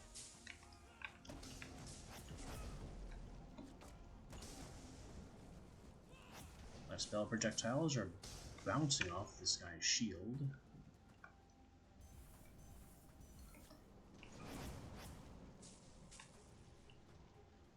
Alright, what does Pillar do now?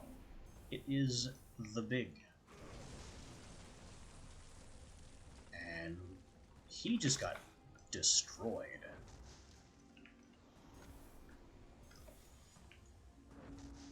Into space with you.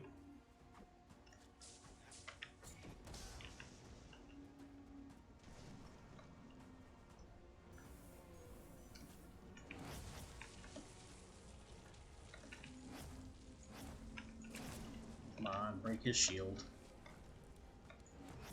This archer is being a bit of a pain.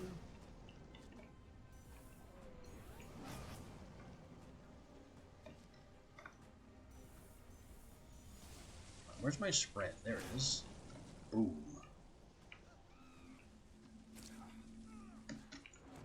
We still have archers being a pain.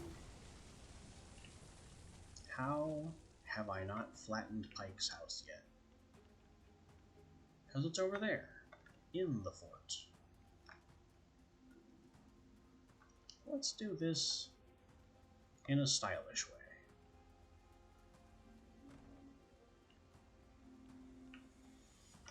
First I'll steal his health potion. And then...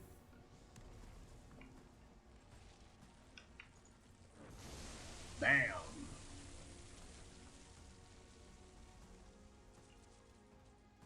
Demolition by stalagmite.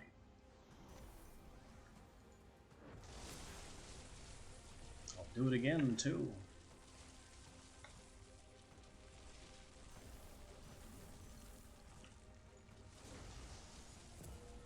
Just conjure giant rocks inside your buildings. And the building has no choice but to explode.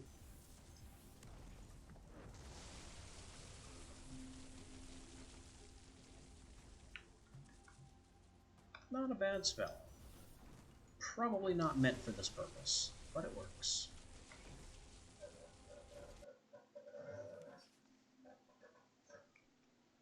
Melric met Felmarch again as he left Uric, the young man cackling in delight as he handed over a large purse of essence. He was still laughing when the Fictorum left. 19 is large? I still remember when 35 was middling.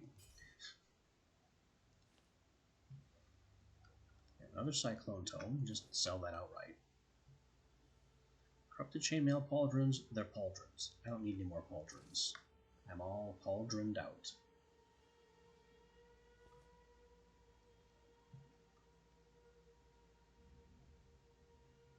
We have time, so we'll bounce off this unknown. In Shawled Creek. Oh, we're here again. It's the wedding ring, again. Here, you can have your ring. She squealed with delight, running over to her ring. After thanking the wizard profusely, she said, "Please, let me take you to my home. It's late, and you'll need a soft place to lay your head." Melric accepted, glad to have some comfort after a long day of travel. He followed the woman to her home and shared a meal with her wary husband and the chubby infant. That night, he slept in a room with a large hole in the roof, staring pensively at the canopy of stars from his hay mattress before falling into a dreamless slumber. 41 healing. I needed maybe 8 of that. And we're now at the shop. We are in Tinder's Trinkets for the 4th time in Manon Canyon. Actually, no, I'm thinking of something else, but we've still been to Tinder's Trinkets at Manon before. No spells in the shop. No runes worth anything.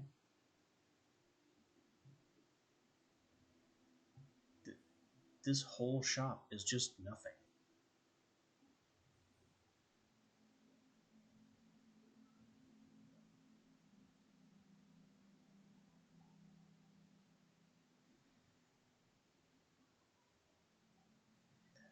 Although,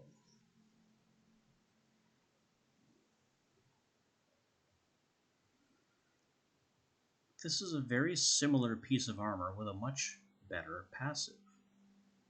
Reflects an incoming projectile every 30 seconds. That's incredible, because projectiles out of nowhere are one of my major problems. So I'll just grab that for almost everything I'm worth, wear it, and sell the old one.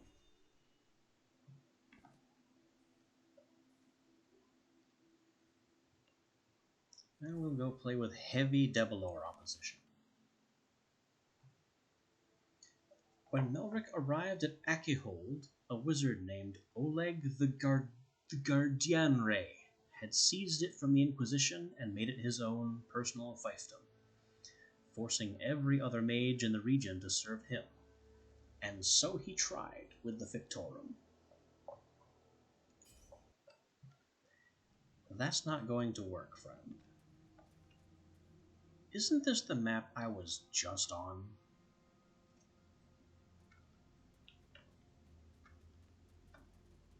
Is Pike's house still back there?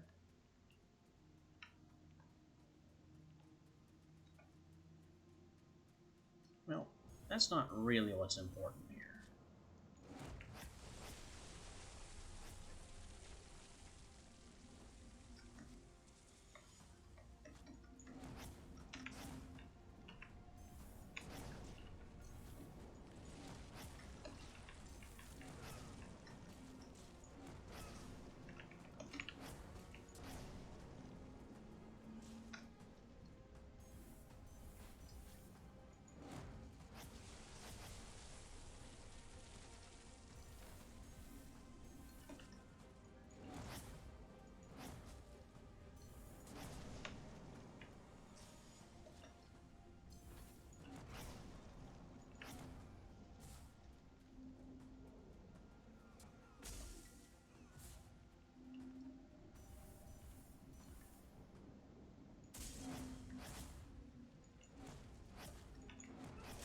He dodged between the blasts.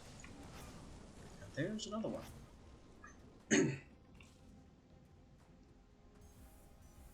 Again, the Debilor mages really seem to like their ice.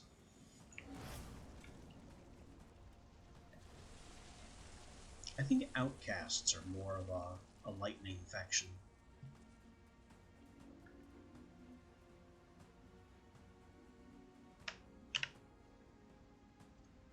Also, I kind of want to switch these so I can have more initial high explosive. Then lightning we will give more initial reach. High explosive there is fine. The initial shaping doesn't do anything for Doom. Don't need those. And hey, it's a storm rune. But someone is shooting at us. Because I did not do that, whatever that was.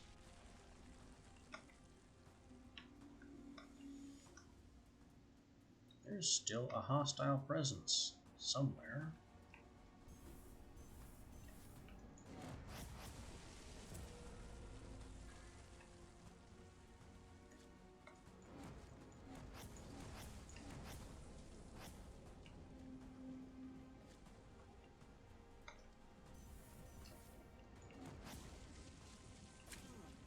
Ow. Giant rock flies directly into my face.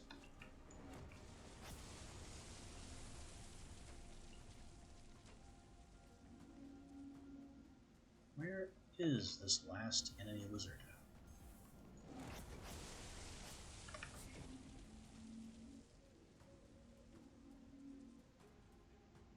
I suppose it no longer matters.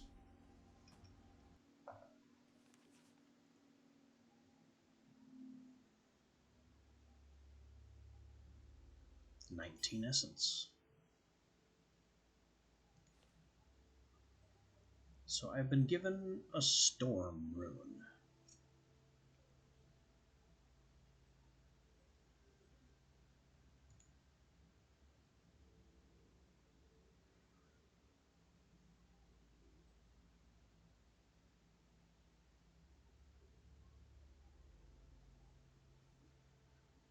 Yeah, we're doing this. As ridiculous and terrifying as it's going to be. Doom, storm, high explosive.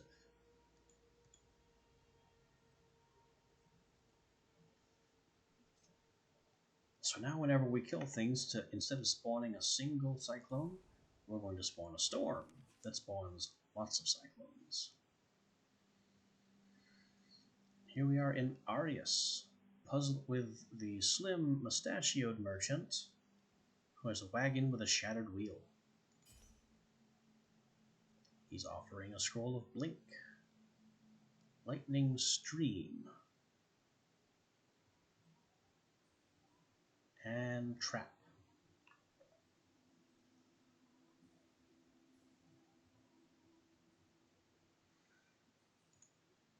I could maybe find room for trap on pillar, but that would make it more dangerous to me, because I'd be less able to predict when it pops.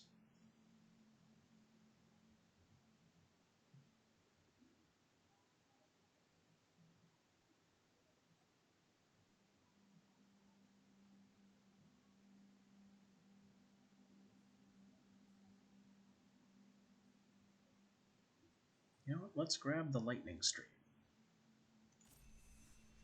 I think I have enough runes to make that work.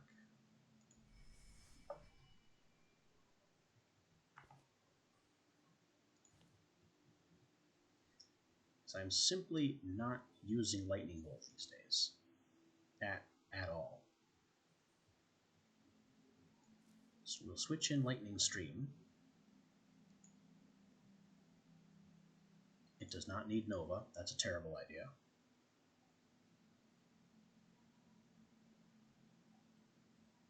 I don't think high explosive will do anything for it.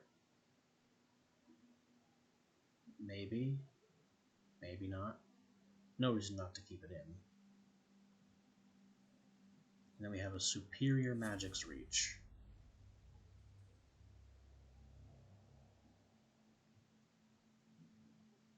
We'll just have magic's reach be the default, with that extra shaping for the right rune that we get from, I think, the pauldrons.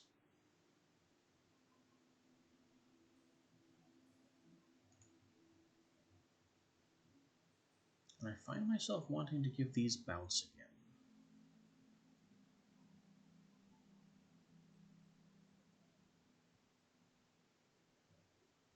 Certainly better than spread after I've ruined the spread rune for myself.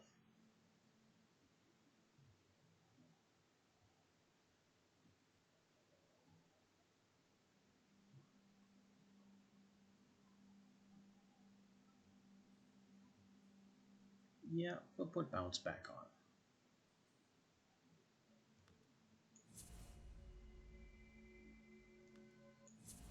And it needs high velocity, otherwise it has basically no range.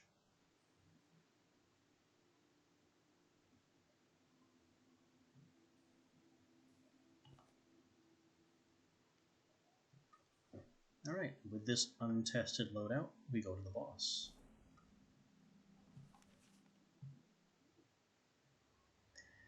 Tremendous heat poured through the burned earth of Avascornu, its belched flames and spewed sulfur burning his lungs with air stale and rank. It was there that Melric found the infamous archmage Rintara, a burning, shining beacon of Inquisition wrath and purity, hungrily waiting to purge the world of the Tempest. Now, the last time I fought Rintara, yesterday, I had Earthstorm, and there wasn't much she could do about that. This time, She's throwing fire spells. I don't have a means of major area denial, but she's coming to me, which means I can just lightning her world.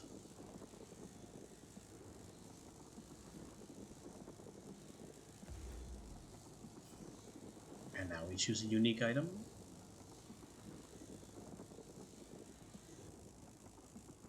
Which now I can take Prophecy, or I could take the Gregarious Garnet. A seriously powerful ring. But I think it's going to be Prophecy for the power of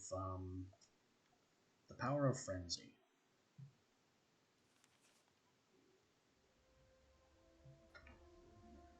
And our chapter bonus. 25 max mana, 10% casting speed, or the tiny bump to spell range and damage. I don't think this bonus is ever worth taking. It's too small. Seriously, 1% and 3%? Why? I think I do want the increase in max mana, though, specifically because Lightning Stream is expensive.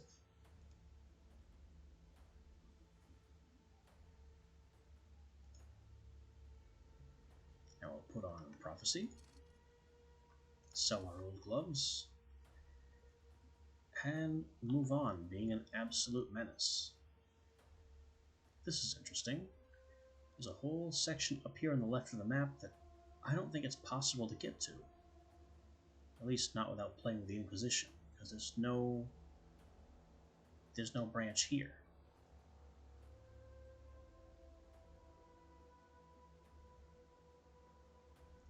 So, I guess we're moving on. Let's play with the outcasts here.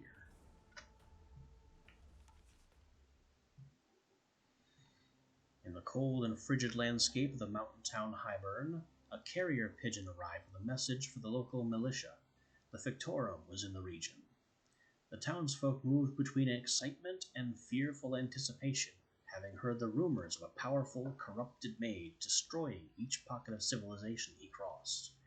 They were about to learn the rumors were, in fact, true.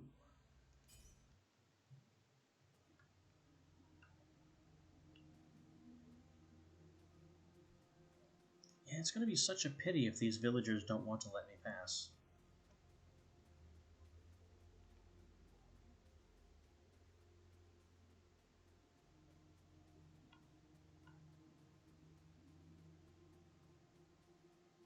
Awfully quiet, though. Oh, we have some friends over here, which look like hostiles in formation. I really can't resist this. Bomb the formation! And then... boy, that costs mana really fast. And health not long after.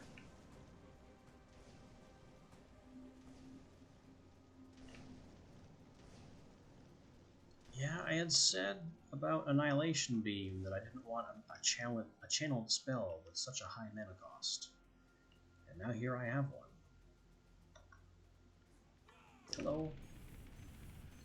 Goodbye.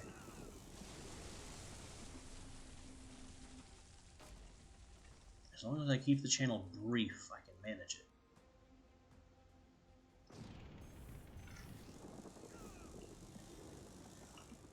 And it's not even spread that's the biggest problem.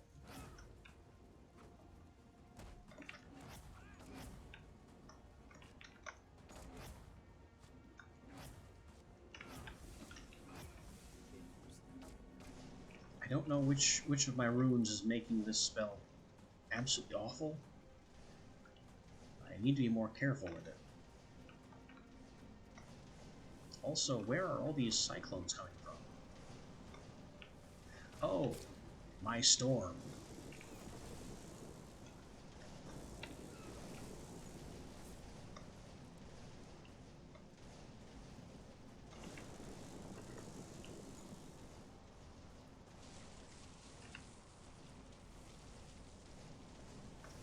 absolute nonsense of a cyclone storm. Probably look at this. I have an army of tornadoes. Because every kill creates a cyclone storm. So I just have a ton of wind events marching across the map.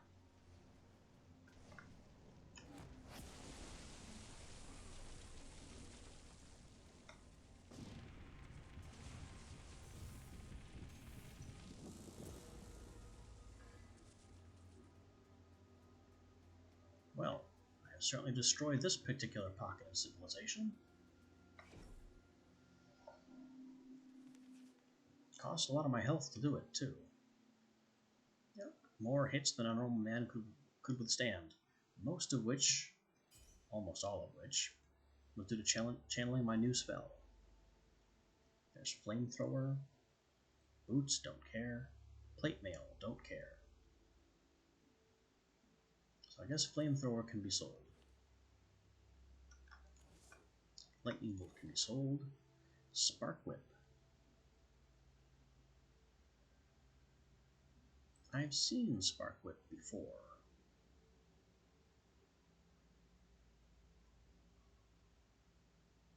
Maybe I could use that instead of Arcing Ball?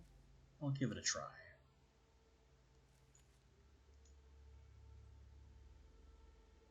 Don't need pauldrons at all.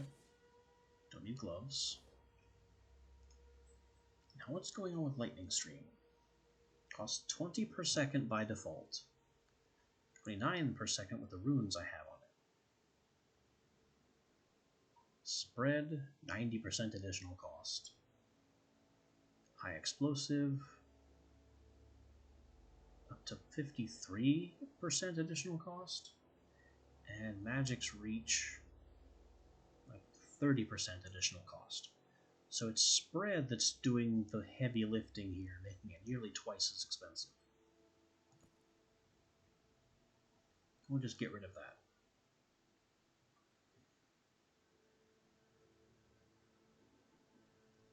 And maybe that will be enough to make that usable.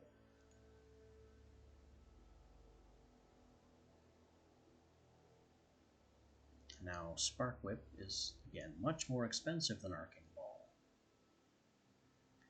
Maybe I should swap out Pillar for Arcing Ball, so I at least haven't lost Arcing Ball.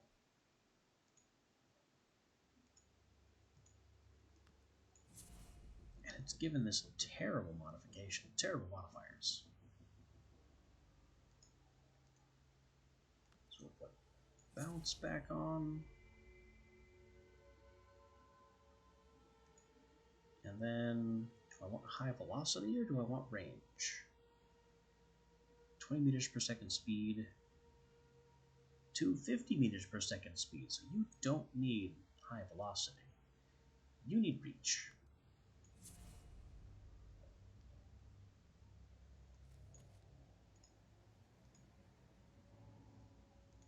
Alright, so now I have the experimental Spark Whip,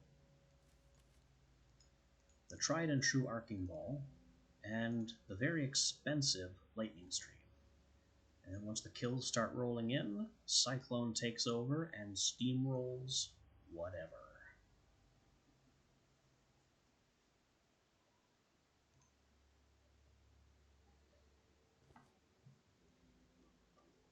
Let's head toward this shop so I can get a full heal from my own foolishness.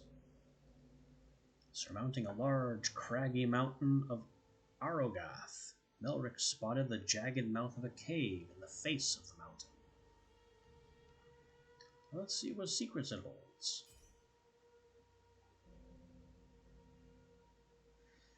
The deep cavern network extended downwards. After hours of exploring, Melric was surprised to find pinpricks of light escaping through fallen rubble at another entry to the cavern, surprisingly far from his previous location.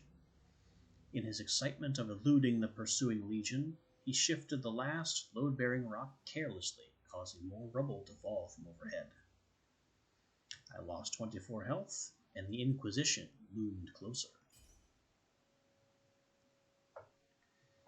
Well, now I really need this heal. You're at Barrist City with the Choking Merchant and the special stuff.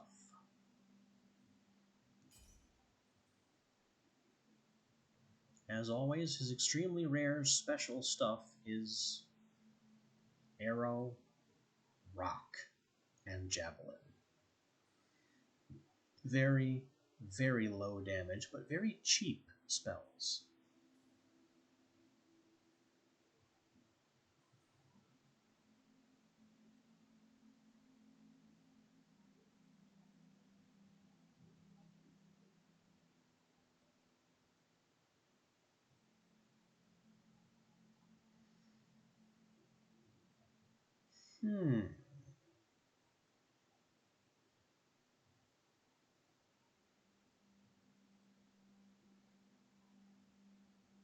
Actually, I'm having thoughts.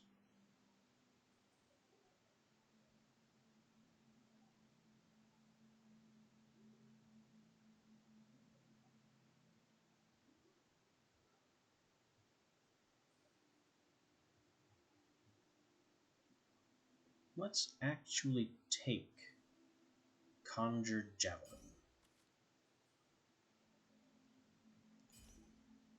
And now he's offering Fire Wave, a personal favorite. I don't have the runes to make it really shine, though. Megalith, our old friend, the Boulder.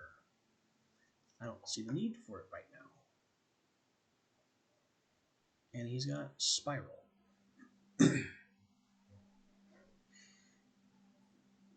Anyway, let's get our full heal before we make any mistakes.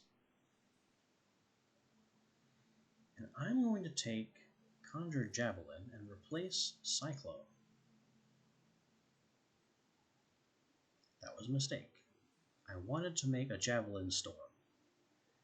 But Storm only works on lightning and wind spells. So we are stuck with the Doomstorm, with the Cyclone for our Doomstorm.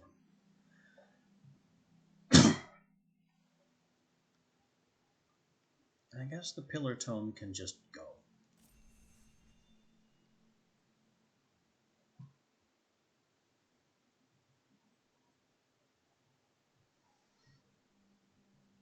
And with that, on we go.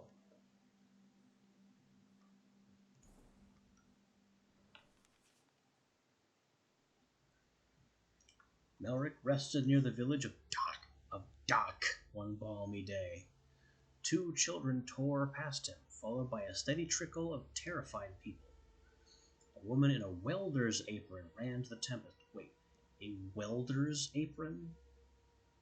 They have welders in this magical fantasy land. Okay. You're the Fictorum. There's some other wizards that are using magic against us. There's little we can do about it, but surely you can. Will you help defend Dock?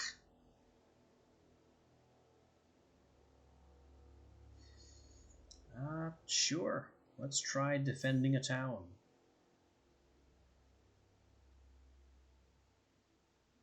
Melric took in the destruction of Dock, the ruins of a once whole village. Hands clenched in deep rage, he cleared a path through piles of rubble with near imperceptible flicks of his wrists, ready to take on those who abused their magic and power. Bit of a hypocrisy thing going on here. I mean, who am I to say who is abusing power?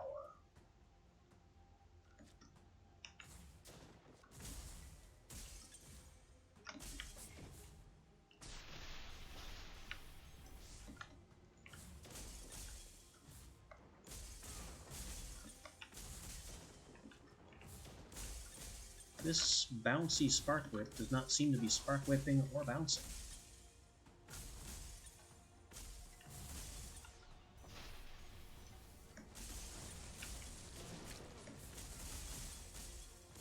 Makes me glad I kept my real spell on hand.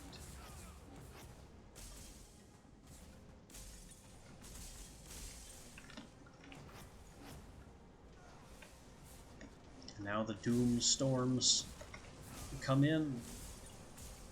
I'm gonna lose buildings because, well, because I have cyclone problems.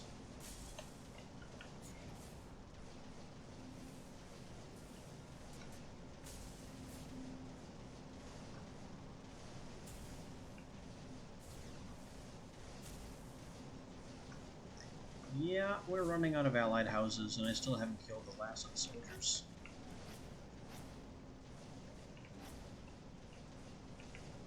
How are you still getting up?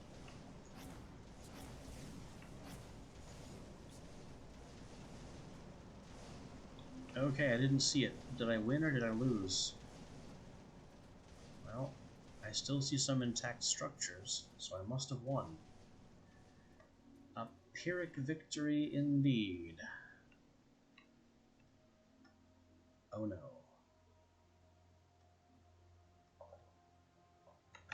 That is another freeze.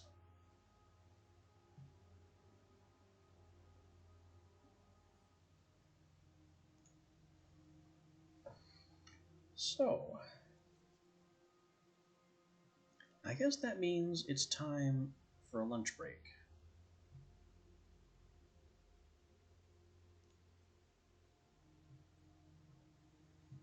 I will be back in 20 to 30 minutes after dealing with my own lunch and dog things.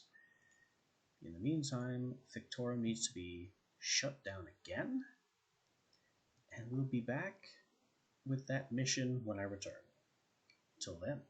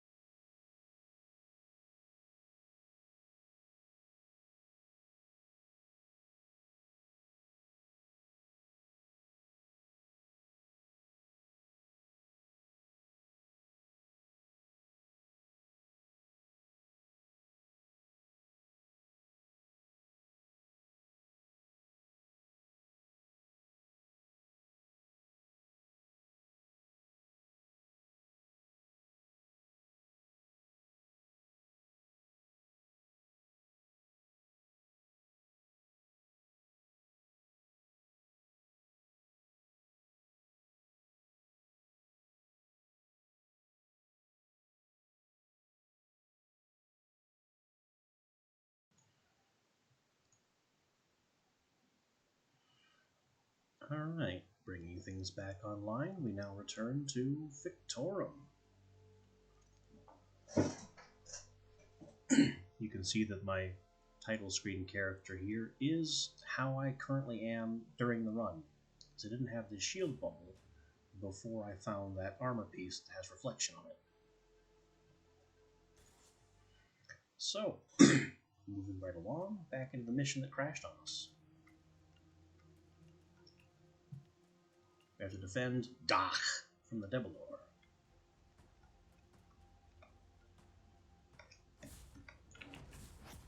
And they are, true to form, pulling out the ice spells some more.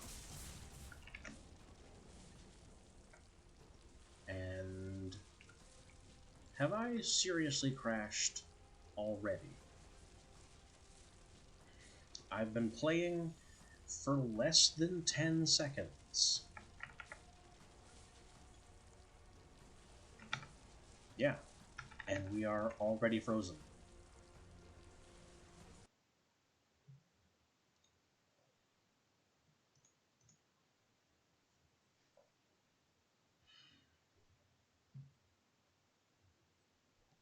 I think if the game can't play nice with my CPU, this will be our last day of Fictorum.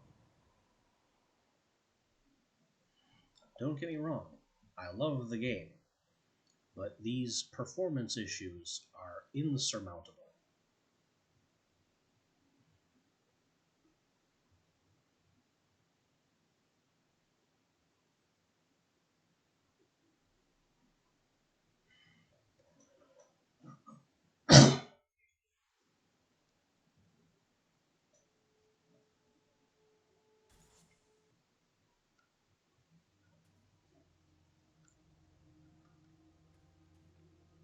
Alright. Defend Dach from the Devilor. Take 3.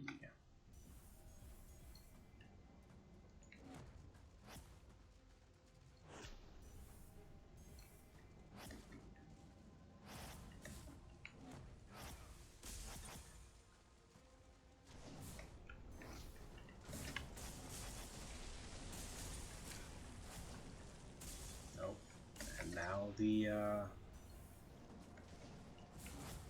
storm is starting to come online.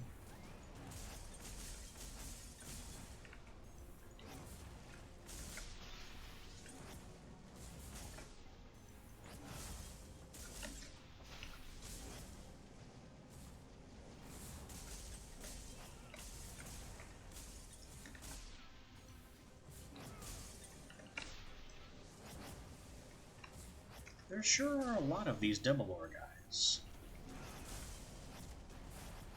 And they're throwing giant rocks at me. What the? Ice beam?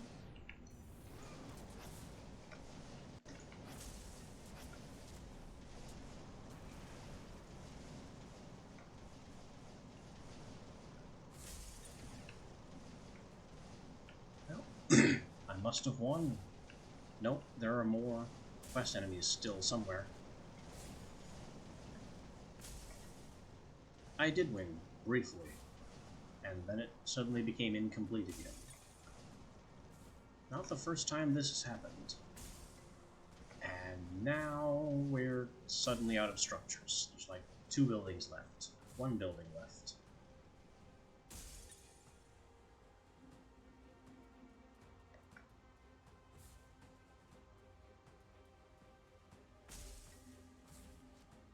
And there's the last Devilor guy. Or was it?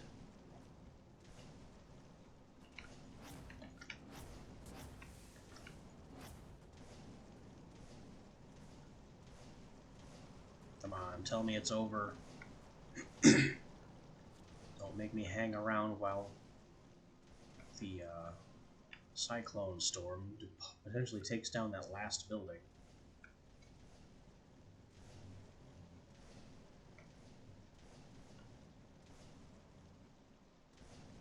Is that him up in the hills?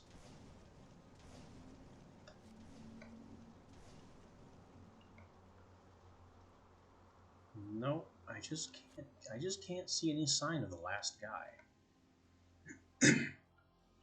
quest enemies killed bar certainly looks full to me. Oh, is it you? No, you're a civilian.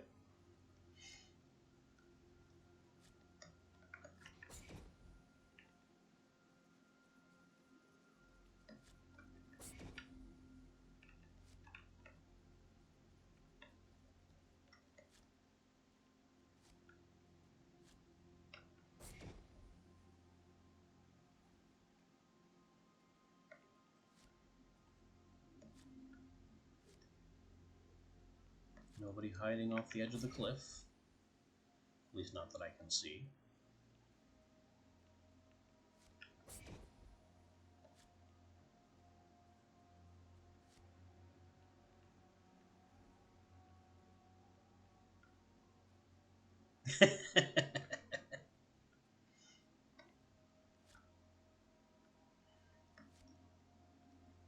Yes, reality is very, very soft around here. It's a reference to how often I keep crashing it.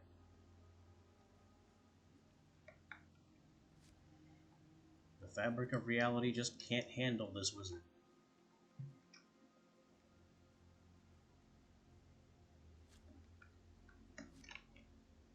I guess I'm just going to have to give up.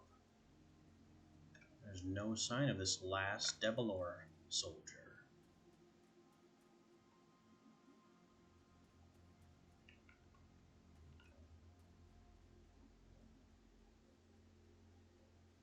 The best thing I could do at this point would be to hurl a spell randomly in this direction, but that's not going to accomplish anything.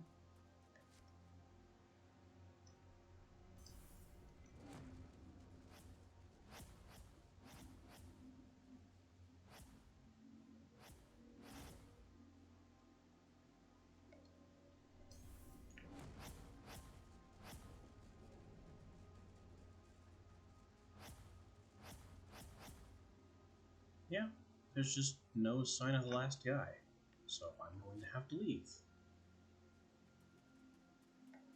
It's fine. We didn't destroy the whole village.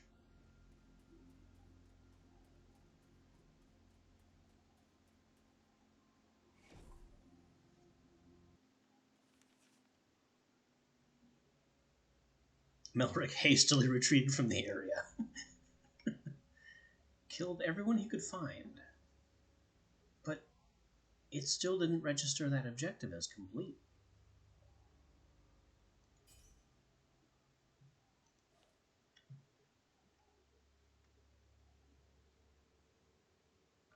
Don't need rock wall. Don't need pauldrons.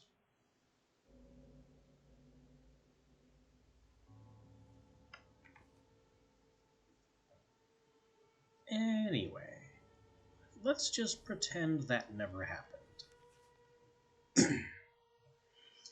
Making his way to Tycombe Pass, Melrick was informed by some friendly passers-by that a man named Zebel Trusket, a healer, was looking for him in hopes he could provide escort through the pass.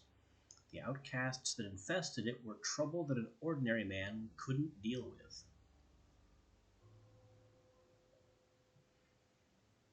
Sure, we'll escort a healer. Oh, good. We only have to defeat the chieftains. We don't have to actually escort someone, because there's no way an escort target would survive being anywhere near me.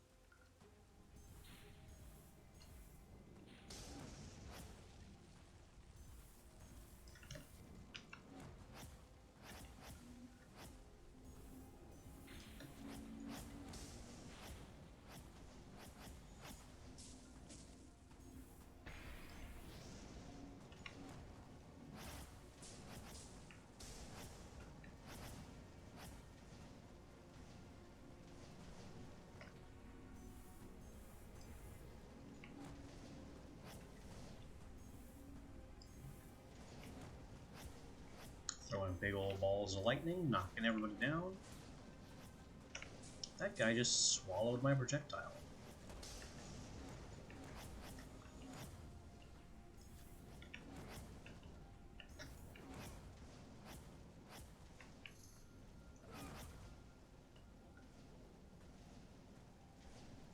Okay.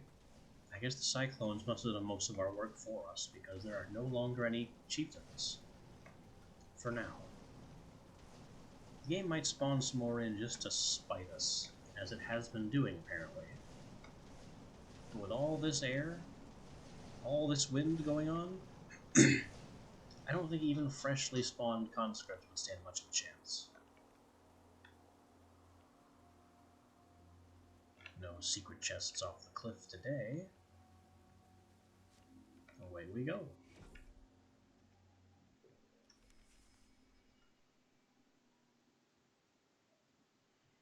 Healed for 118 and 21 essence.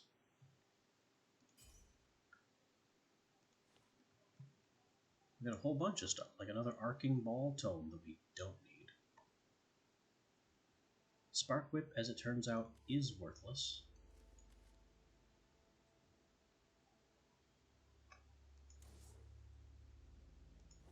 Don't need any of this. Don't need a copy of Arcing Ball. Yeah, let's just get rid of the Spark Whip. See what the shop can offer.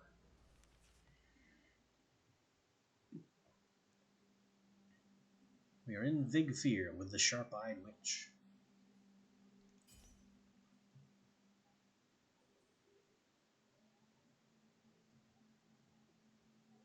She has a Phalanx Scroll, gloves, and armor that I don't really need. But we do have a generic Storm Rune.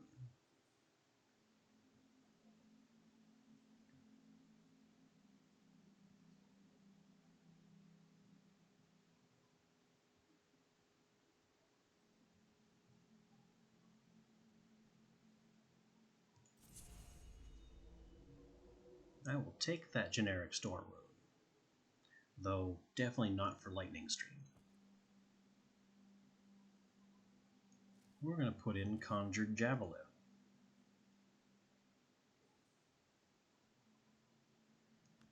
And give it Storm.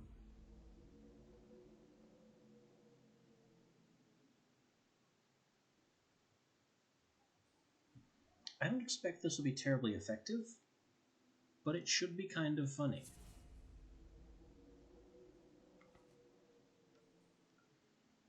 Now we can just jump to another free shop.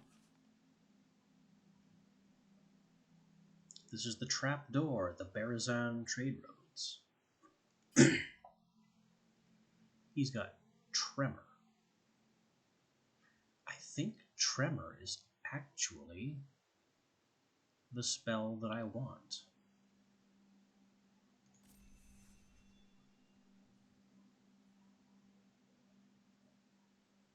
And he has a Storm Rune that can be used on Ice and Earth spells. So I'll grab that and hold on to it.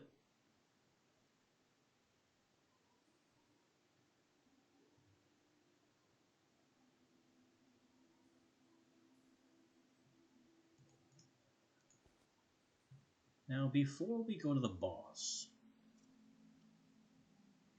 let's hop over here so we can actually test this Javelin Storm. As a child, Melric dreamed of visiting the grand city of Merdul. He never expected that he would make the trip once he grew older, wiser, more jaded. The ancient city even predated the Cataclysm, and the scholar within him wished he could be here under different circumstances, but the burning in his heart and the knot in his stomach urged him to press on.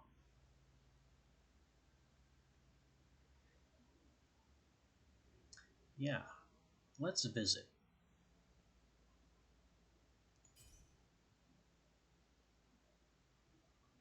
Though he felt some people looked at him a little too hard, Melric remained unnoticed as he approached the beautifully crafted entrance of the Foul Knot, the Historical Society's flagship museum. Avoiding other patrons, he devoured the information on the relics contained within, while at the same time looking for knowledge he could take with him for his fight against the Inquisitor. Soon enough, came into an empty, unwindowed section of the museum, his footfalls resonating on the black marble flooring. The only artifact contained within was sitting on a twisted pedestal and was called the Gifir, the oldest known rune. Oddly enough, there was no display case, and the room had no guard.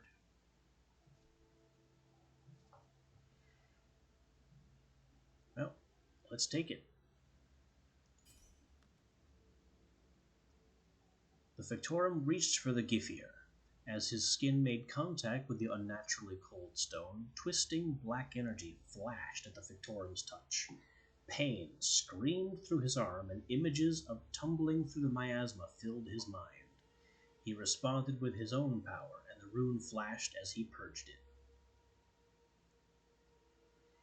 This gives me a unique Magic's Reach, only usable on lightning and wind.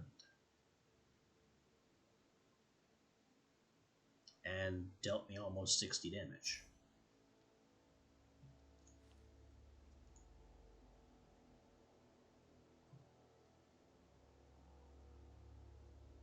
Well, I can use this Magic's Reach on my lightning stream.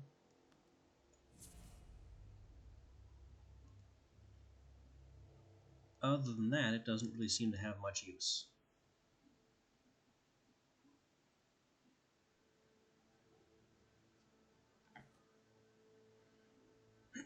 So I've lost health and still haven't managed to test my spell. So I guess we'll hop down here. Melric was traipsing through the woods when the faintest noise from somewhere beyond made him pause. A moment later, an arrow hissed through the trees by his head and sank into the wood of a tree. Upon finding a note tied to the shaft, his alarm faded. Okay, what's on the note? The note read, "There is a town up ahead run by a local chief. He used to be a kind man. However, he has been manipulated by some of his followers. I'm afraid he'll lead Shyham to ruin if he continues to reign. If you stop these brigands, a woman named Nana that helped raise me will help heal any wounds you sustain." It was signed, Naoki.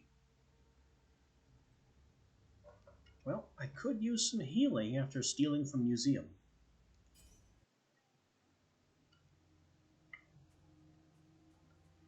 Defeat the outcast chieftains. And nobody seems to care if I blow up the town. So, let's pull out Javelin Storm. What do you do?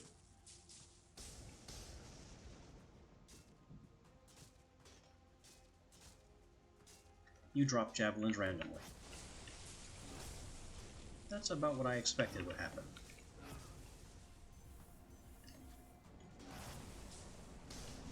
Funny, but not particularly useful.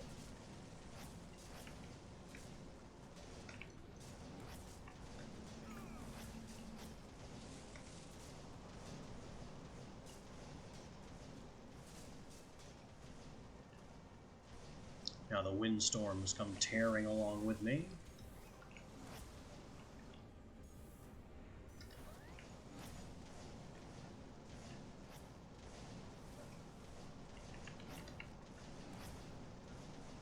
I really am the Tempest.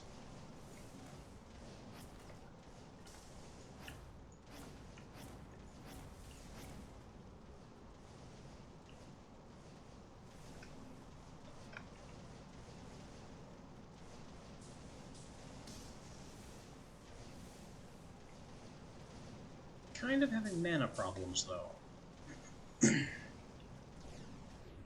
So we will cast the Javelin Storm because it's incredibly cheap.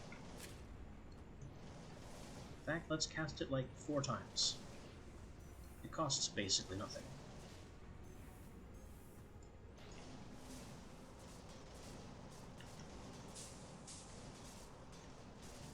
And it just rains spears from the sky.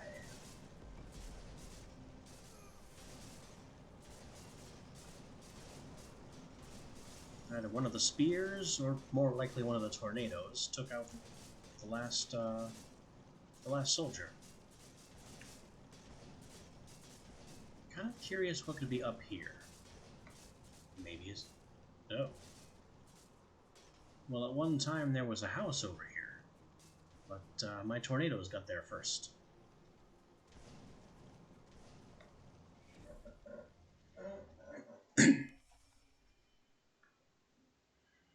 Stranger, I thank you for what you have done. Spend the night in my tavern, and tonight you will be given a hero's welcome. 118 health from Nana.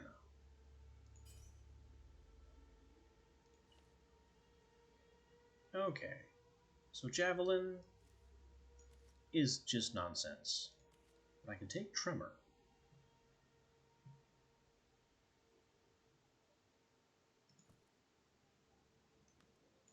We will forge for ourselves a Tremor Storm. Because we don't learn any lessons here. It's all storm all the time.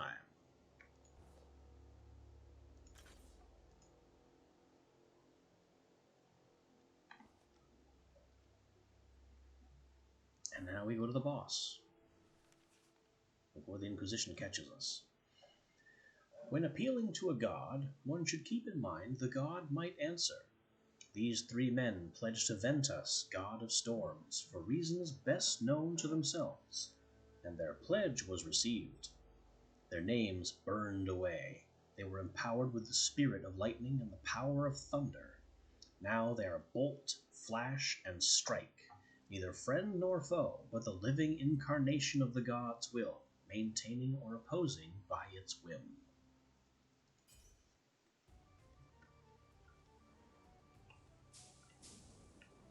Who will win? One angry old man or three sparky boys?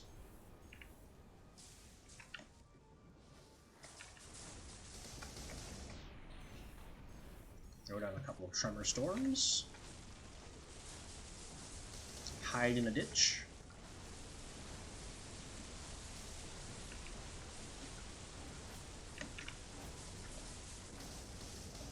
Throw my own lightning.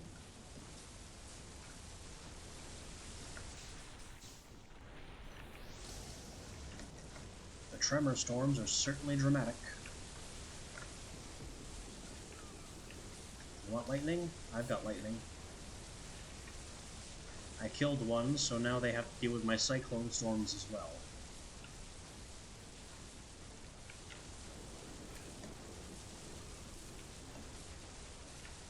Let's burn him down with a lightning beam, and that must be the third guy. Fry him. A god's favor means little when one must face the tempest, however, as the Ventus's chosen lay slain before him. The old god should see to his work himself. We could take Glacier, a massive block of ice. Picardy's Guardian, which has reflection on it, and a ton of nice buffs. Or Lightning Strike.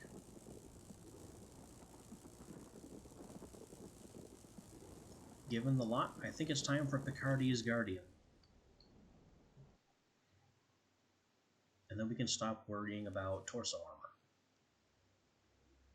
For our end of chapter bonus, shaping bonus, mana regeneration, or health. I'm beginning to have some mana problems, so I think mana regen is the play. We'll equip Picardy's.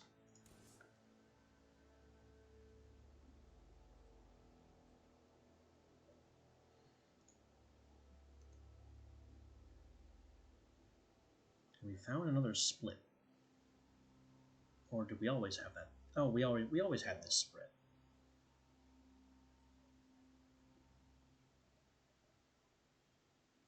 We have an old Magic's Reach that we don't need anymore.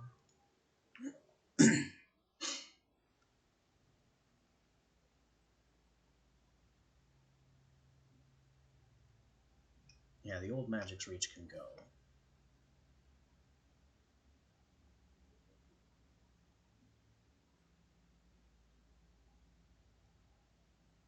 Conjure Javelin can just go. It's too weak. Can't make it do anything useful. And we will go find the shop. The small mountain held a tiny outpost whose entire history consisted of one fact: my arrival.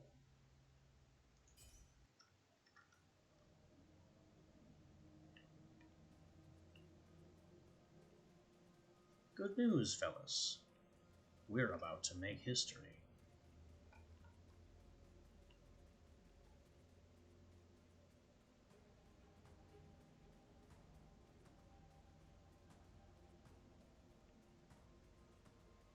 Oh, there's somebody up here. And now there's not.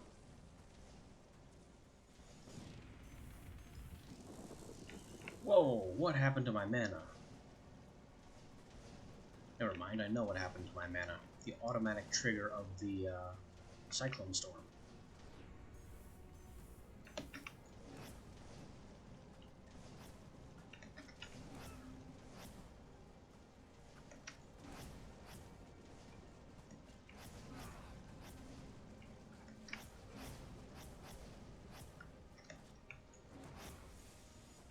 Just hop up and blast them.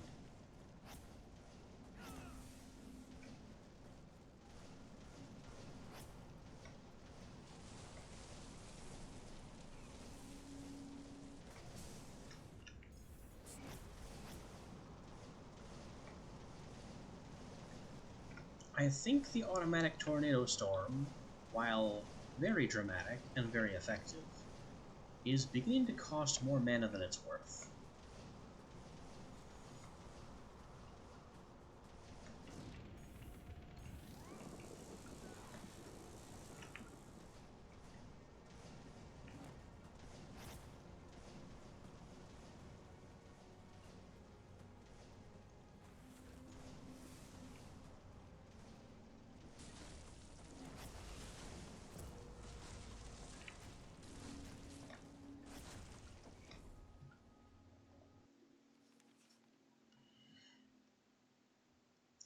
12 essence and a random rune. Glacial Trap, Volcanic Reach, and Generic Doom.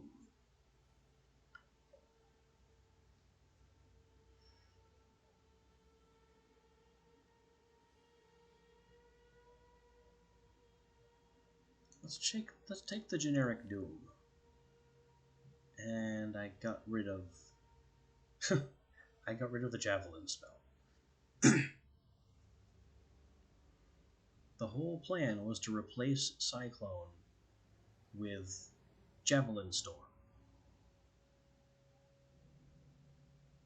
so it would be cheaper.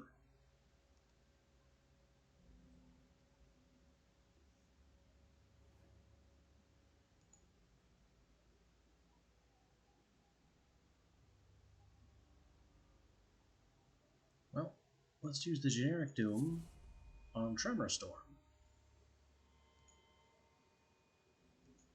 So now I've made matters infinitely worse by triggering 2 separate storms whenever I kill anything.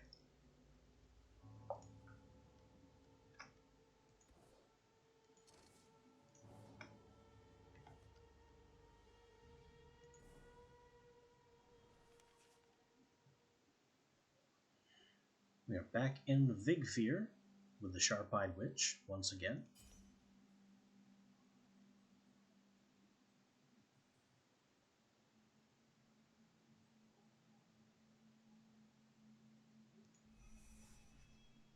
We have a bunch of new auto-cast runes. Wrath. Spell is automatically cast upon hitting an enemy. Boy, would that be a terrible idea.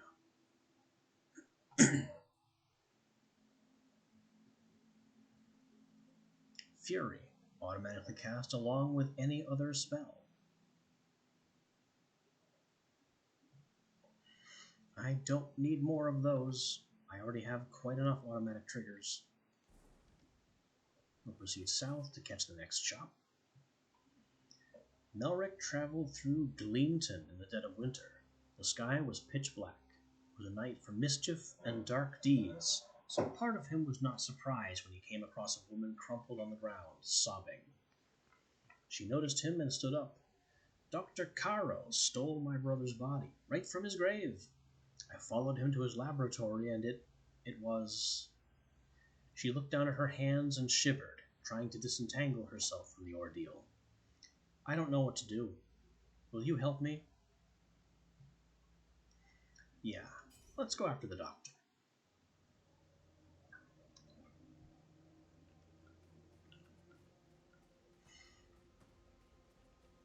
We are already in the thick of it. Let's give them a shock blast. Boy, he's just flying all the way down the hill.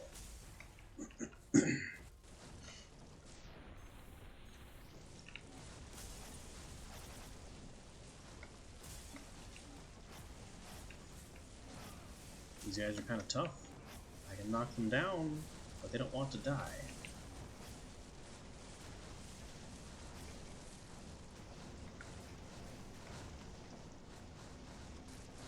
And every time we make a kill, Earth and Wind rage.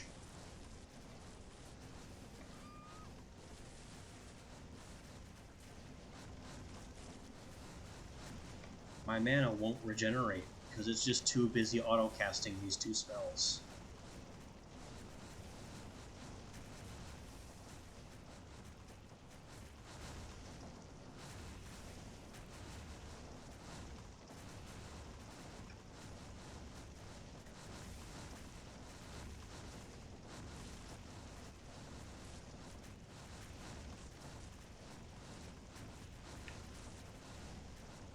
Okay, I take it back.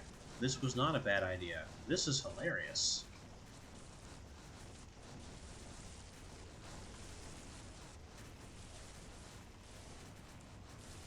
Fully automatic map devastation.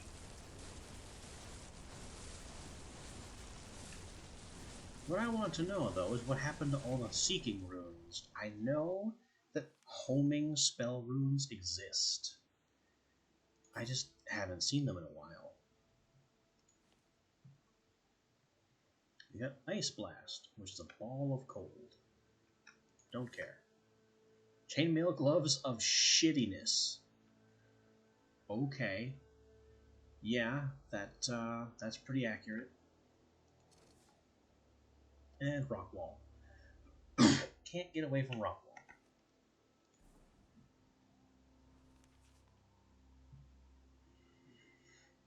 On his way to the small, impoverished village of Varellus, Melric caught the sound of soft whimpering behind a large rock.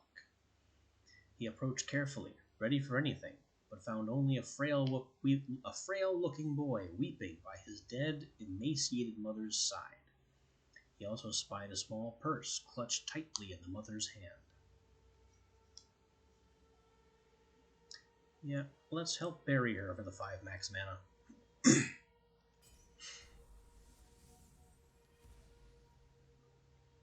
Plus 5 mana, and the Inquisition looms closer. But I have plenty of distance, I'm fine.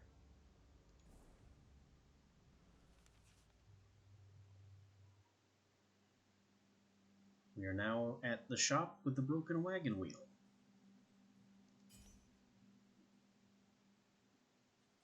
Here we have Incendium and Firewave. There we go. Seek.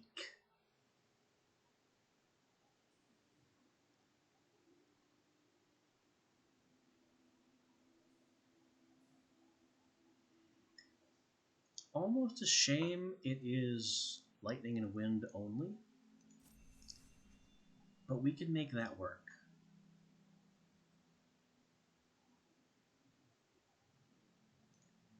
So, first thing, take the Doom off the Tremor.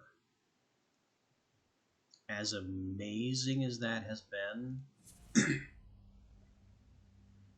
I need only one auto-trigger spell. And then, instead of High Explosive, we'll put Seek on the Cyclones.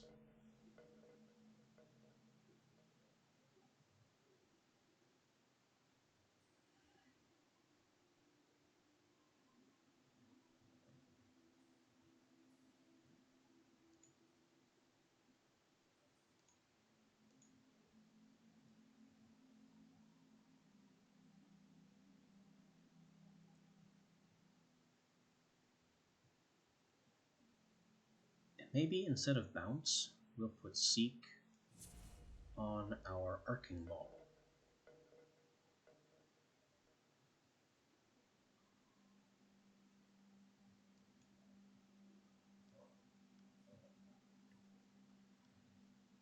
So with that, we no longer need generic storm or doom.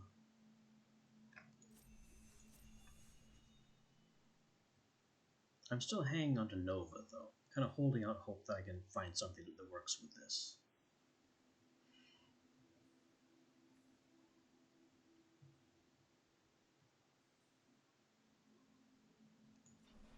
Let's also pull out the enchanting window and improve seek all we can.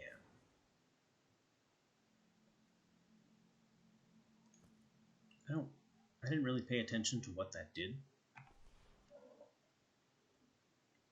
All I really care about is number go up.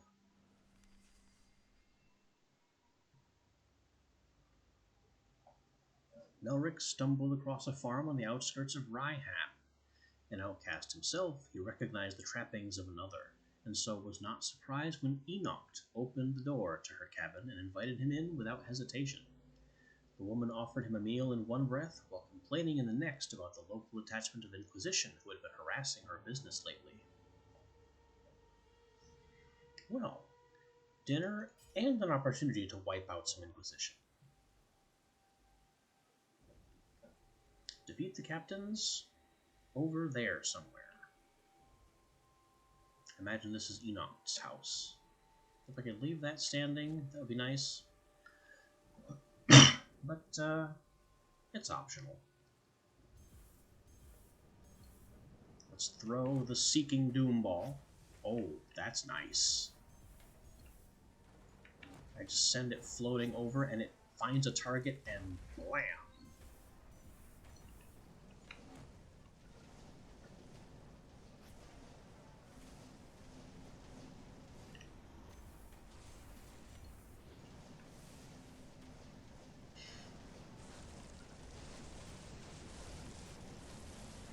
The storms of wind and earth.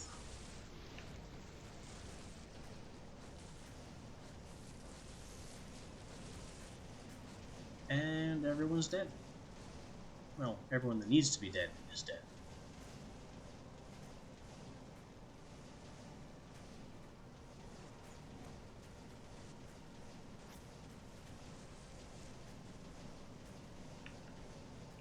I don't actually know if Cyclones can use Seeking, like if they can change their direction once spawned. Uh-oh. There we go.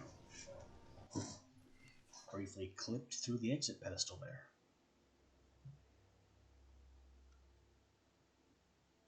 And yes, we have obliterated Rhyham in exchange for this ring.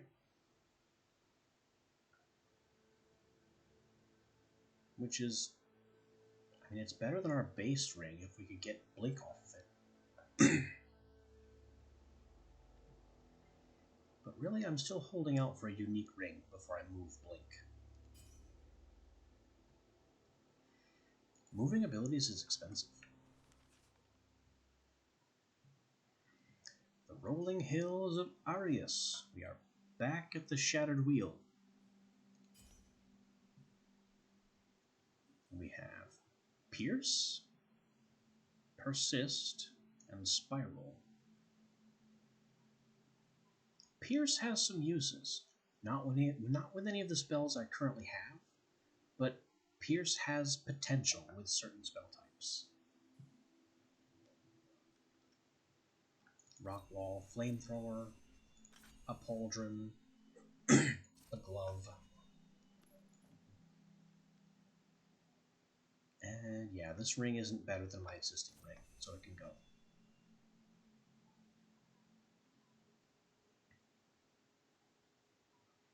Yeah, Pierce is another one of those runes that I just want to have on hand in case.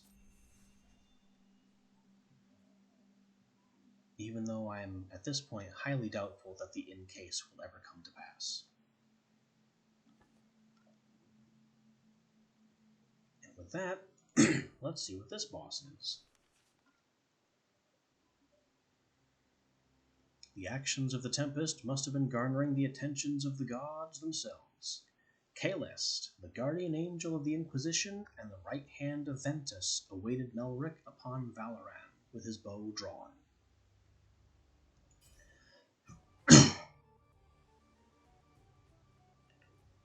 Alright, where is this guy? I don't care.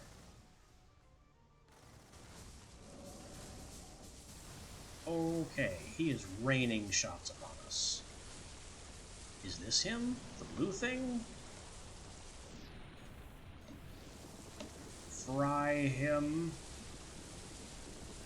Fry him lots. Finally submitting to Melric's powerful onslaught, Caelest faded in the winds of the mountain. The gods could send whomever or whatever they pleased. It would not save the Inquisition from his wrath. We have no ring. Offering Caelest's mantle, which is certainly a different pauldron. In fact, given all of that it's offering, especially all that initial rune power, and the lightning damage, this might be a good pick. Chip's Challenger. I remember playing Chip's Challenge back in the day. Doesn't seem to be a very impressive glove, though. And Aegis. Summon a temporary impenetrable shield.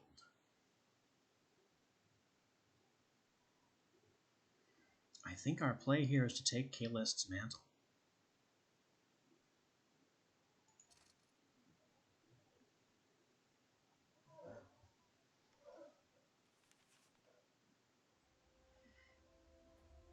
Our end of chapter bonus is health, resistances, or mana regeneration. I think I need even more mana regeneration because things are getting crazy. We'll put on Caelest's mantle. Remove Chilling Aura. And we can afford to put it on the mantle. So, we now have an even better pauldron and we've lost nothing. Except maybe the essence cost of the one we just destroyed. Large groups of corrupted. Poor Halifine was not prepared for the dead to be twisted, rise again, and then claim them. All the same, here they were, and so was the Fictorum.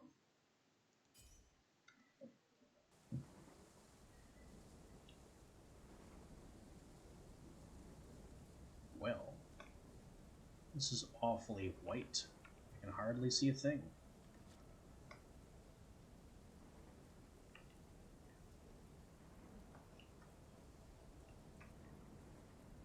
I don't know if this is better or worse than the usual pink of corrupted encounters.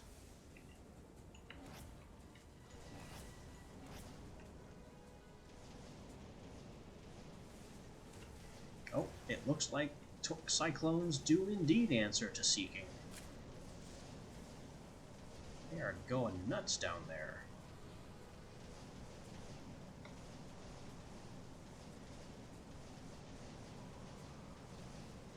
They've taken down the tower.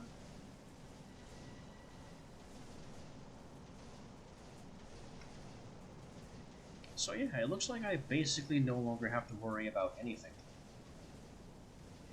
As long as I can get one kill, the cyclone storms will do the rest.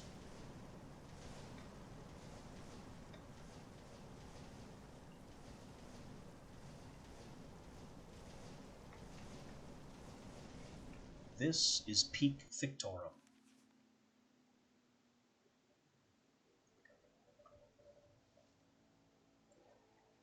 Building a spell that can just wipe the map.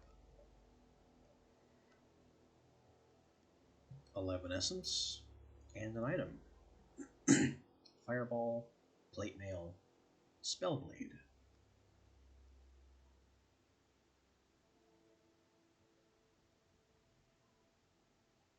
I think I'll take spellblade.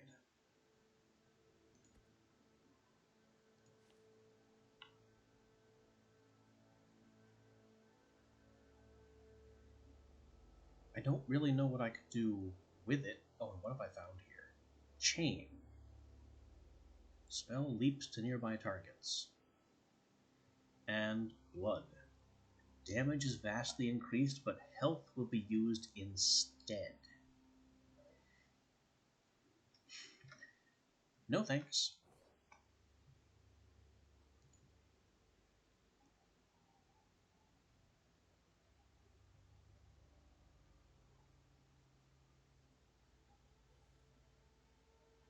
Chain, however.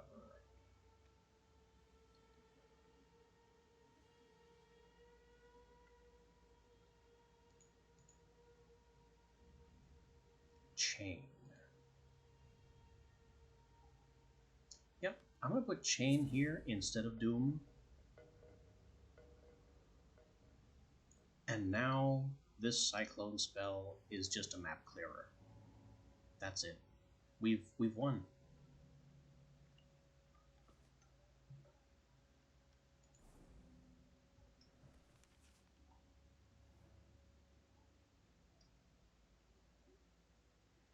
Looted building for a rock wall scroll.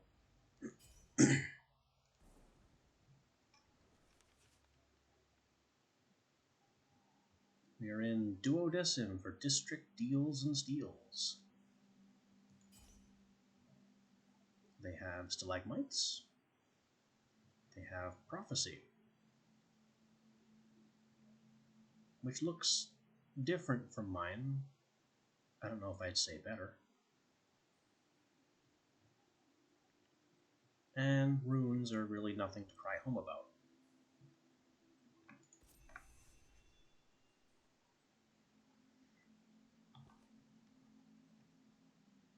Yeah, honestly, not much of a shop. Onward to the next mystery. Melrick emerged onto a mountain, where a steep cliff looked out the roiling clouds that covered the world. Suddenly, implausibly, they seemed to part, rolling back to reveal a sun-washed scene in crystal clarity of golden wheat and laughing children. It wasn't real, and it wasn't even possible to see so far below were it anything but an illusion, but still it seemed alive. One of the children even looked up as if she could see him, perched atop the high cliff, and waved.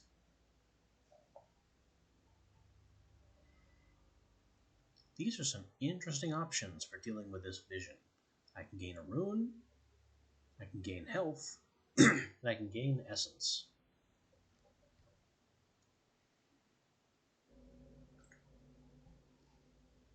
Well, I don't need the health. And I think I'm in a pretty good situation rune-wise, so let's just grab some money.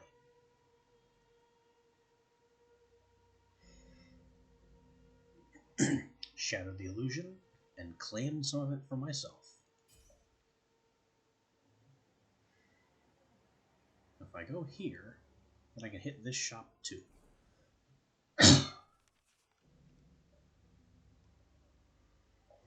Melrick stumbled across Iugulare in Chastau. I've done this one yesterday. I just don't like the name Iugular. It's it's not even a word I can have fun with. So, long story short, a crazy person rambling about experiments claims that corrupted are their friend. So I have corrupted problems.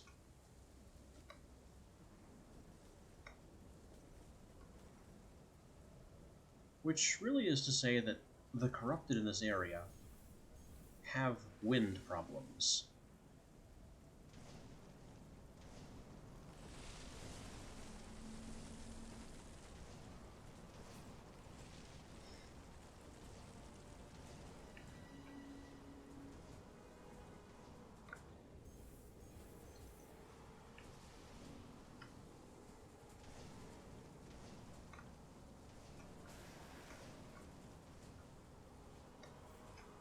I don't really need to worry about anything. I just need to recast the storm spell every now and again. And the multitudes of homing cyclones will take care of everything for me. That's already it. Everything's dead.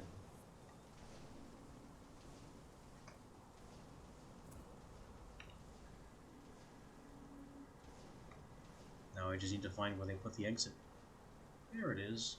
That beam.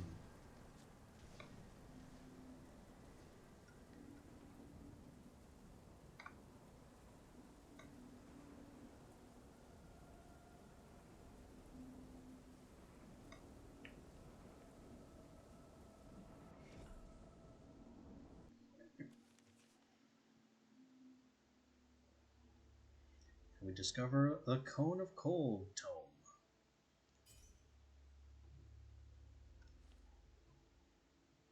Which I don't see much use for.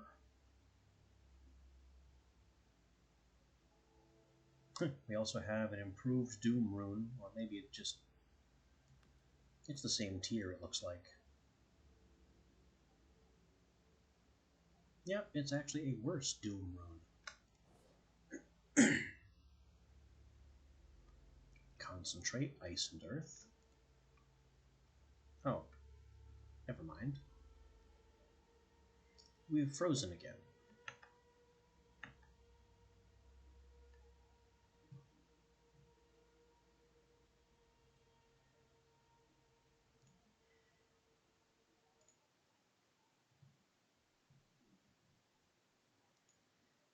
I still don't really know or understand what causes it to freeze like that.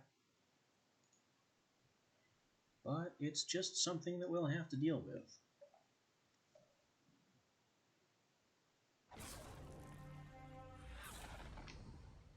Back to the title screen.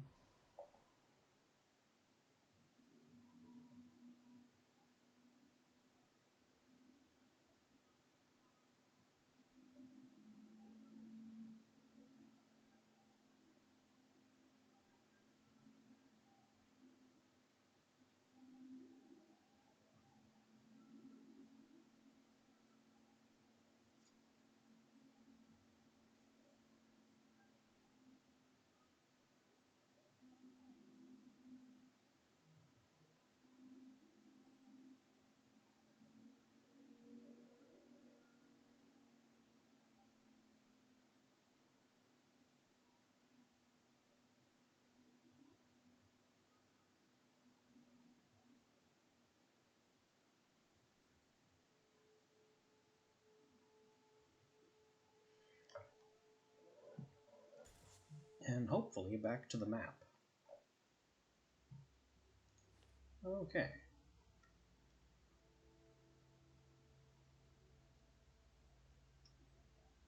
I'm going to go back to selling these bad runes.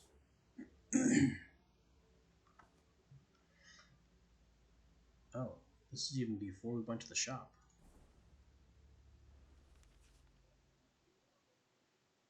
Ah, we didn't go to the shop. A small mining encampment was set up a short walk from the Tolian River. The camp was bustling with morning activity, and no one seemed to pay the Tempest much attention, save for an elderly woman sitting upon a trunk of magic goods. Good morning, wizard. Looking to trade?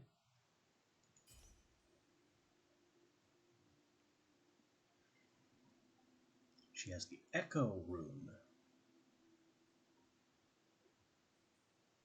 The Gregarious Garnet, and Cinder's shoes.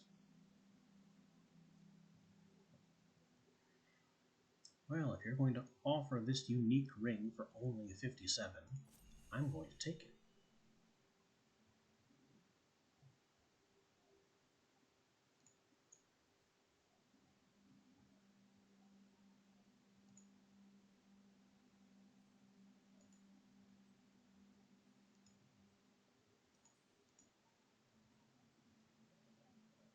I don't really see all that much use in the rest.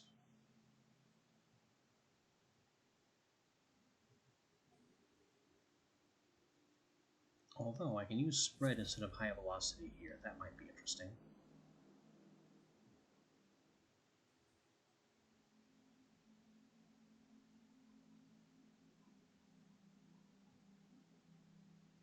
I don't think I can actually make use of Echo, which is a shame.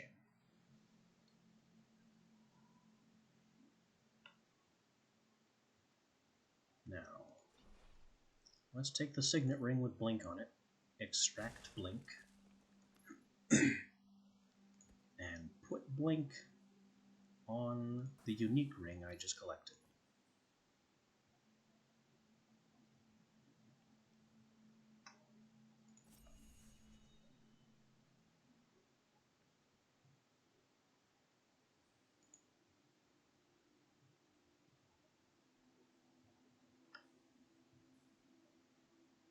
We also have an abandoned rune.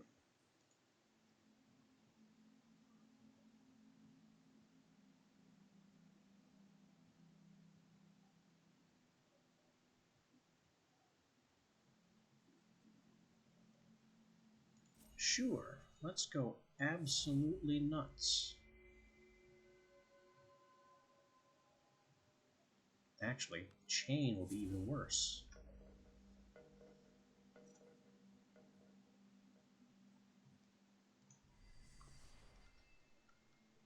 Let's go over here to large groups of corrupted and demonstrate. As Melric approached distant Brostham, he saw the figure of the farmer, Ceres, as she passed through the high walls and into the safety of the town. Unfortunately, the walls were not enough, as a miasma storm traveled on her heels, and the corrupted weren't able to push through the woefully understaffed front gate. By the time Melric arrived, Brostholm was lost to the corrupted, but he still needed to make his way to the Nexus.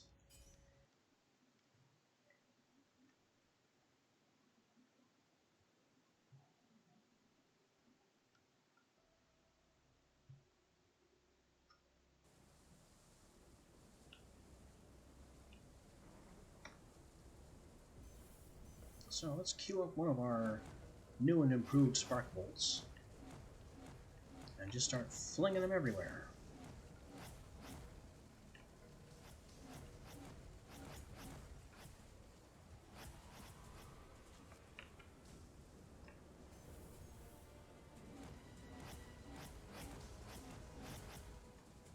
Oh, that guy's not hostile. Who is then? Why was I hearing fight music? He's hostile.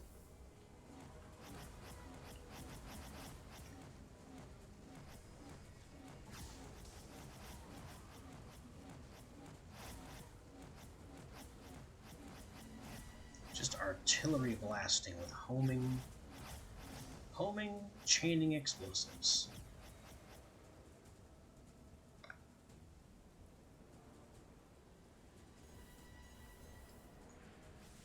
And we'll bring in the storm. We'll bring both storms. Why not?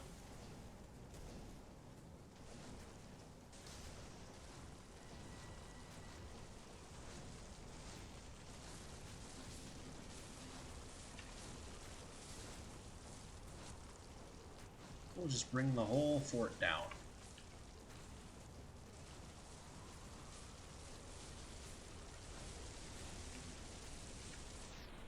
Then from this convenient hillock, begin blasting our homing shots, looking for any stragglers. I don't see the homing triggering, so everything must be dead.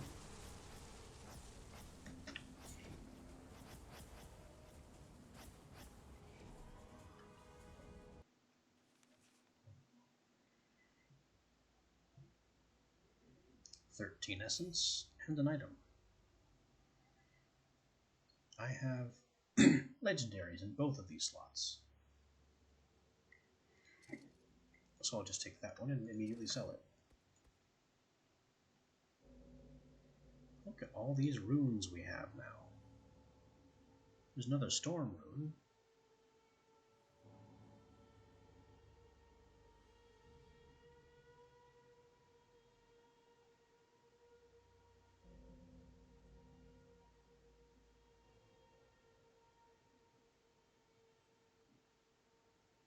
might actually be a better storm.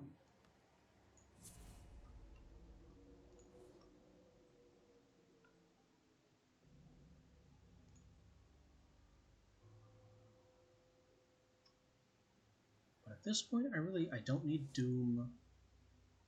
I like bounce, but I don't need bounce. I have no further use for high velocity or spread. This high explosive is volcanic, which is of no use to me. Stamina. Damage is vastly reduced, but stamina will be used instead of mana to power the spell. Ice and earth only.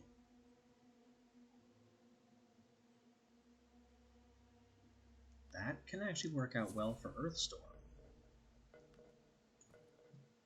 I shouldn't call it Earthstorm. Earthstorm is kind of taken. The Tremor Storm.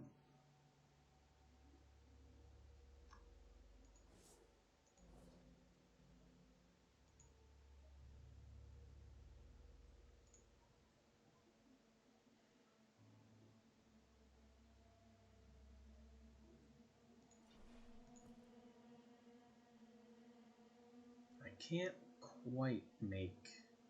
I can if I sell Spellblade.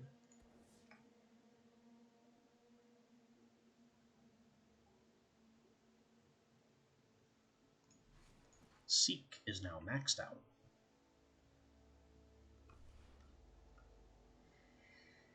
I think from here we hit the boss. As the Tempest ascended through the final steps of the outer ring, a nausea-inducing wave of foul magic struck him, bringing him to his knees. Recovering quickly, he lifted his eyes to the source and stopped dead. The legendary Jama, a fallen archmagi and bedtime story for misbehaving children, hovered gently above the ground, corrupted magic flowing from his outstretched hands.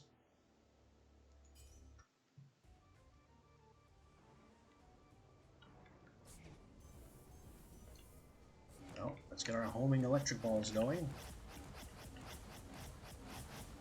And Jama has already fallen.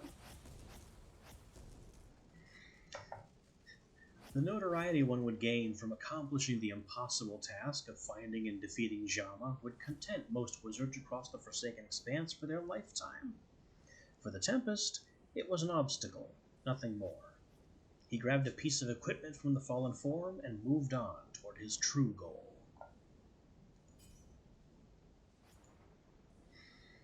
Now I can take Tornado. It's a channeled wind spell. That's interesting. Negative 50 knockback. I'll give you 3 guesses what that does. Mithril Signet. That's a powerful ring, with a second link on it. And then Prophecy again. As funny as Tornado might be, we kind of run into the high-cost channeled spell problem again. I think it's going to have to be the Mithril Signet. Now I have 2 blinks. My end of chapter bonus is the Tiny Bump, Initial Rune Power, and Permanent Health. I think Initial Rune Power is what we do here. Because if you'll note this triangle, all this initial rune power means that our spells are practically fully shaped, even in left-click mode.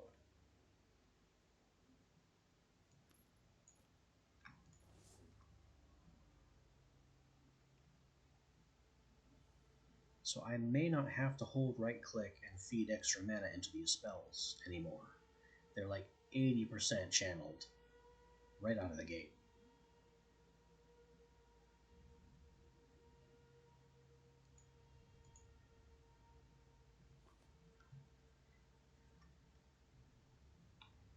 Alright, Heavy Inquisition Opposition. heavy Inquisition opposition. It's a heavy Inquisition opposition.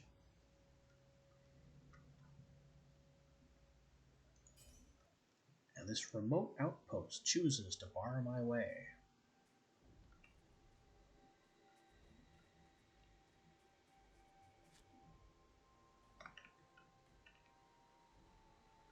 Haven't even fired a shot, and we're already frozen.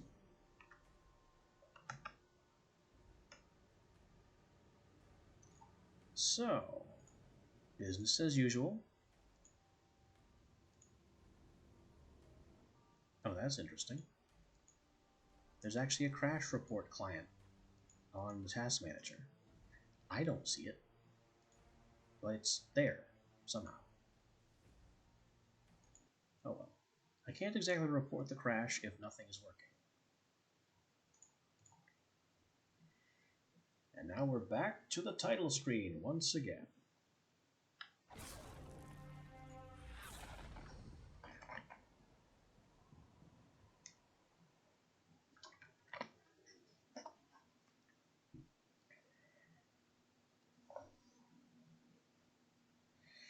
I'm too powerful to be contained by my own CPU.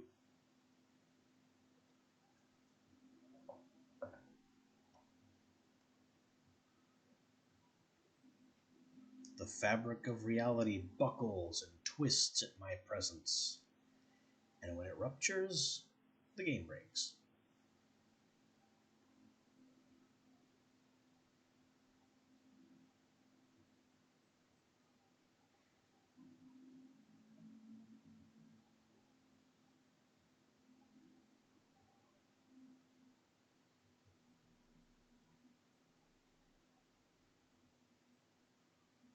I'm also wondering if my PC has airflow and cooling problems, because my CPU fan is definitely working overtime about now.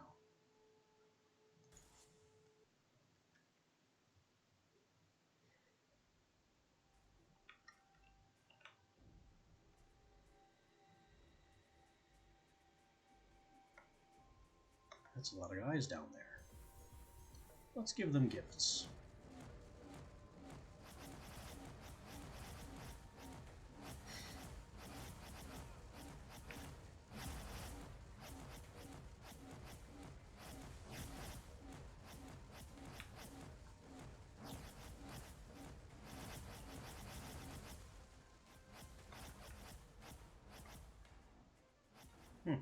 Somebody raised a shield over there.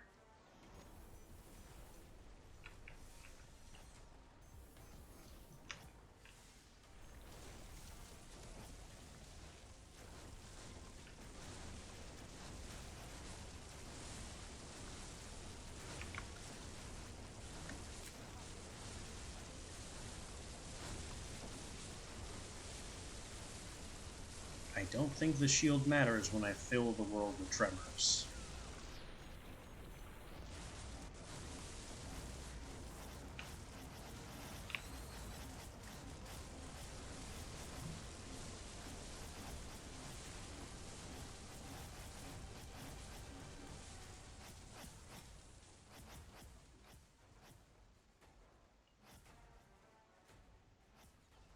Are these more hostiles?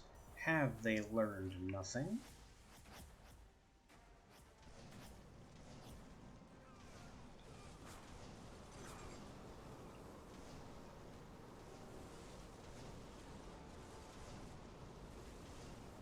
Boy, these homing cyclones mean business, don't they?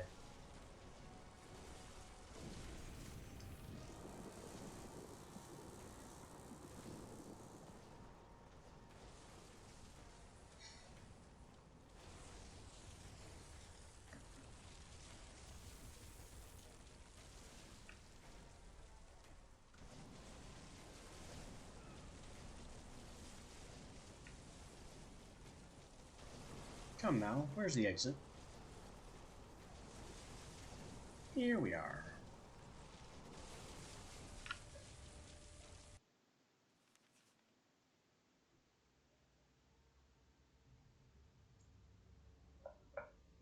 Ten essence and an item. It could be Aegis. Psychotic entity. Well, that's kind of me at the moment. And ethereal leather. Of the lot, I'm taking Aegis to sell.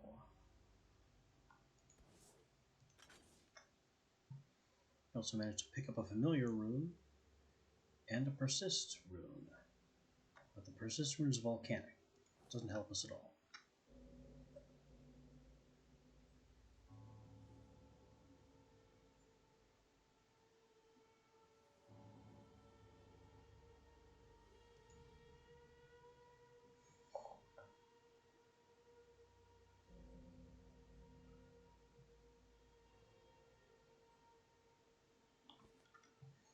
On to the shop.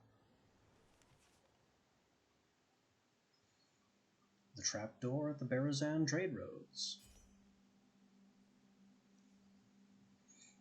Selling slow time, in Marto's precision, which we've already discarded, and fire beam.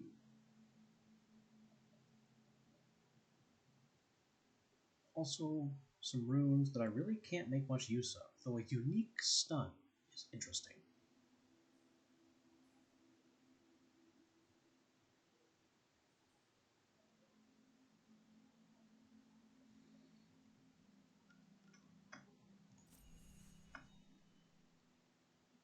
I don't think stun really does anything for us.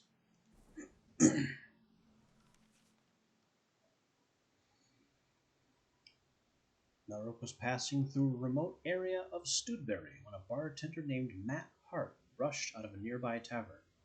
"Please, sir, the Inquisition are coming for us because of Palad Garathan, and we have no chance of stopping them. Please help us."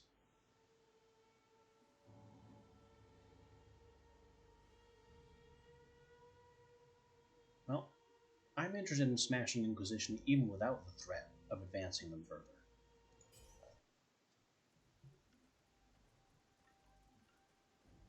Defend Studbury. I need Studbury to stay standing. This could be difficult.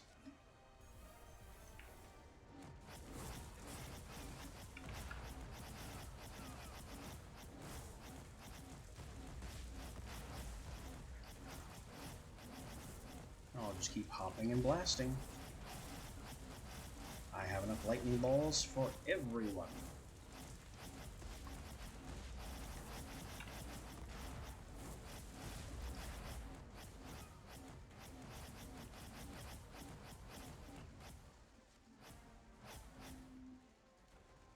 Yeah, that's like 80% of everybody.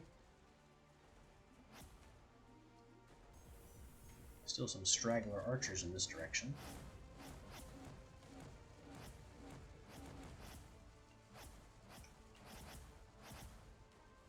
Is there no one else?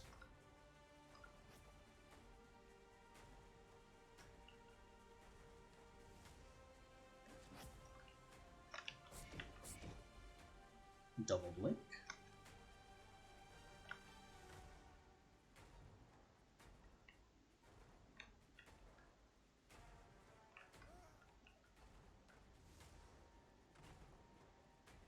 I don't see anything lootable, but it looks like a... Was that a citizen or a spellcaster?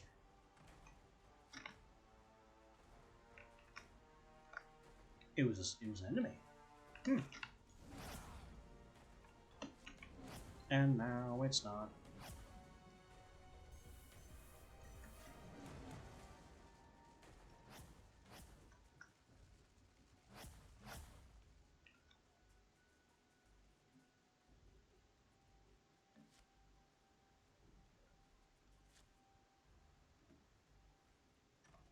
Nope, we lost a building.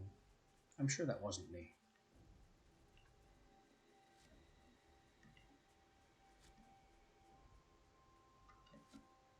Whee!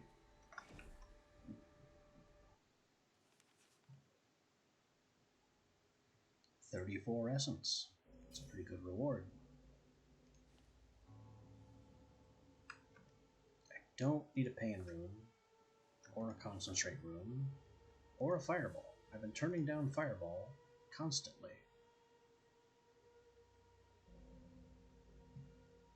Now I kind of wanted to swap out Abandon for Bounce, but oops, I sold Bounce a while ago.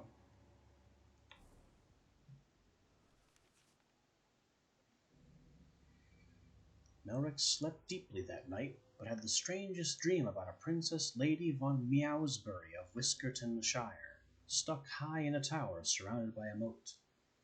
She was to be married to the evil Prince Marmalade Fluffers of Scratchbridge on her 18th birthday.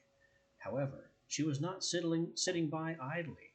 The princess had crafted a clever plan which would allow her to overthrow her captors and liberate all of Whiskerton Shire if some powerful mage would come by and freeze the moat around her tower.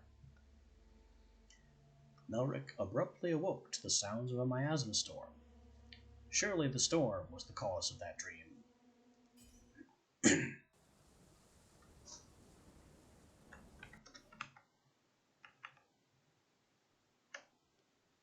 Just checking to make sure I haven't done anything stupid.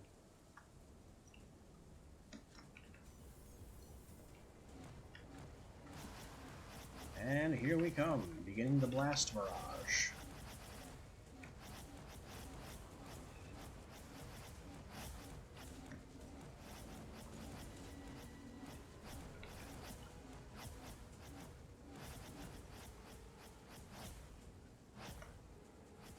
Might be everyone.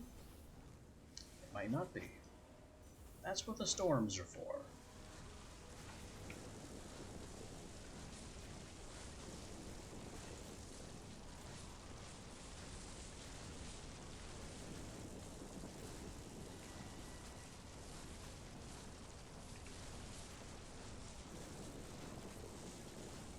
I can't tell if that thing is dead.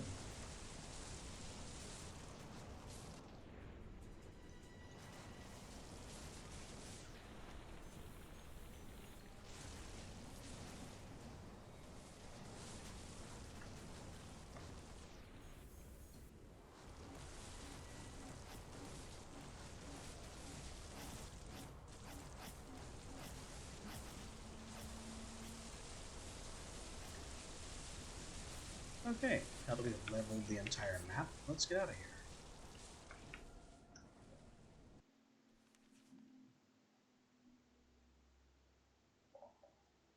For 13 essence and a rune. Familiar, stamina, and manifest.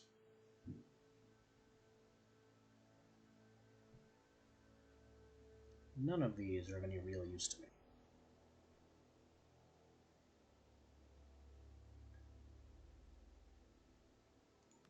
I guess I'll take Familiar to sell, along with selling this Familiar, and a Volcanic Rune, and Sentinel. I've never gotten any use out of Sentinel. The concept of the Sentinel rune is good, but it fires too slowly and too inaccurately to give much use. Here we are at the Tolian River once again, with the elderly woman and her trunk of magic goods. She has no spells, no runes that work with lightning.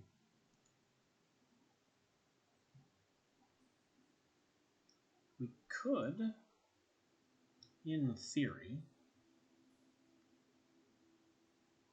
pick up a better stamina rune.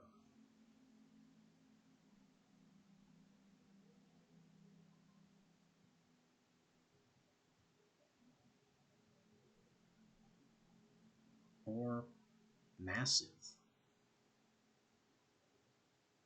to replace high explosive with. I think I'll pick up massive to replace stamina with.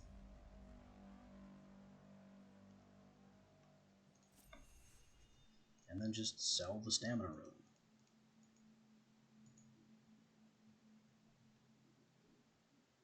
We are completely kitted out in uniques. 100% unique gear. Spells, not so much. The spells are more valuable for their utility than their rarity. Melric had read of the glacial beauty of Sengard, and despite the grim nature of his quest, he was looking forward to seeing it as he passed through. But upon his arrival, he found the pristine ice-blue town smeared with blood from a recent massacre, and infested with corrupted. I can either ignore it, or go after the corrupted in the mist. And I'm pretty sure I have the spell loadout to take on the corrupted. Uh-oh. I have to save Sengard from the corrupted, which means not killing everyone.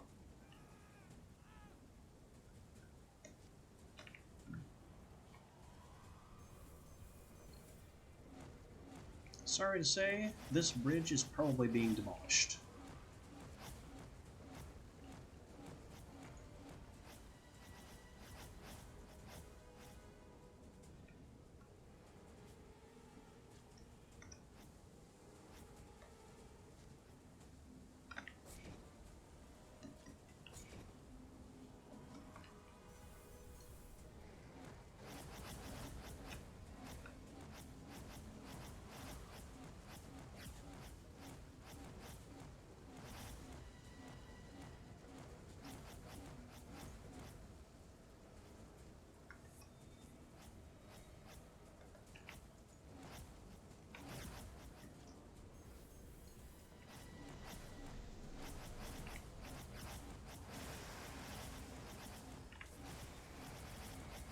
There are some townsfolk left, it's fine.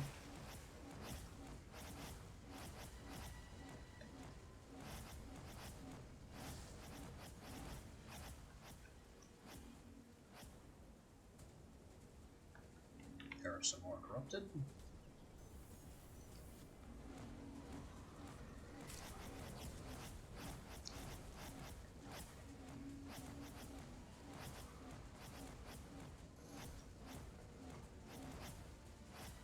And it looks like I've succeeded.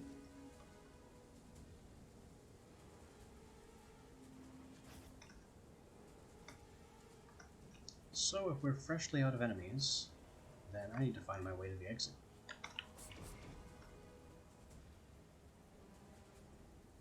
And this looks like the way out.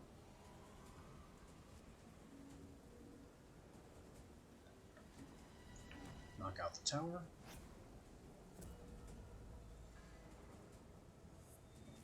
And flee!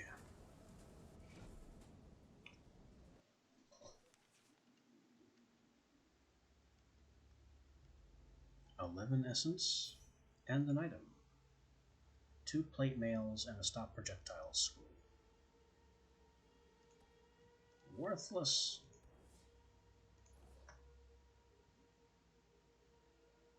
Oh, I found bounce. And chaos. Less interested in chaos, but bounce can go into arcing ball.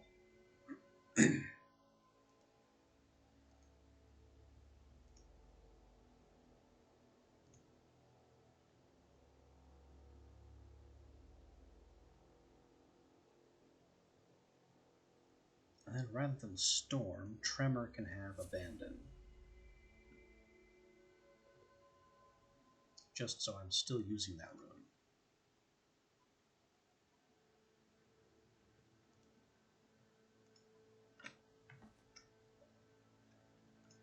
The next shop. The trapdoor at the Barazan trade roads again. Selling plasma ball, multi-shot, and cyclone.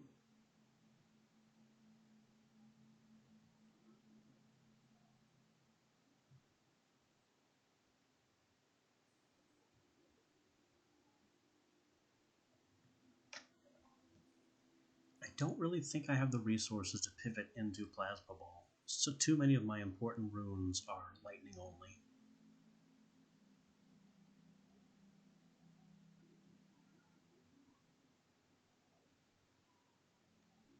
But any spell that states that it's slow moving, when combined with Seek, is just amazing.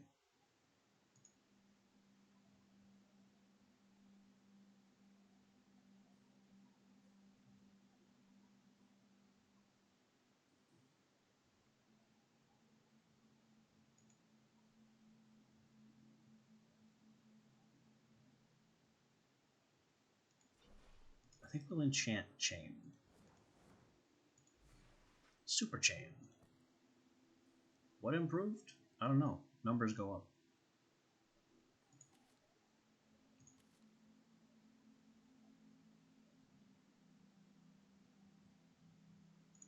I can also enchant Arcing Ball itself, which I probably should have done a long time ago. Very inexpensive to do.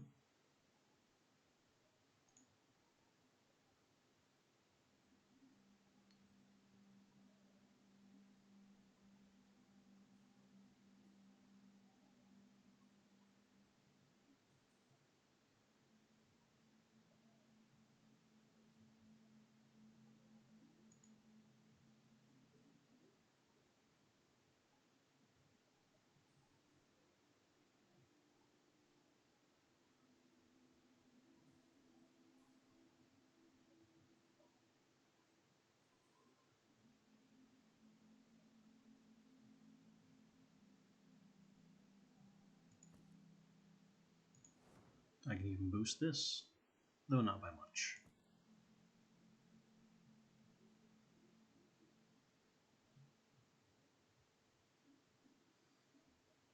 And I think I'll hold on to multi-shot. Just for the giggles. Alright, heavy outcast outposition. The ramshackle fort of Limerai.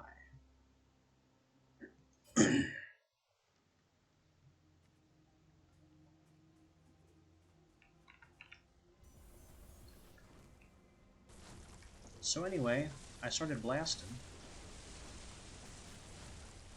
I can't see a thing because these tremors are so huge.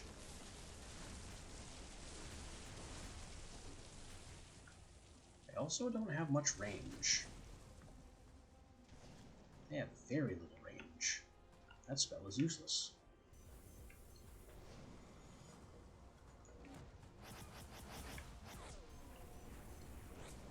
This one, however, is now a storm of doom.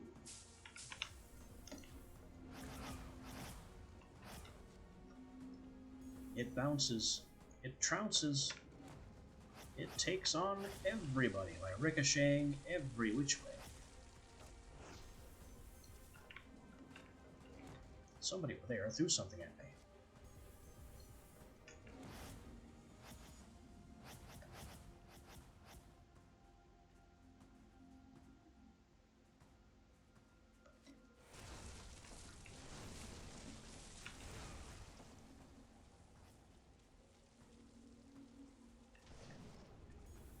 Oh, you like cyclones, do you? I don't think you like cyclones quite as much as I do.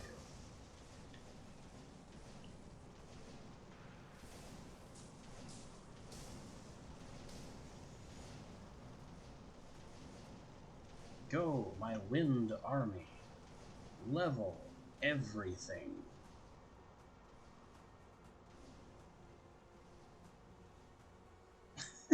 I just turn my gaze on one of these outposts or watchtowers, and a cyclone just rushes it and takes it out. We'll need another cyclone storm to proceed further in this direction.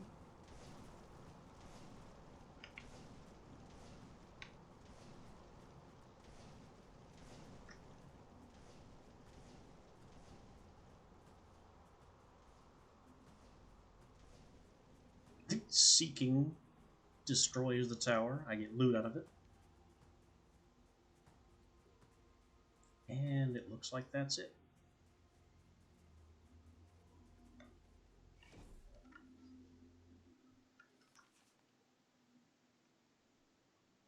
$12 essence. And the only thing of any value here is the telekinesis scroll.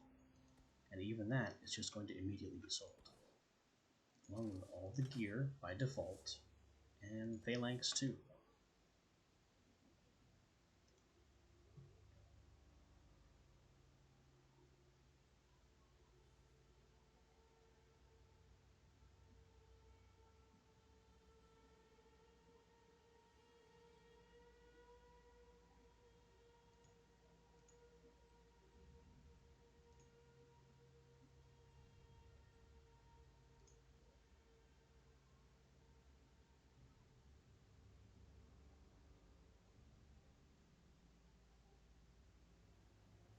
Let's replace Bounce with Multi-Shot.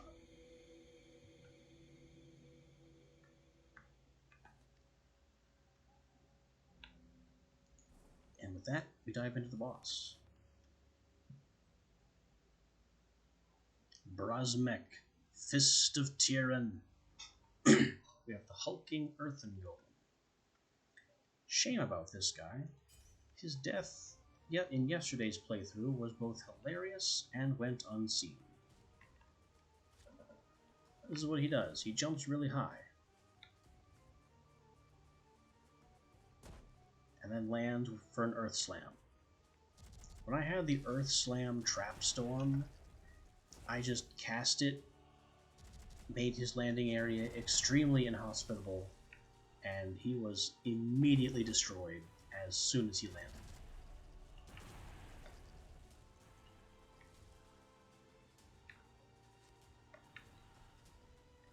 What we're going to do this time is feed him a bunch of lightning. And he's dead.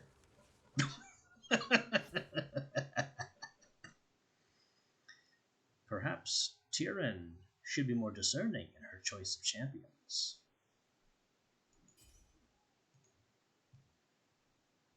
Lightning Strike is on offer. Has his Pauldrons of the Listless. And a Scroll of Blitz.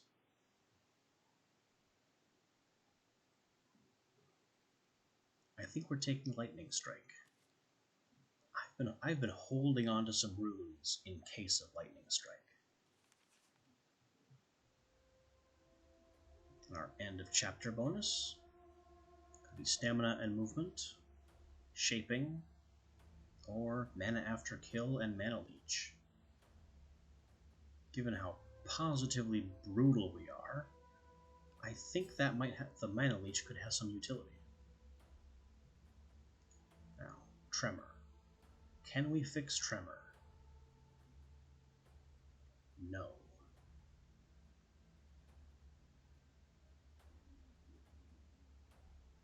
Tremor is funny, but it doesn't have any reach, so I think it's got to go. We'll put in Lightning Strike. We'll also pull out Lightning Stream, which is no longer of very much use to us. Lightning Strike can, yes, have high explosive, pierce, and chain? Not chain. It can't have seek. Storm would be no good. Storm would be random.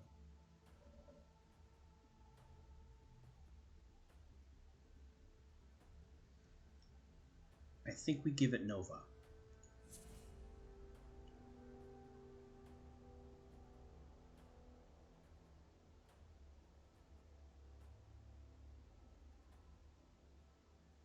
There's a reason for every one of these decisions. But they will have to be seen to be believed.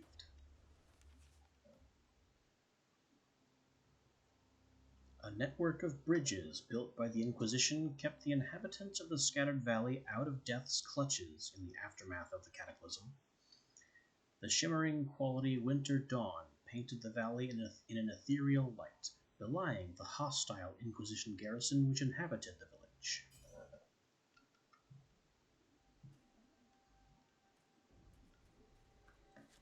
So, this lightning spell we just cooked up does this.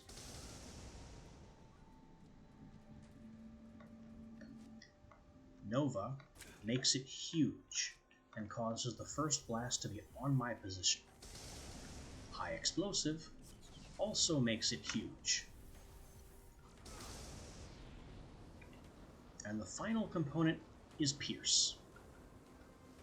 When Pierce is applied to a placed area spell, such as Lightning Strike, it creates additional blasts in a line extending forward.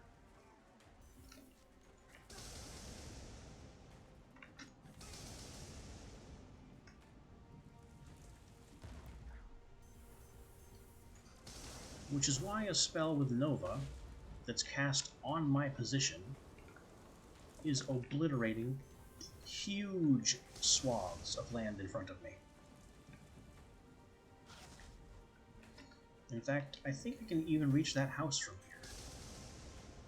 Yep, there goes the house.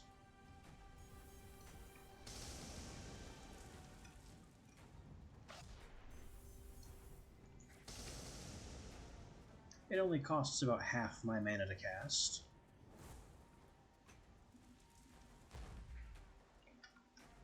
I can't... Well, I'm gonna have to blow the bridge.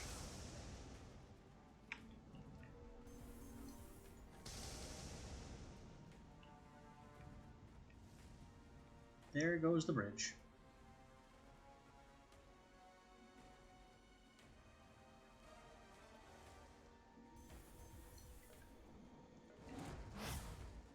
Our multi-shot says that there's still... Oh, it went after the tower. Is there anyone left over there? No.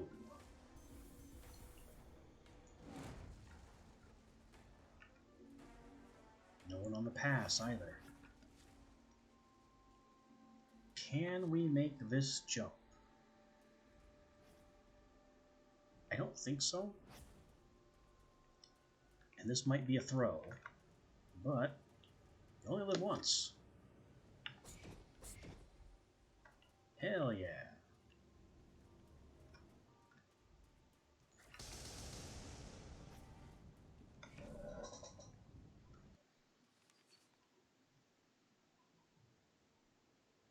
$15 essence and an item.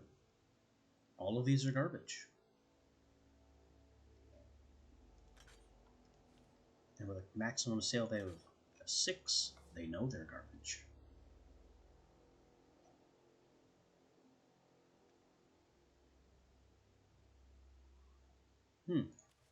Let's put Tremor back.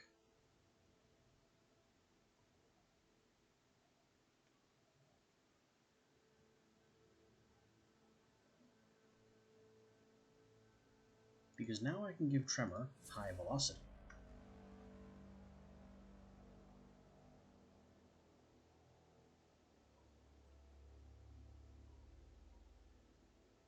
And rather than abandon, let's give Massive back.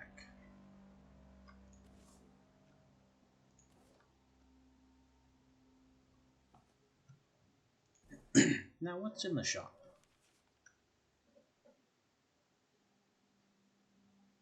The Bannon Foothills, a tiny shop with a creaky old shopkeep. A Scroll of Aegis. Psychotic Force. And a bunch of runes that I don't have very much use for.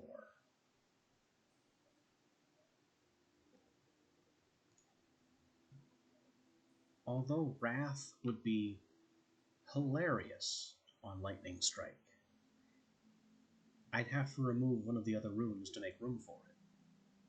And I don't want to.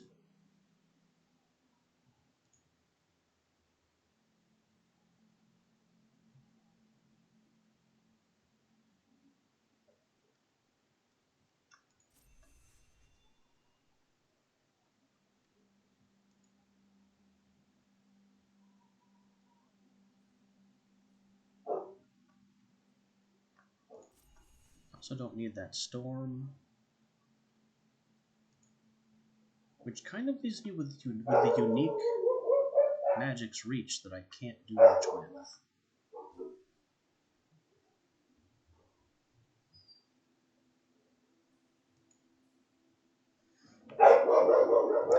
And I'm going to have to deal with that. So, I'll be back shortly.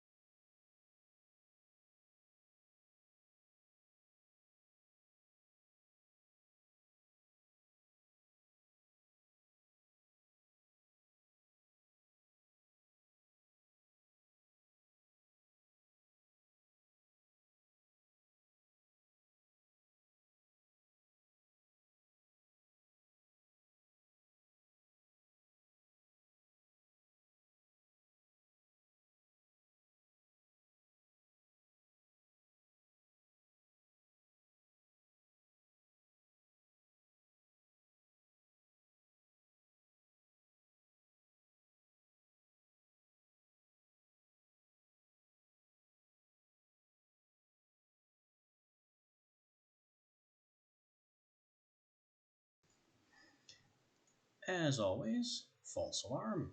The dog was once again yelling at nothing. So, where were we?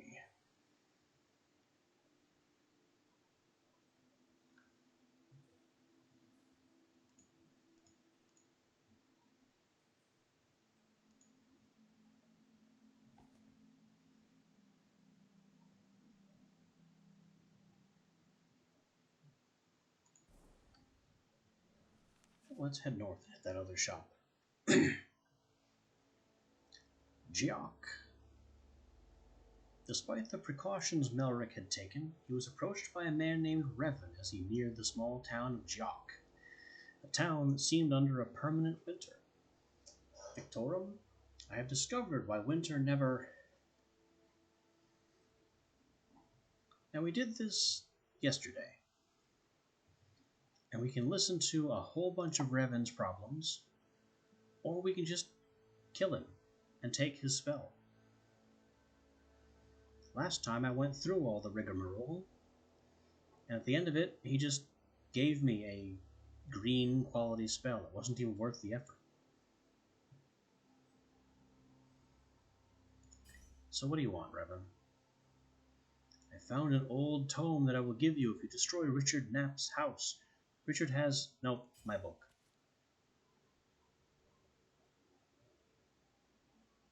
And it's a tremor tome, which I already have.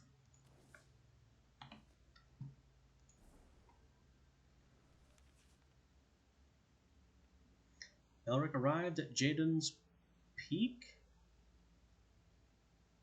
I've already done Jaden's Peak in this run, back in Chapter 1.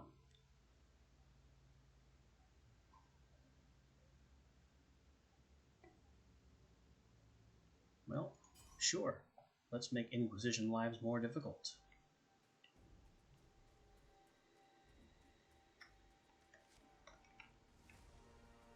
Kill enemies, destroy structures.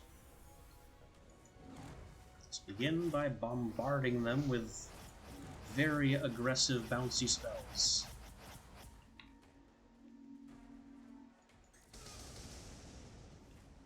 And anyone who gets too close has to face Lightning Strike.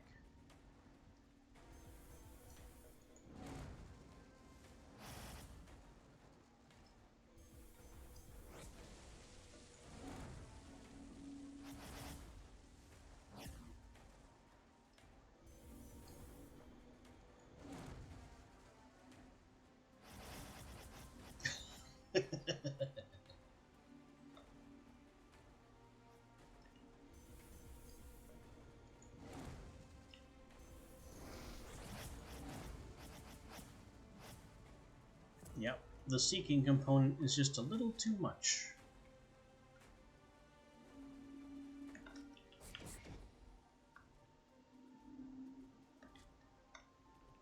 Anything back here in the funny? No, just weird terrain. That's all. Away we go. Jaden's Peak has been flattened.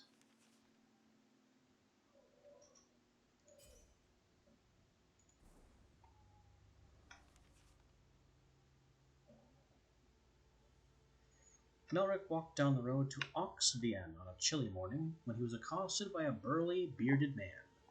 Good morning to you, my lord. I'm Tobias. Over my lifetime, I've collected scores of interesting and valuable items.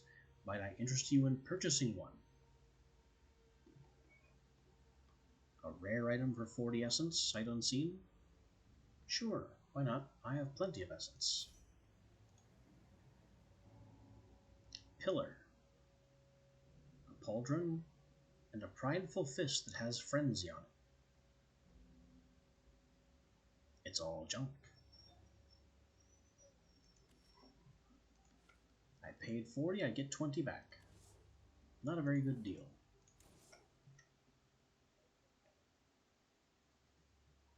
It's offering me another better bounce rune. I don't need persist.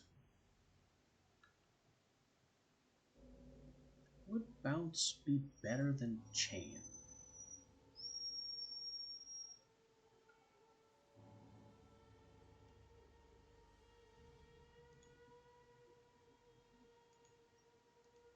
don't think, well, 6 versus 3. Well, the problem with chain is that each chain reaction reduces the spell's damage. So maybe bounce is the better play here.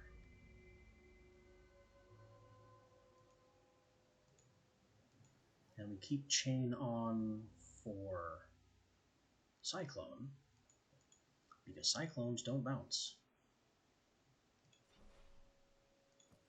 Maybe I can get some extra bounces if I enchant it. Indeed, 5 bounces.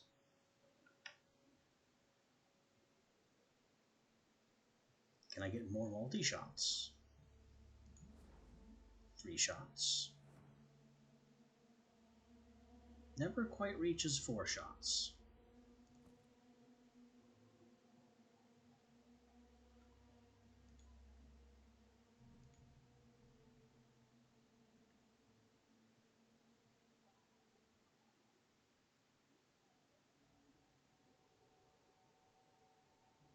I think now we can safely get rid of Abandon.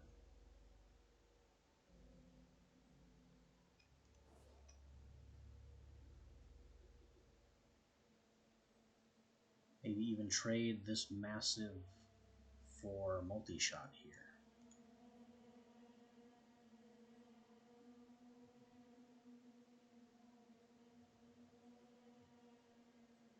Actually, no, in this particular case, we'll trade the high explosive for multi-shot.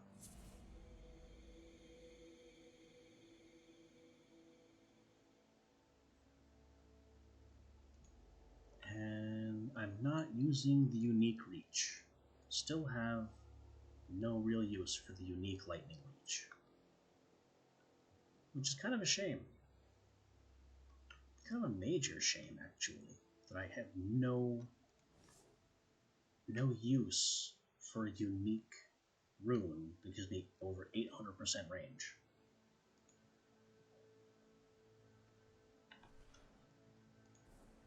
Anyway, on to the shop. We're in Vigfear with the Sharp-Eyed Witch once again. Selling Arcing Ball and functionally nothing else. She has a chain rune, but it's not as good as mine. And a unique sentinel rune.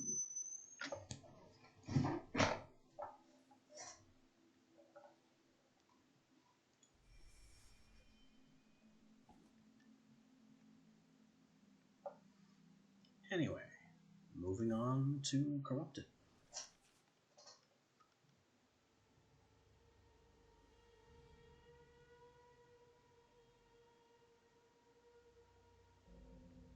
The moment Belric arrived in Jethwaite, an unnatural thunder and fog started to overtake the land. The Corrupted seemed to follow in his wake, as he turned to confront them, the unfortunate villagers milling about, including a man named Giles, who had simply wanted to spend the day resting.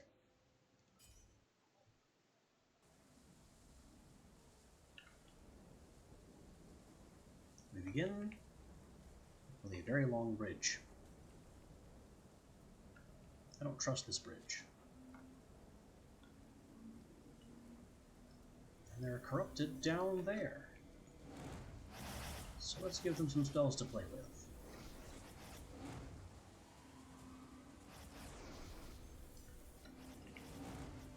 Launch the homing shots.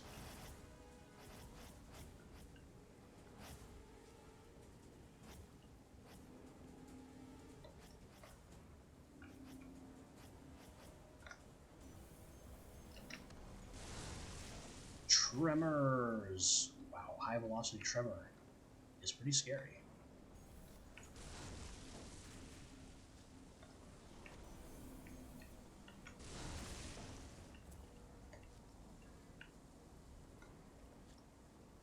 I just heard the Nexus come online.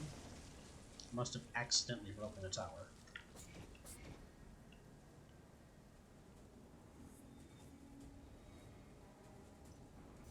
And I hear problems I can't see.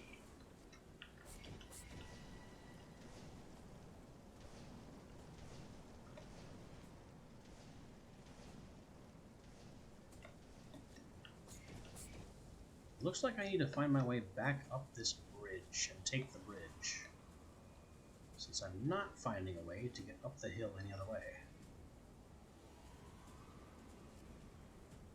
Hopefully the bridge survives the cyclone onslaught. Whoa, we're losing bridge.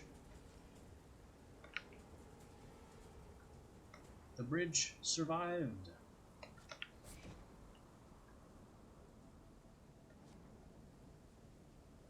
It looks like nothing else did. Good, that's kind of what we're about.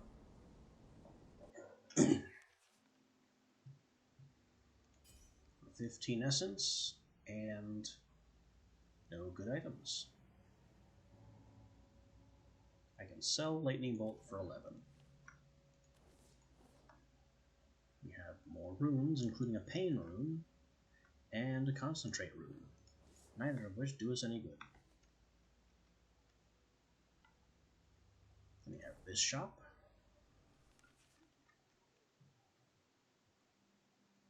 And it's Vigfear again. Night Basilisk's Boon. No thanks. A unique spread. 4 additional casts, evenly spread.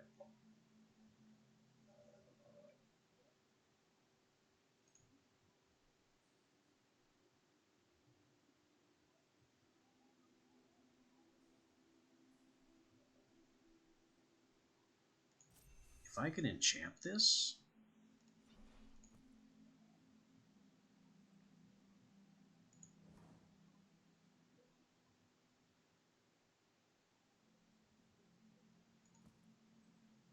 I'll put this here.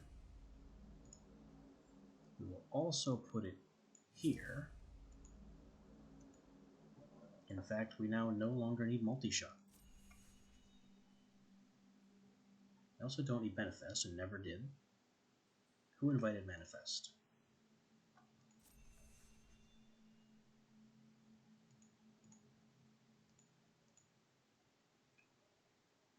I'm actually going to sell the Unique Magic's Reach as well. Powerful as it is, I simply have no use for it.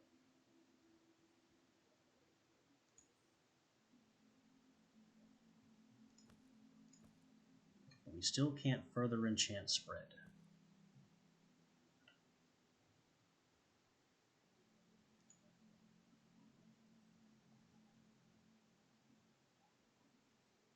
Maybe I can further enchant Pierce.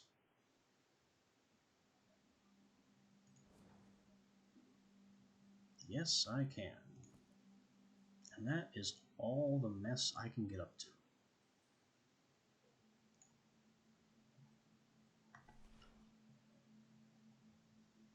Here we are. The final confrontation and the Grand Inquisitor. Time to end the run. If the game's going to crash again, now's the time. Here, finally, was the Citadel itself, the jewel of Talon's Reach. An immense monument to power he was determined to break. It crouched, still and dangerous like the long-forgotten sea, a tranquil power that promised death to the unwary. From Melric's vantage, he could hear bells ringing and feel Legion troops returning to protect their savior and champion. Inside was the end of his journey, the target of his wrath, the moment of his reckoning, and they would not stop him. Perhaps nothing could anymore. He stood and made his hands into fists, then opened them again. It was time.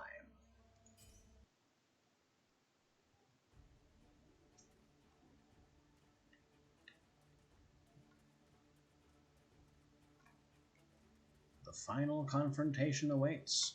They seek to keep me out. With these barricades? Nonsense.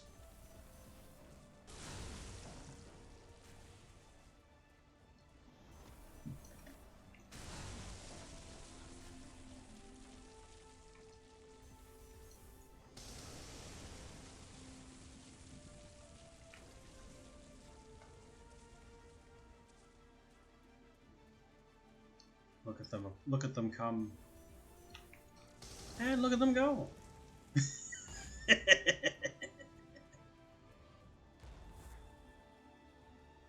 That was a sizable army of fellows. And now it's a sizable scattering of 10 pennies.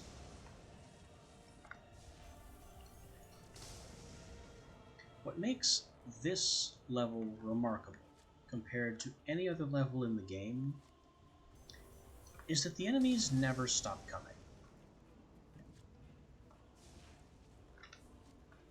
This is the only map in the game where enemies continuously spawn.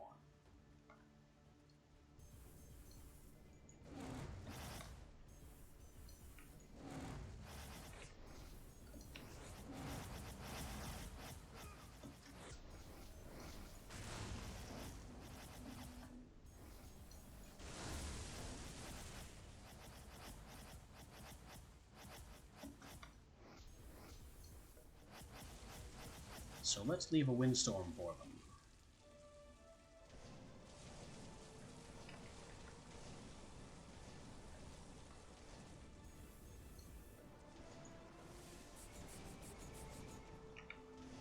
See, that sound was new soldiers spawning in, and they were immediately swept by the cyclones.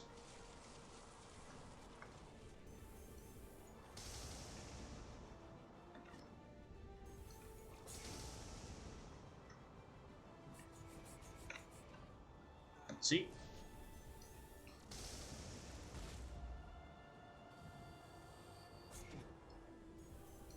They can respawn as much as they like.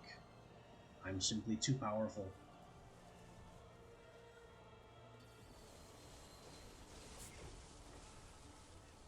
And now we come to the final reckoning. The Grand Inquisitor himself, who is shielded and invincible. The way to deal with that is to take out his towers.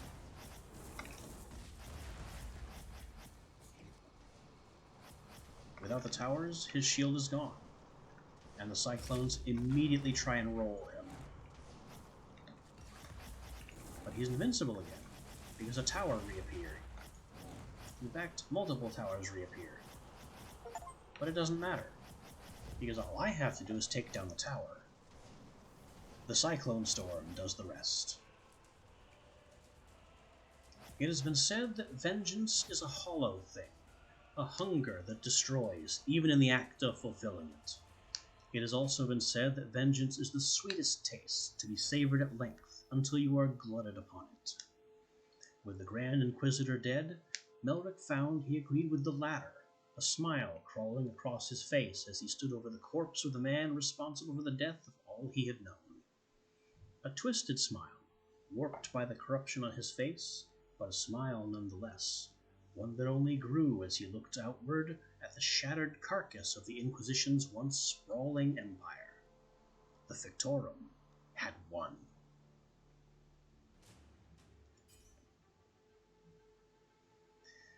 Melric had destroyed the Grand Inquisitor and the Inquisition, which is the end of that story.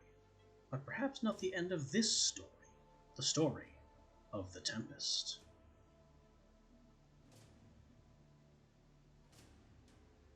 And now, we have three options.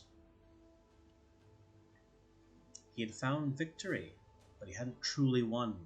The conflict raged on deep within his mind, and his dreams were haunted by war and death. But part of Melric liked it that way, for that is what the Fictorum was. That is what the Fictorum did. Fight. This is the New Game Plus option, where I continue to the next chapter with the current character. What it means by next chapter, I'm not really clear on, but it does simply continue on to a chapter 9 and things just go and go and go. Notes from Xanthiacles. You really must be more careful in which writings you trust. The events here transcribed conflict in several major ways with the more trustworthy accounts of the Fictorum's actions. This will require major revisions. And this returns to Chapter 1 with the current character. Both of these are New Game Plus options, and they're different. This one continues the story on with newly generated terrains, And this one, I believe, goes back to chapter 1 that we've already completed with the same map. I don't know for sure. This is actually new to me. I don't remember option 2 being a thing when I've beaten the game in the past. And finally, afterward, the Fictorum vanished from known history, only appearing in legends here and there, sometimes doing the impossible, other times merely the improbable. Some say he descended deep into the earth, others that he crossed beyond the sky, but there are no living souls who know the truth. And this is just endgame. And honestly, this has been a fantastic playthrough that has taken basically all of my stream time for the day. I can't think of a better place to call it.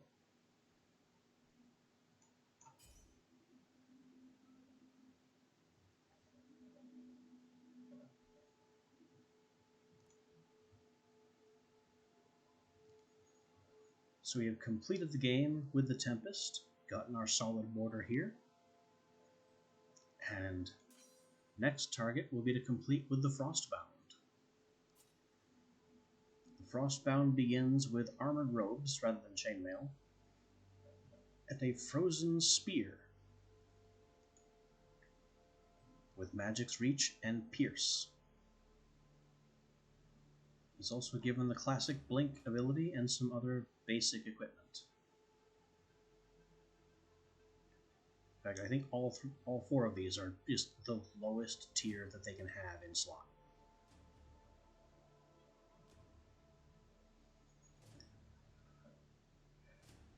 But the Frostbound is our next target. So we can unlock whatever this is.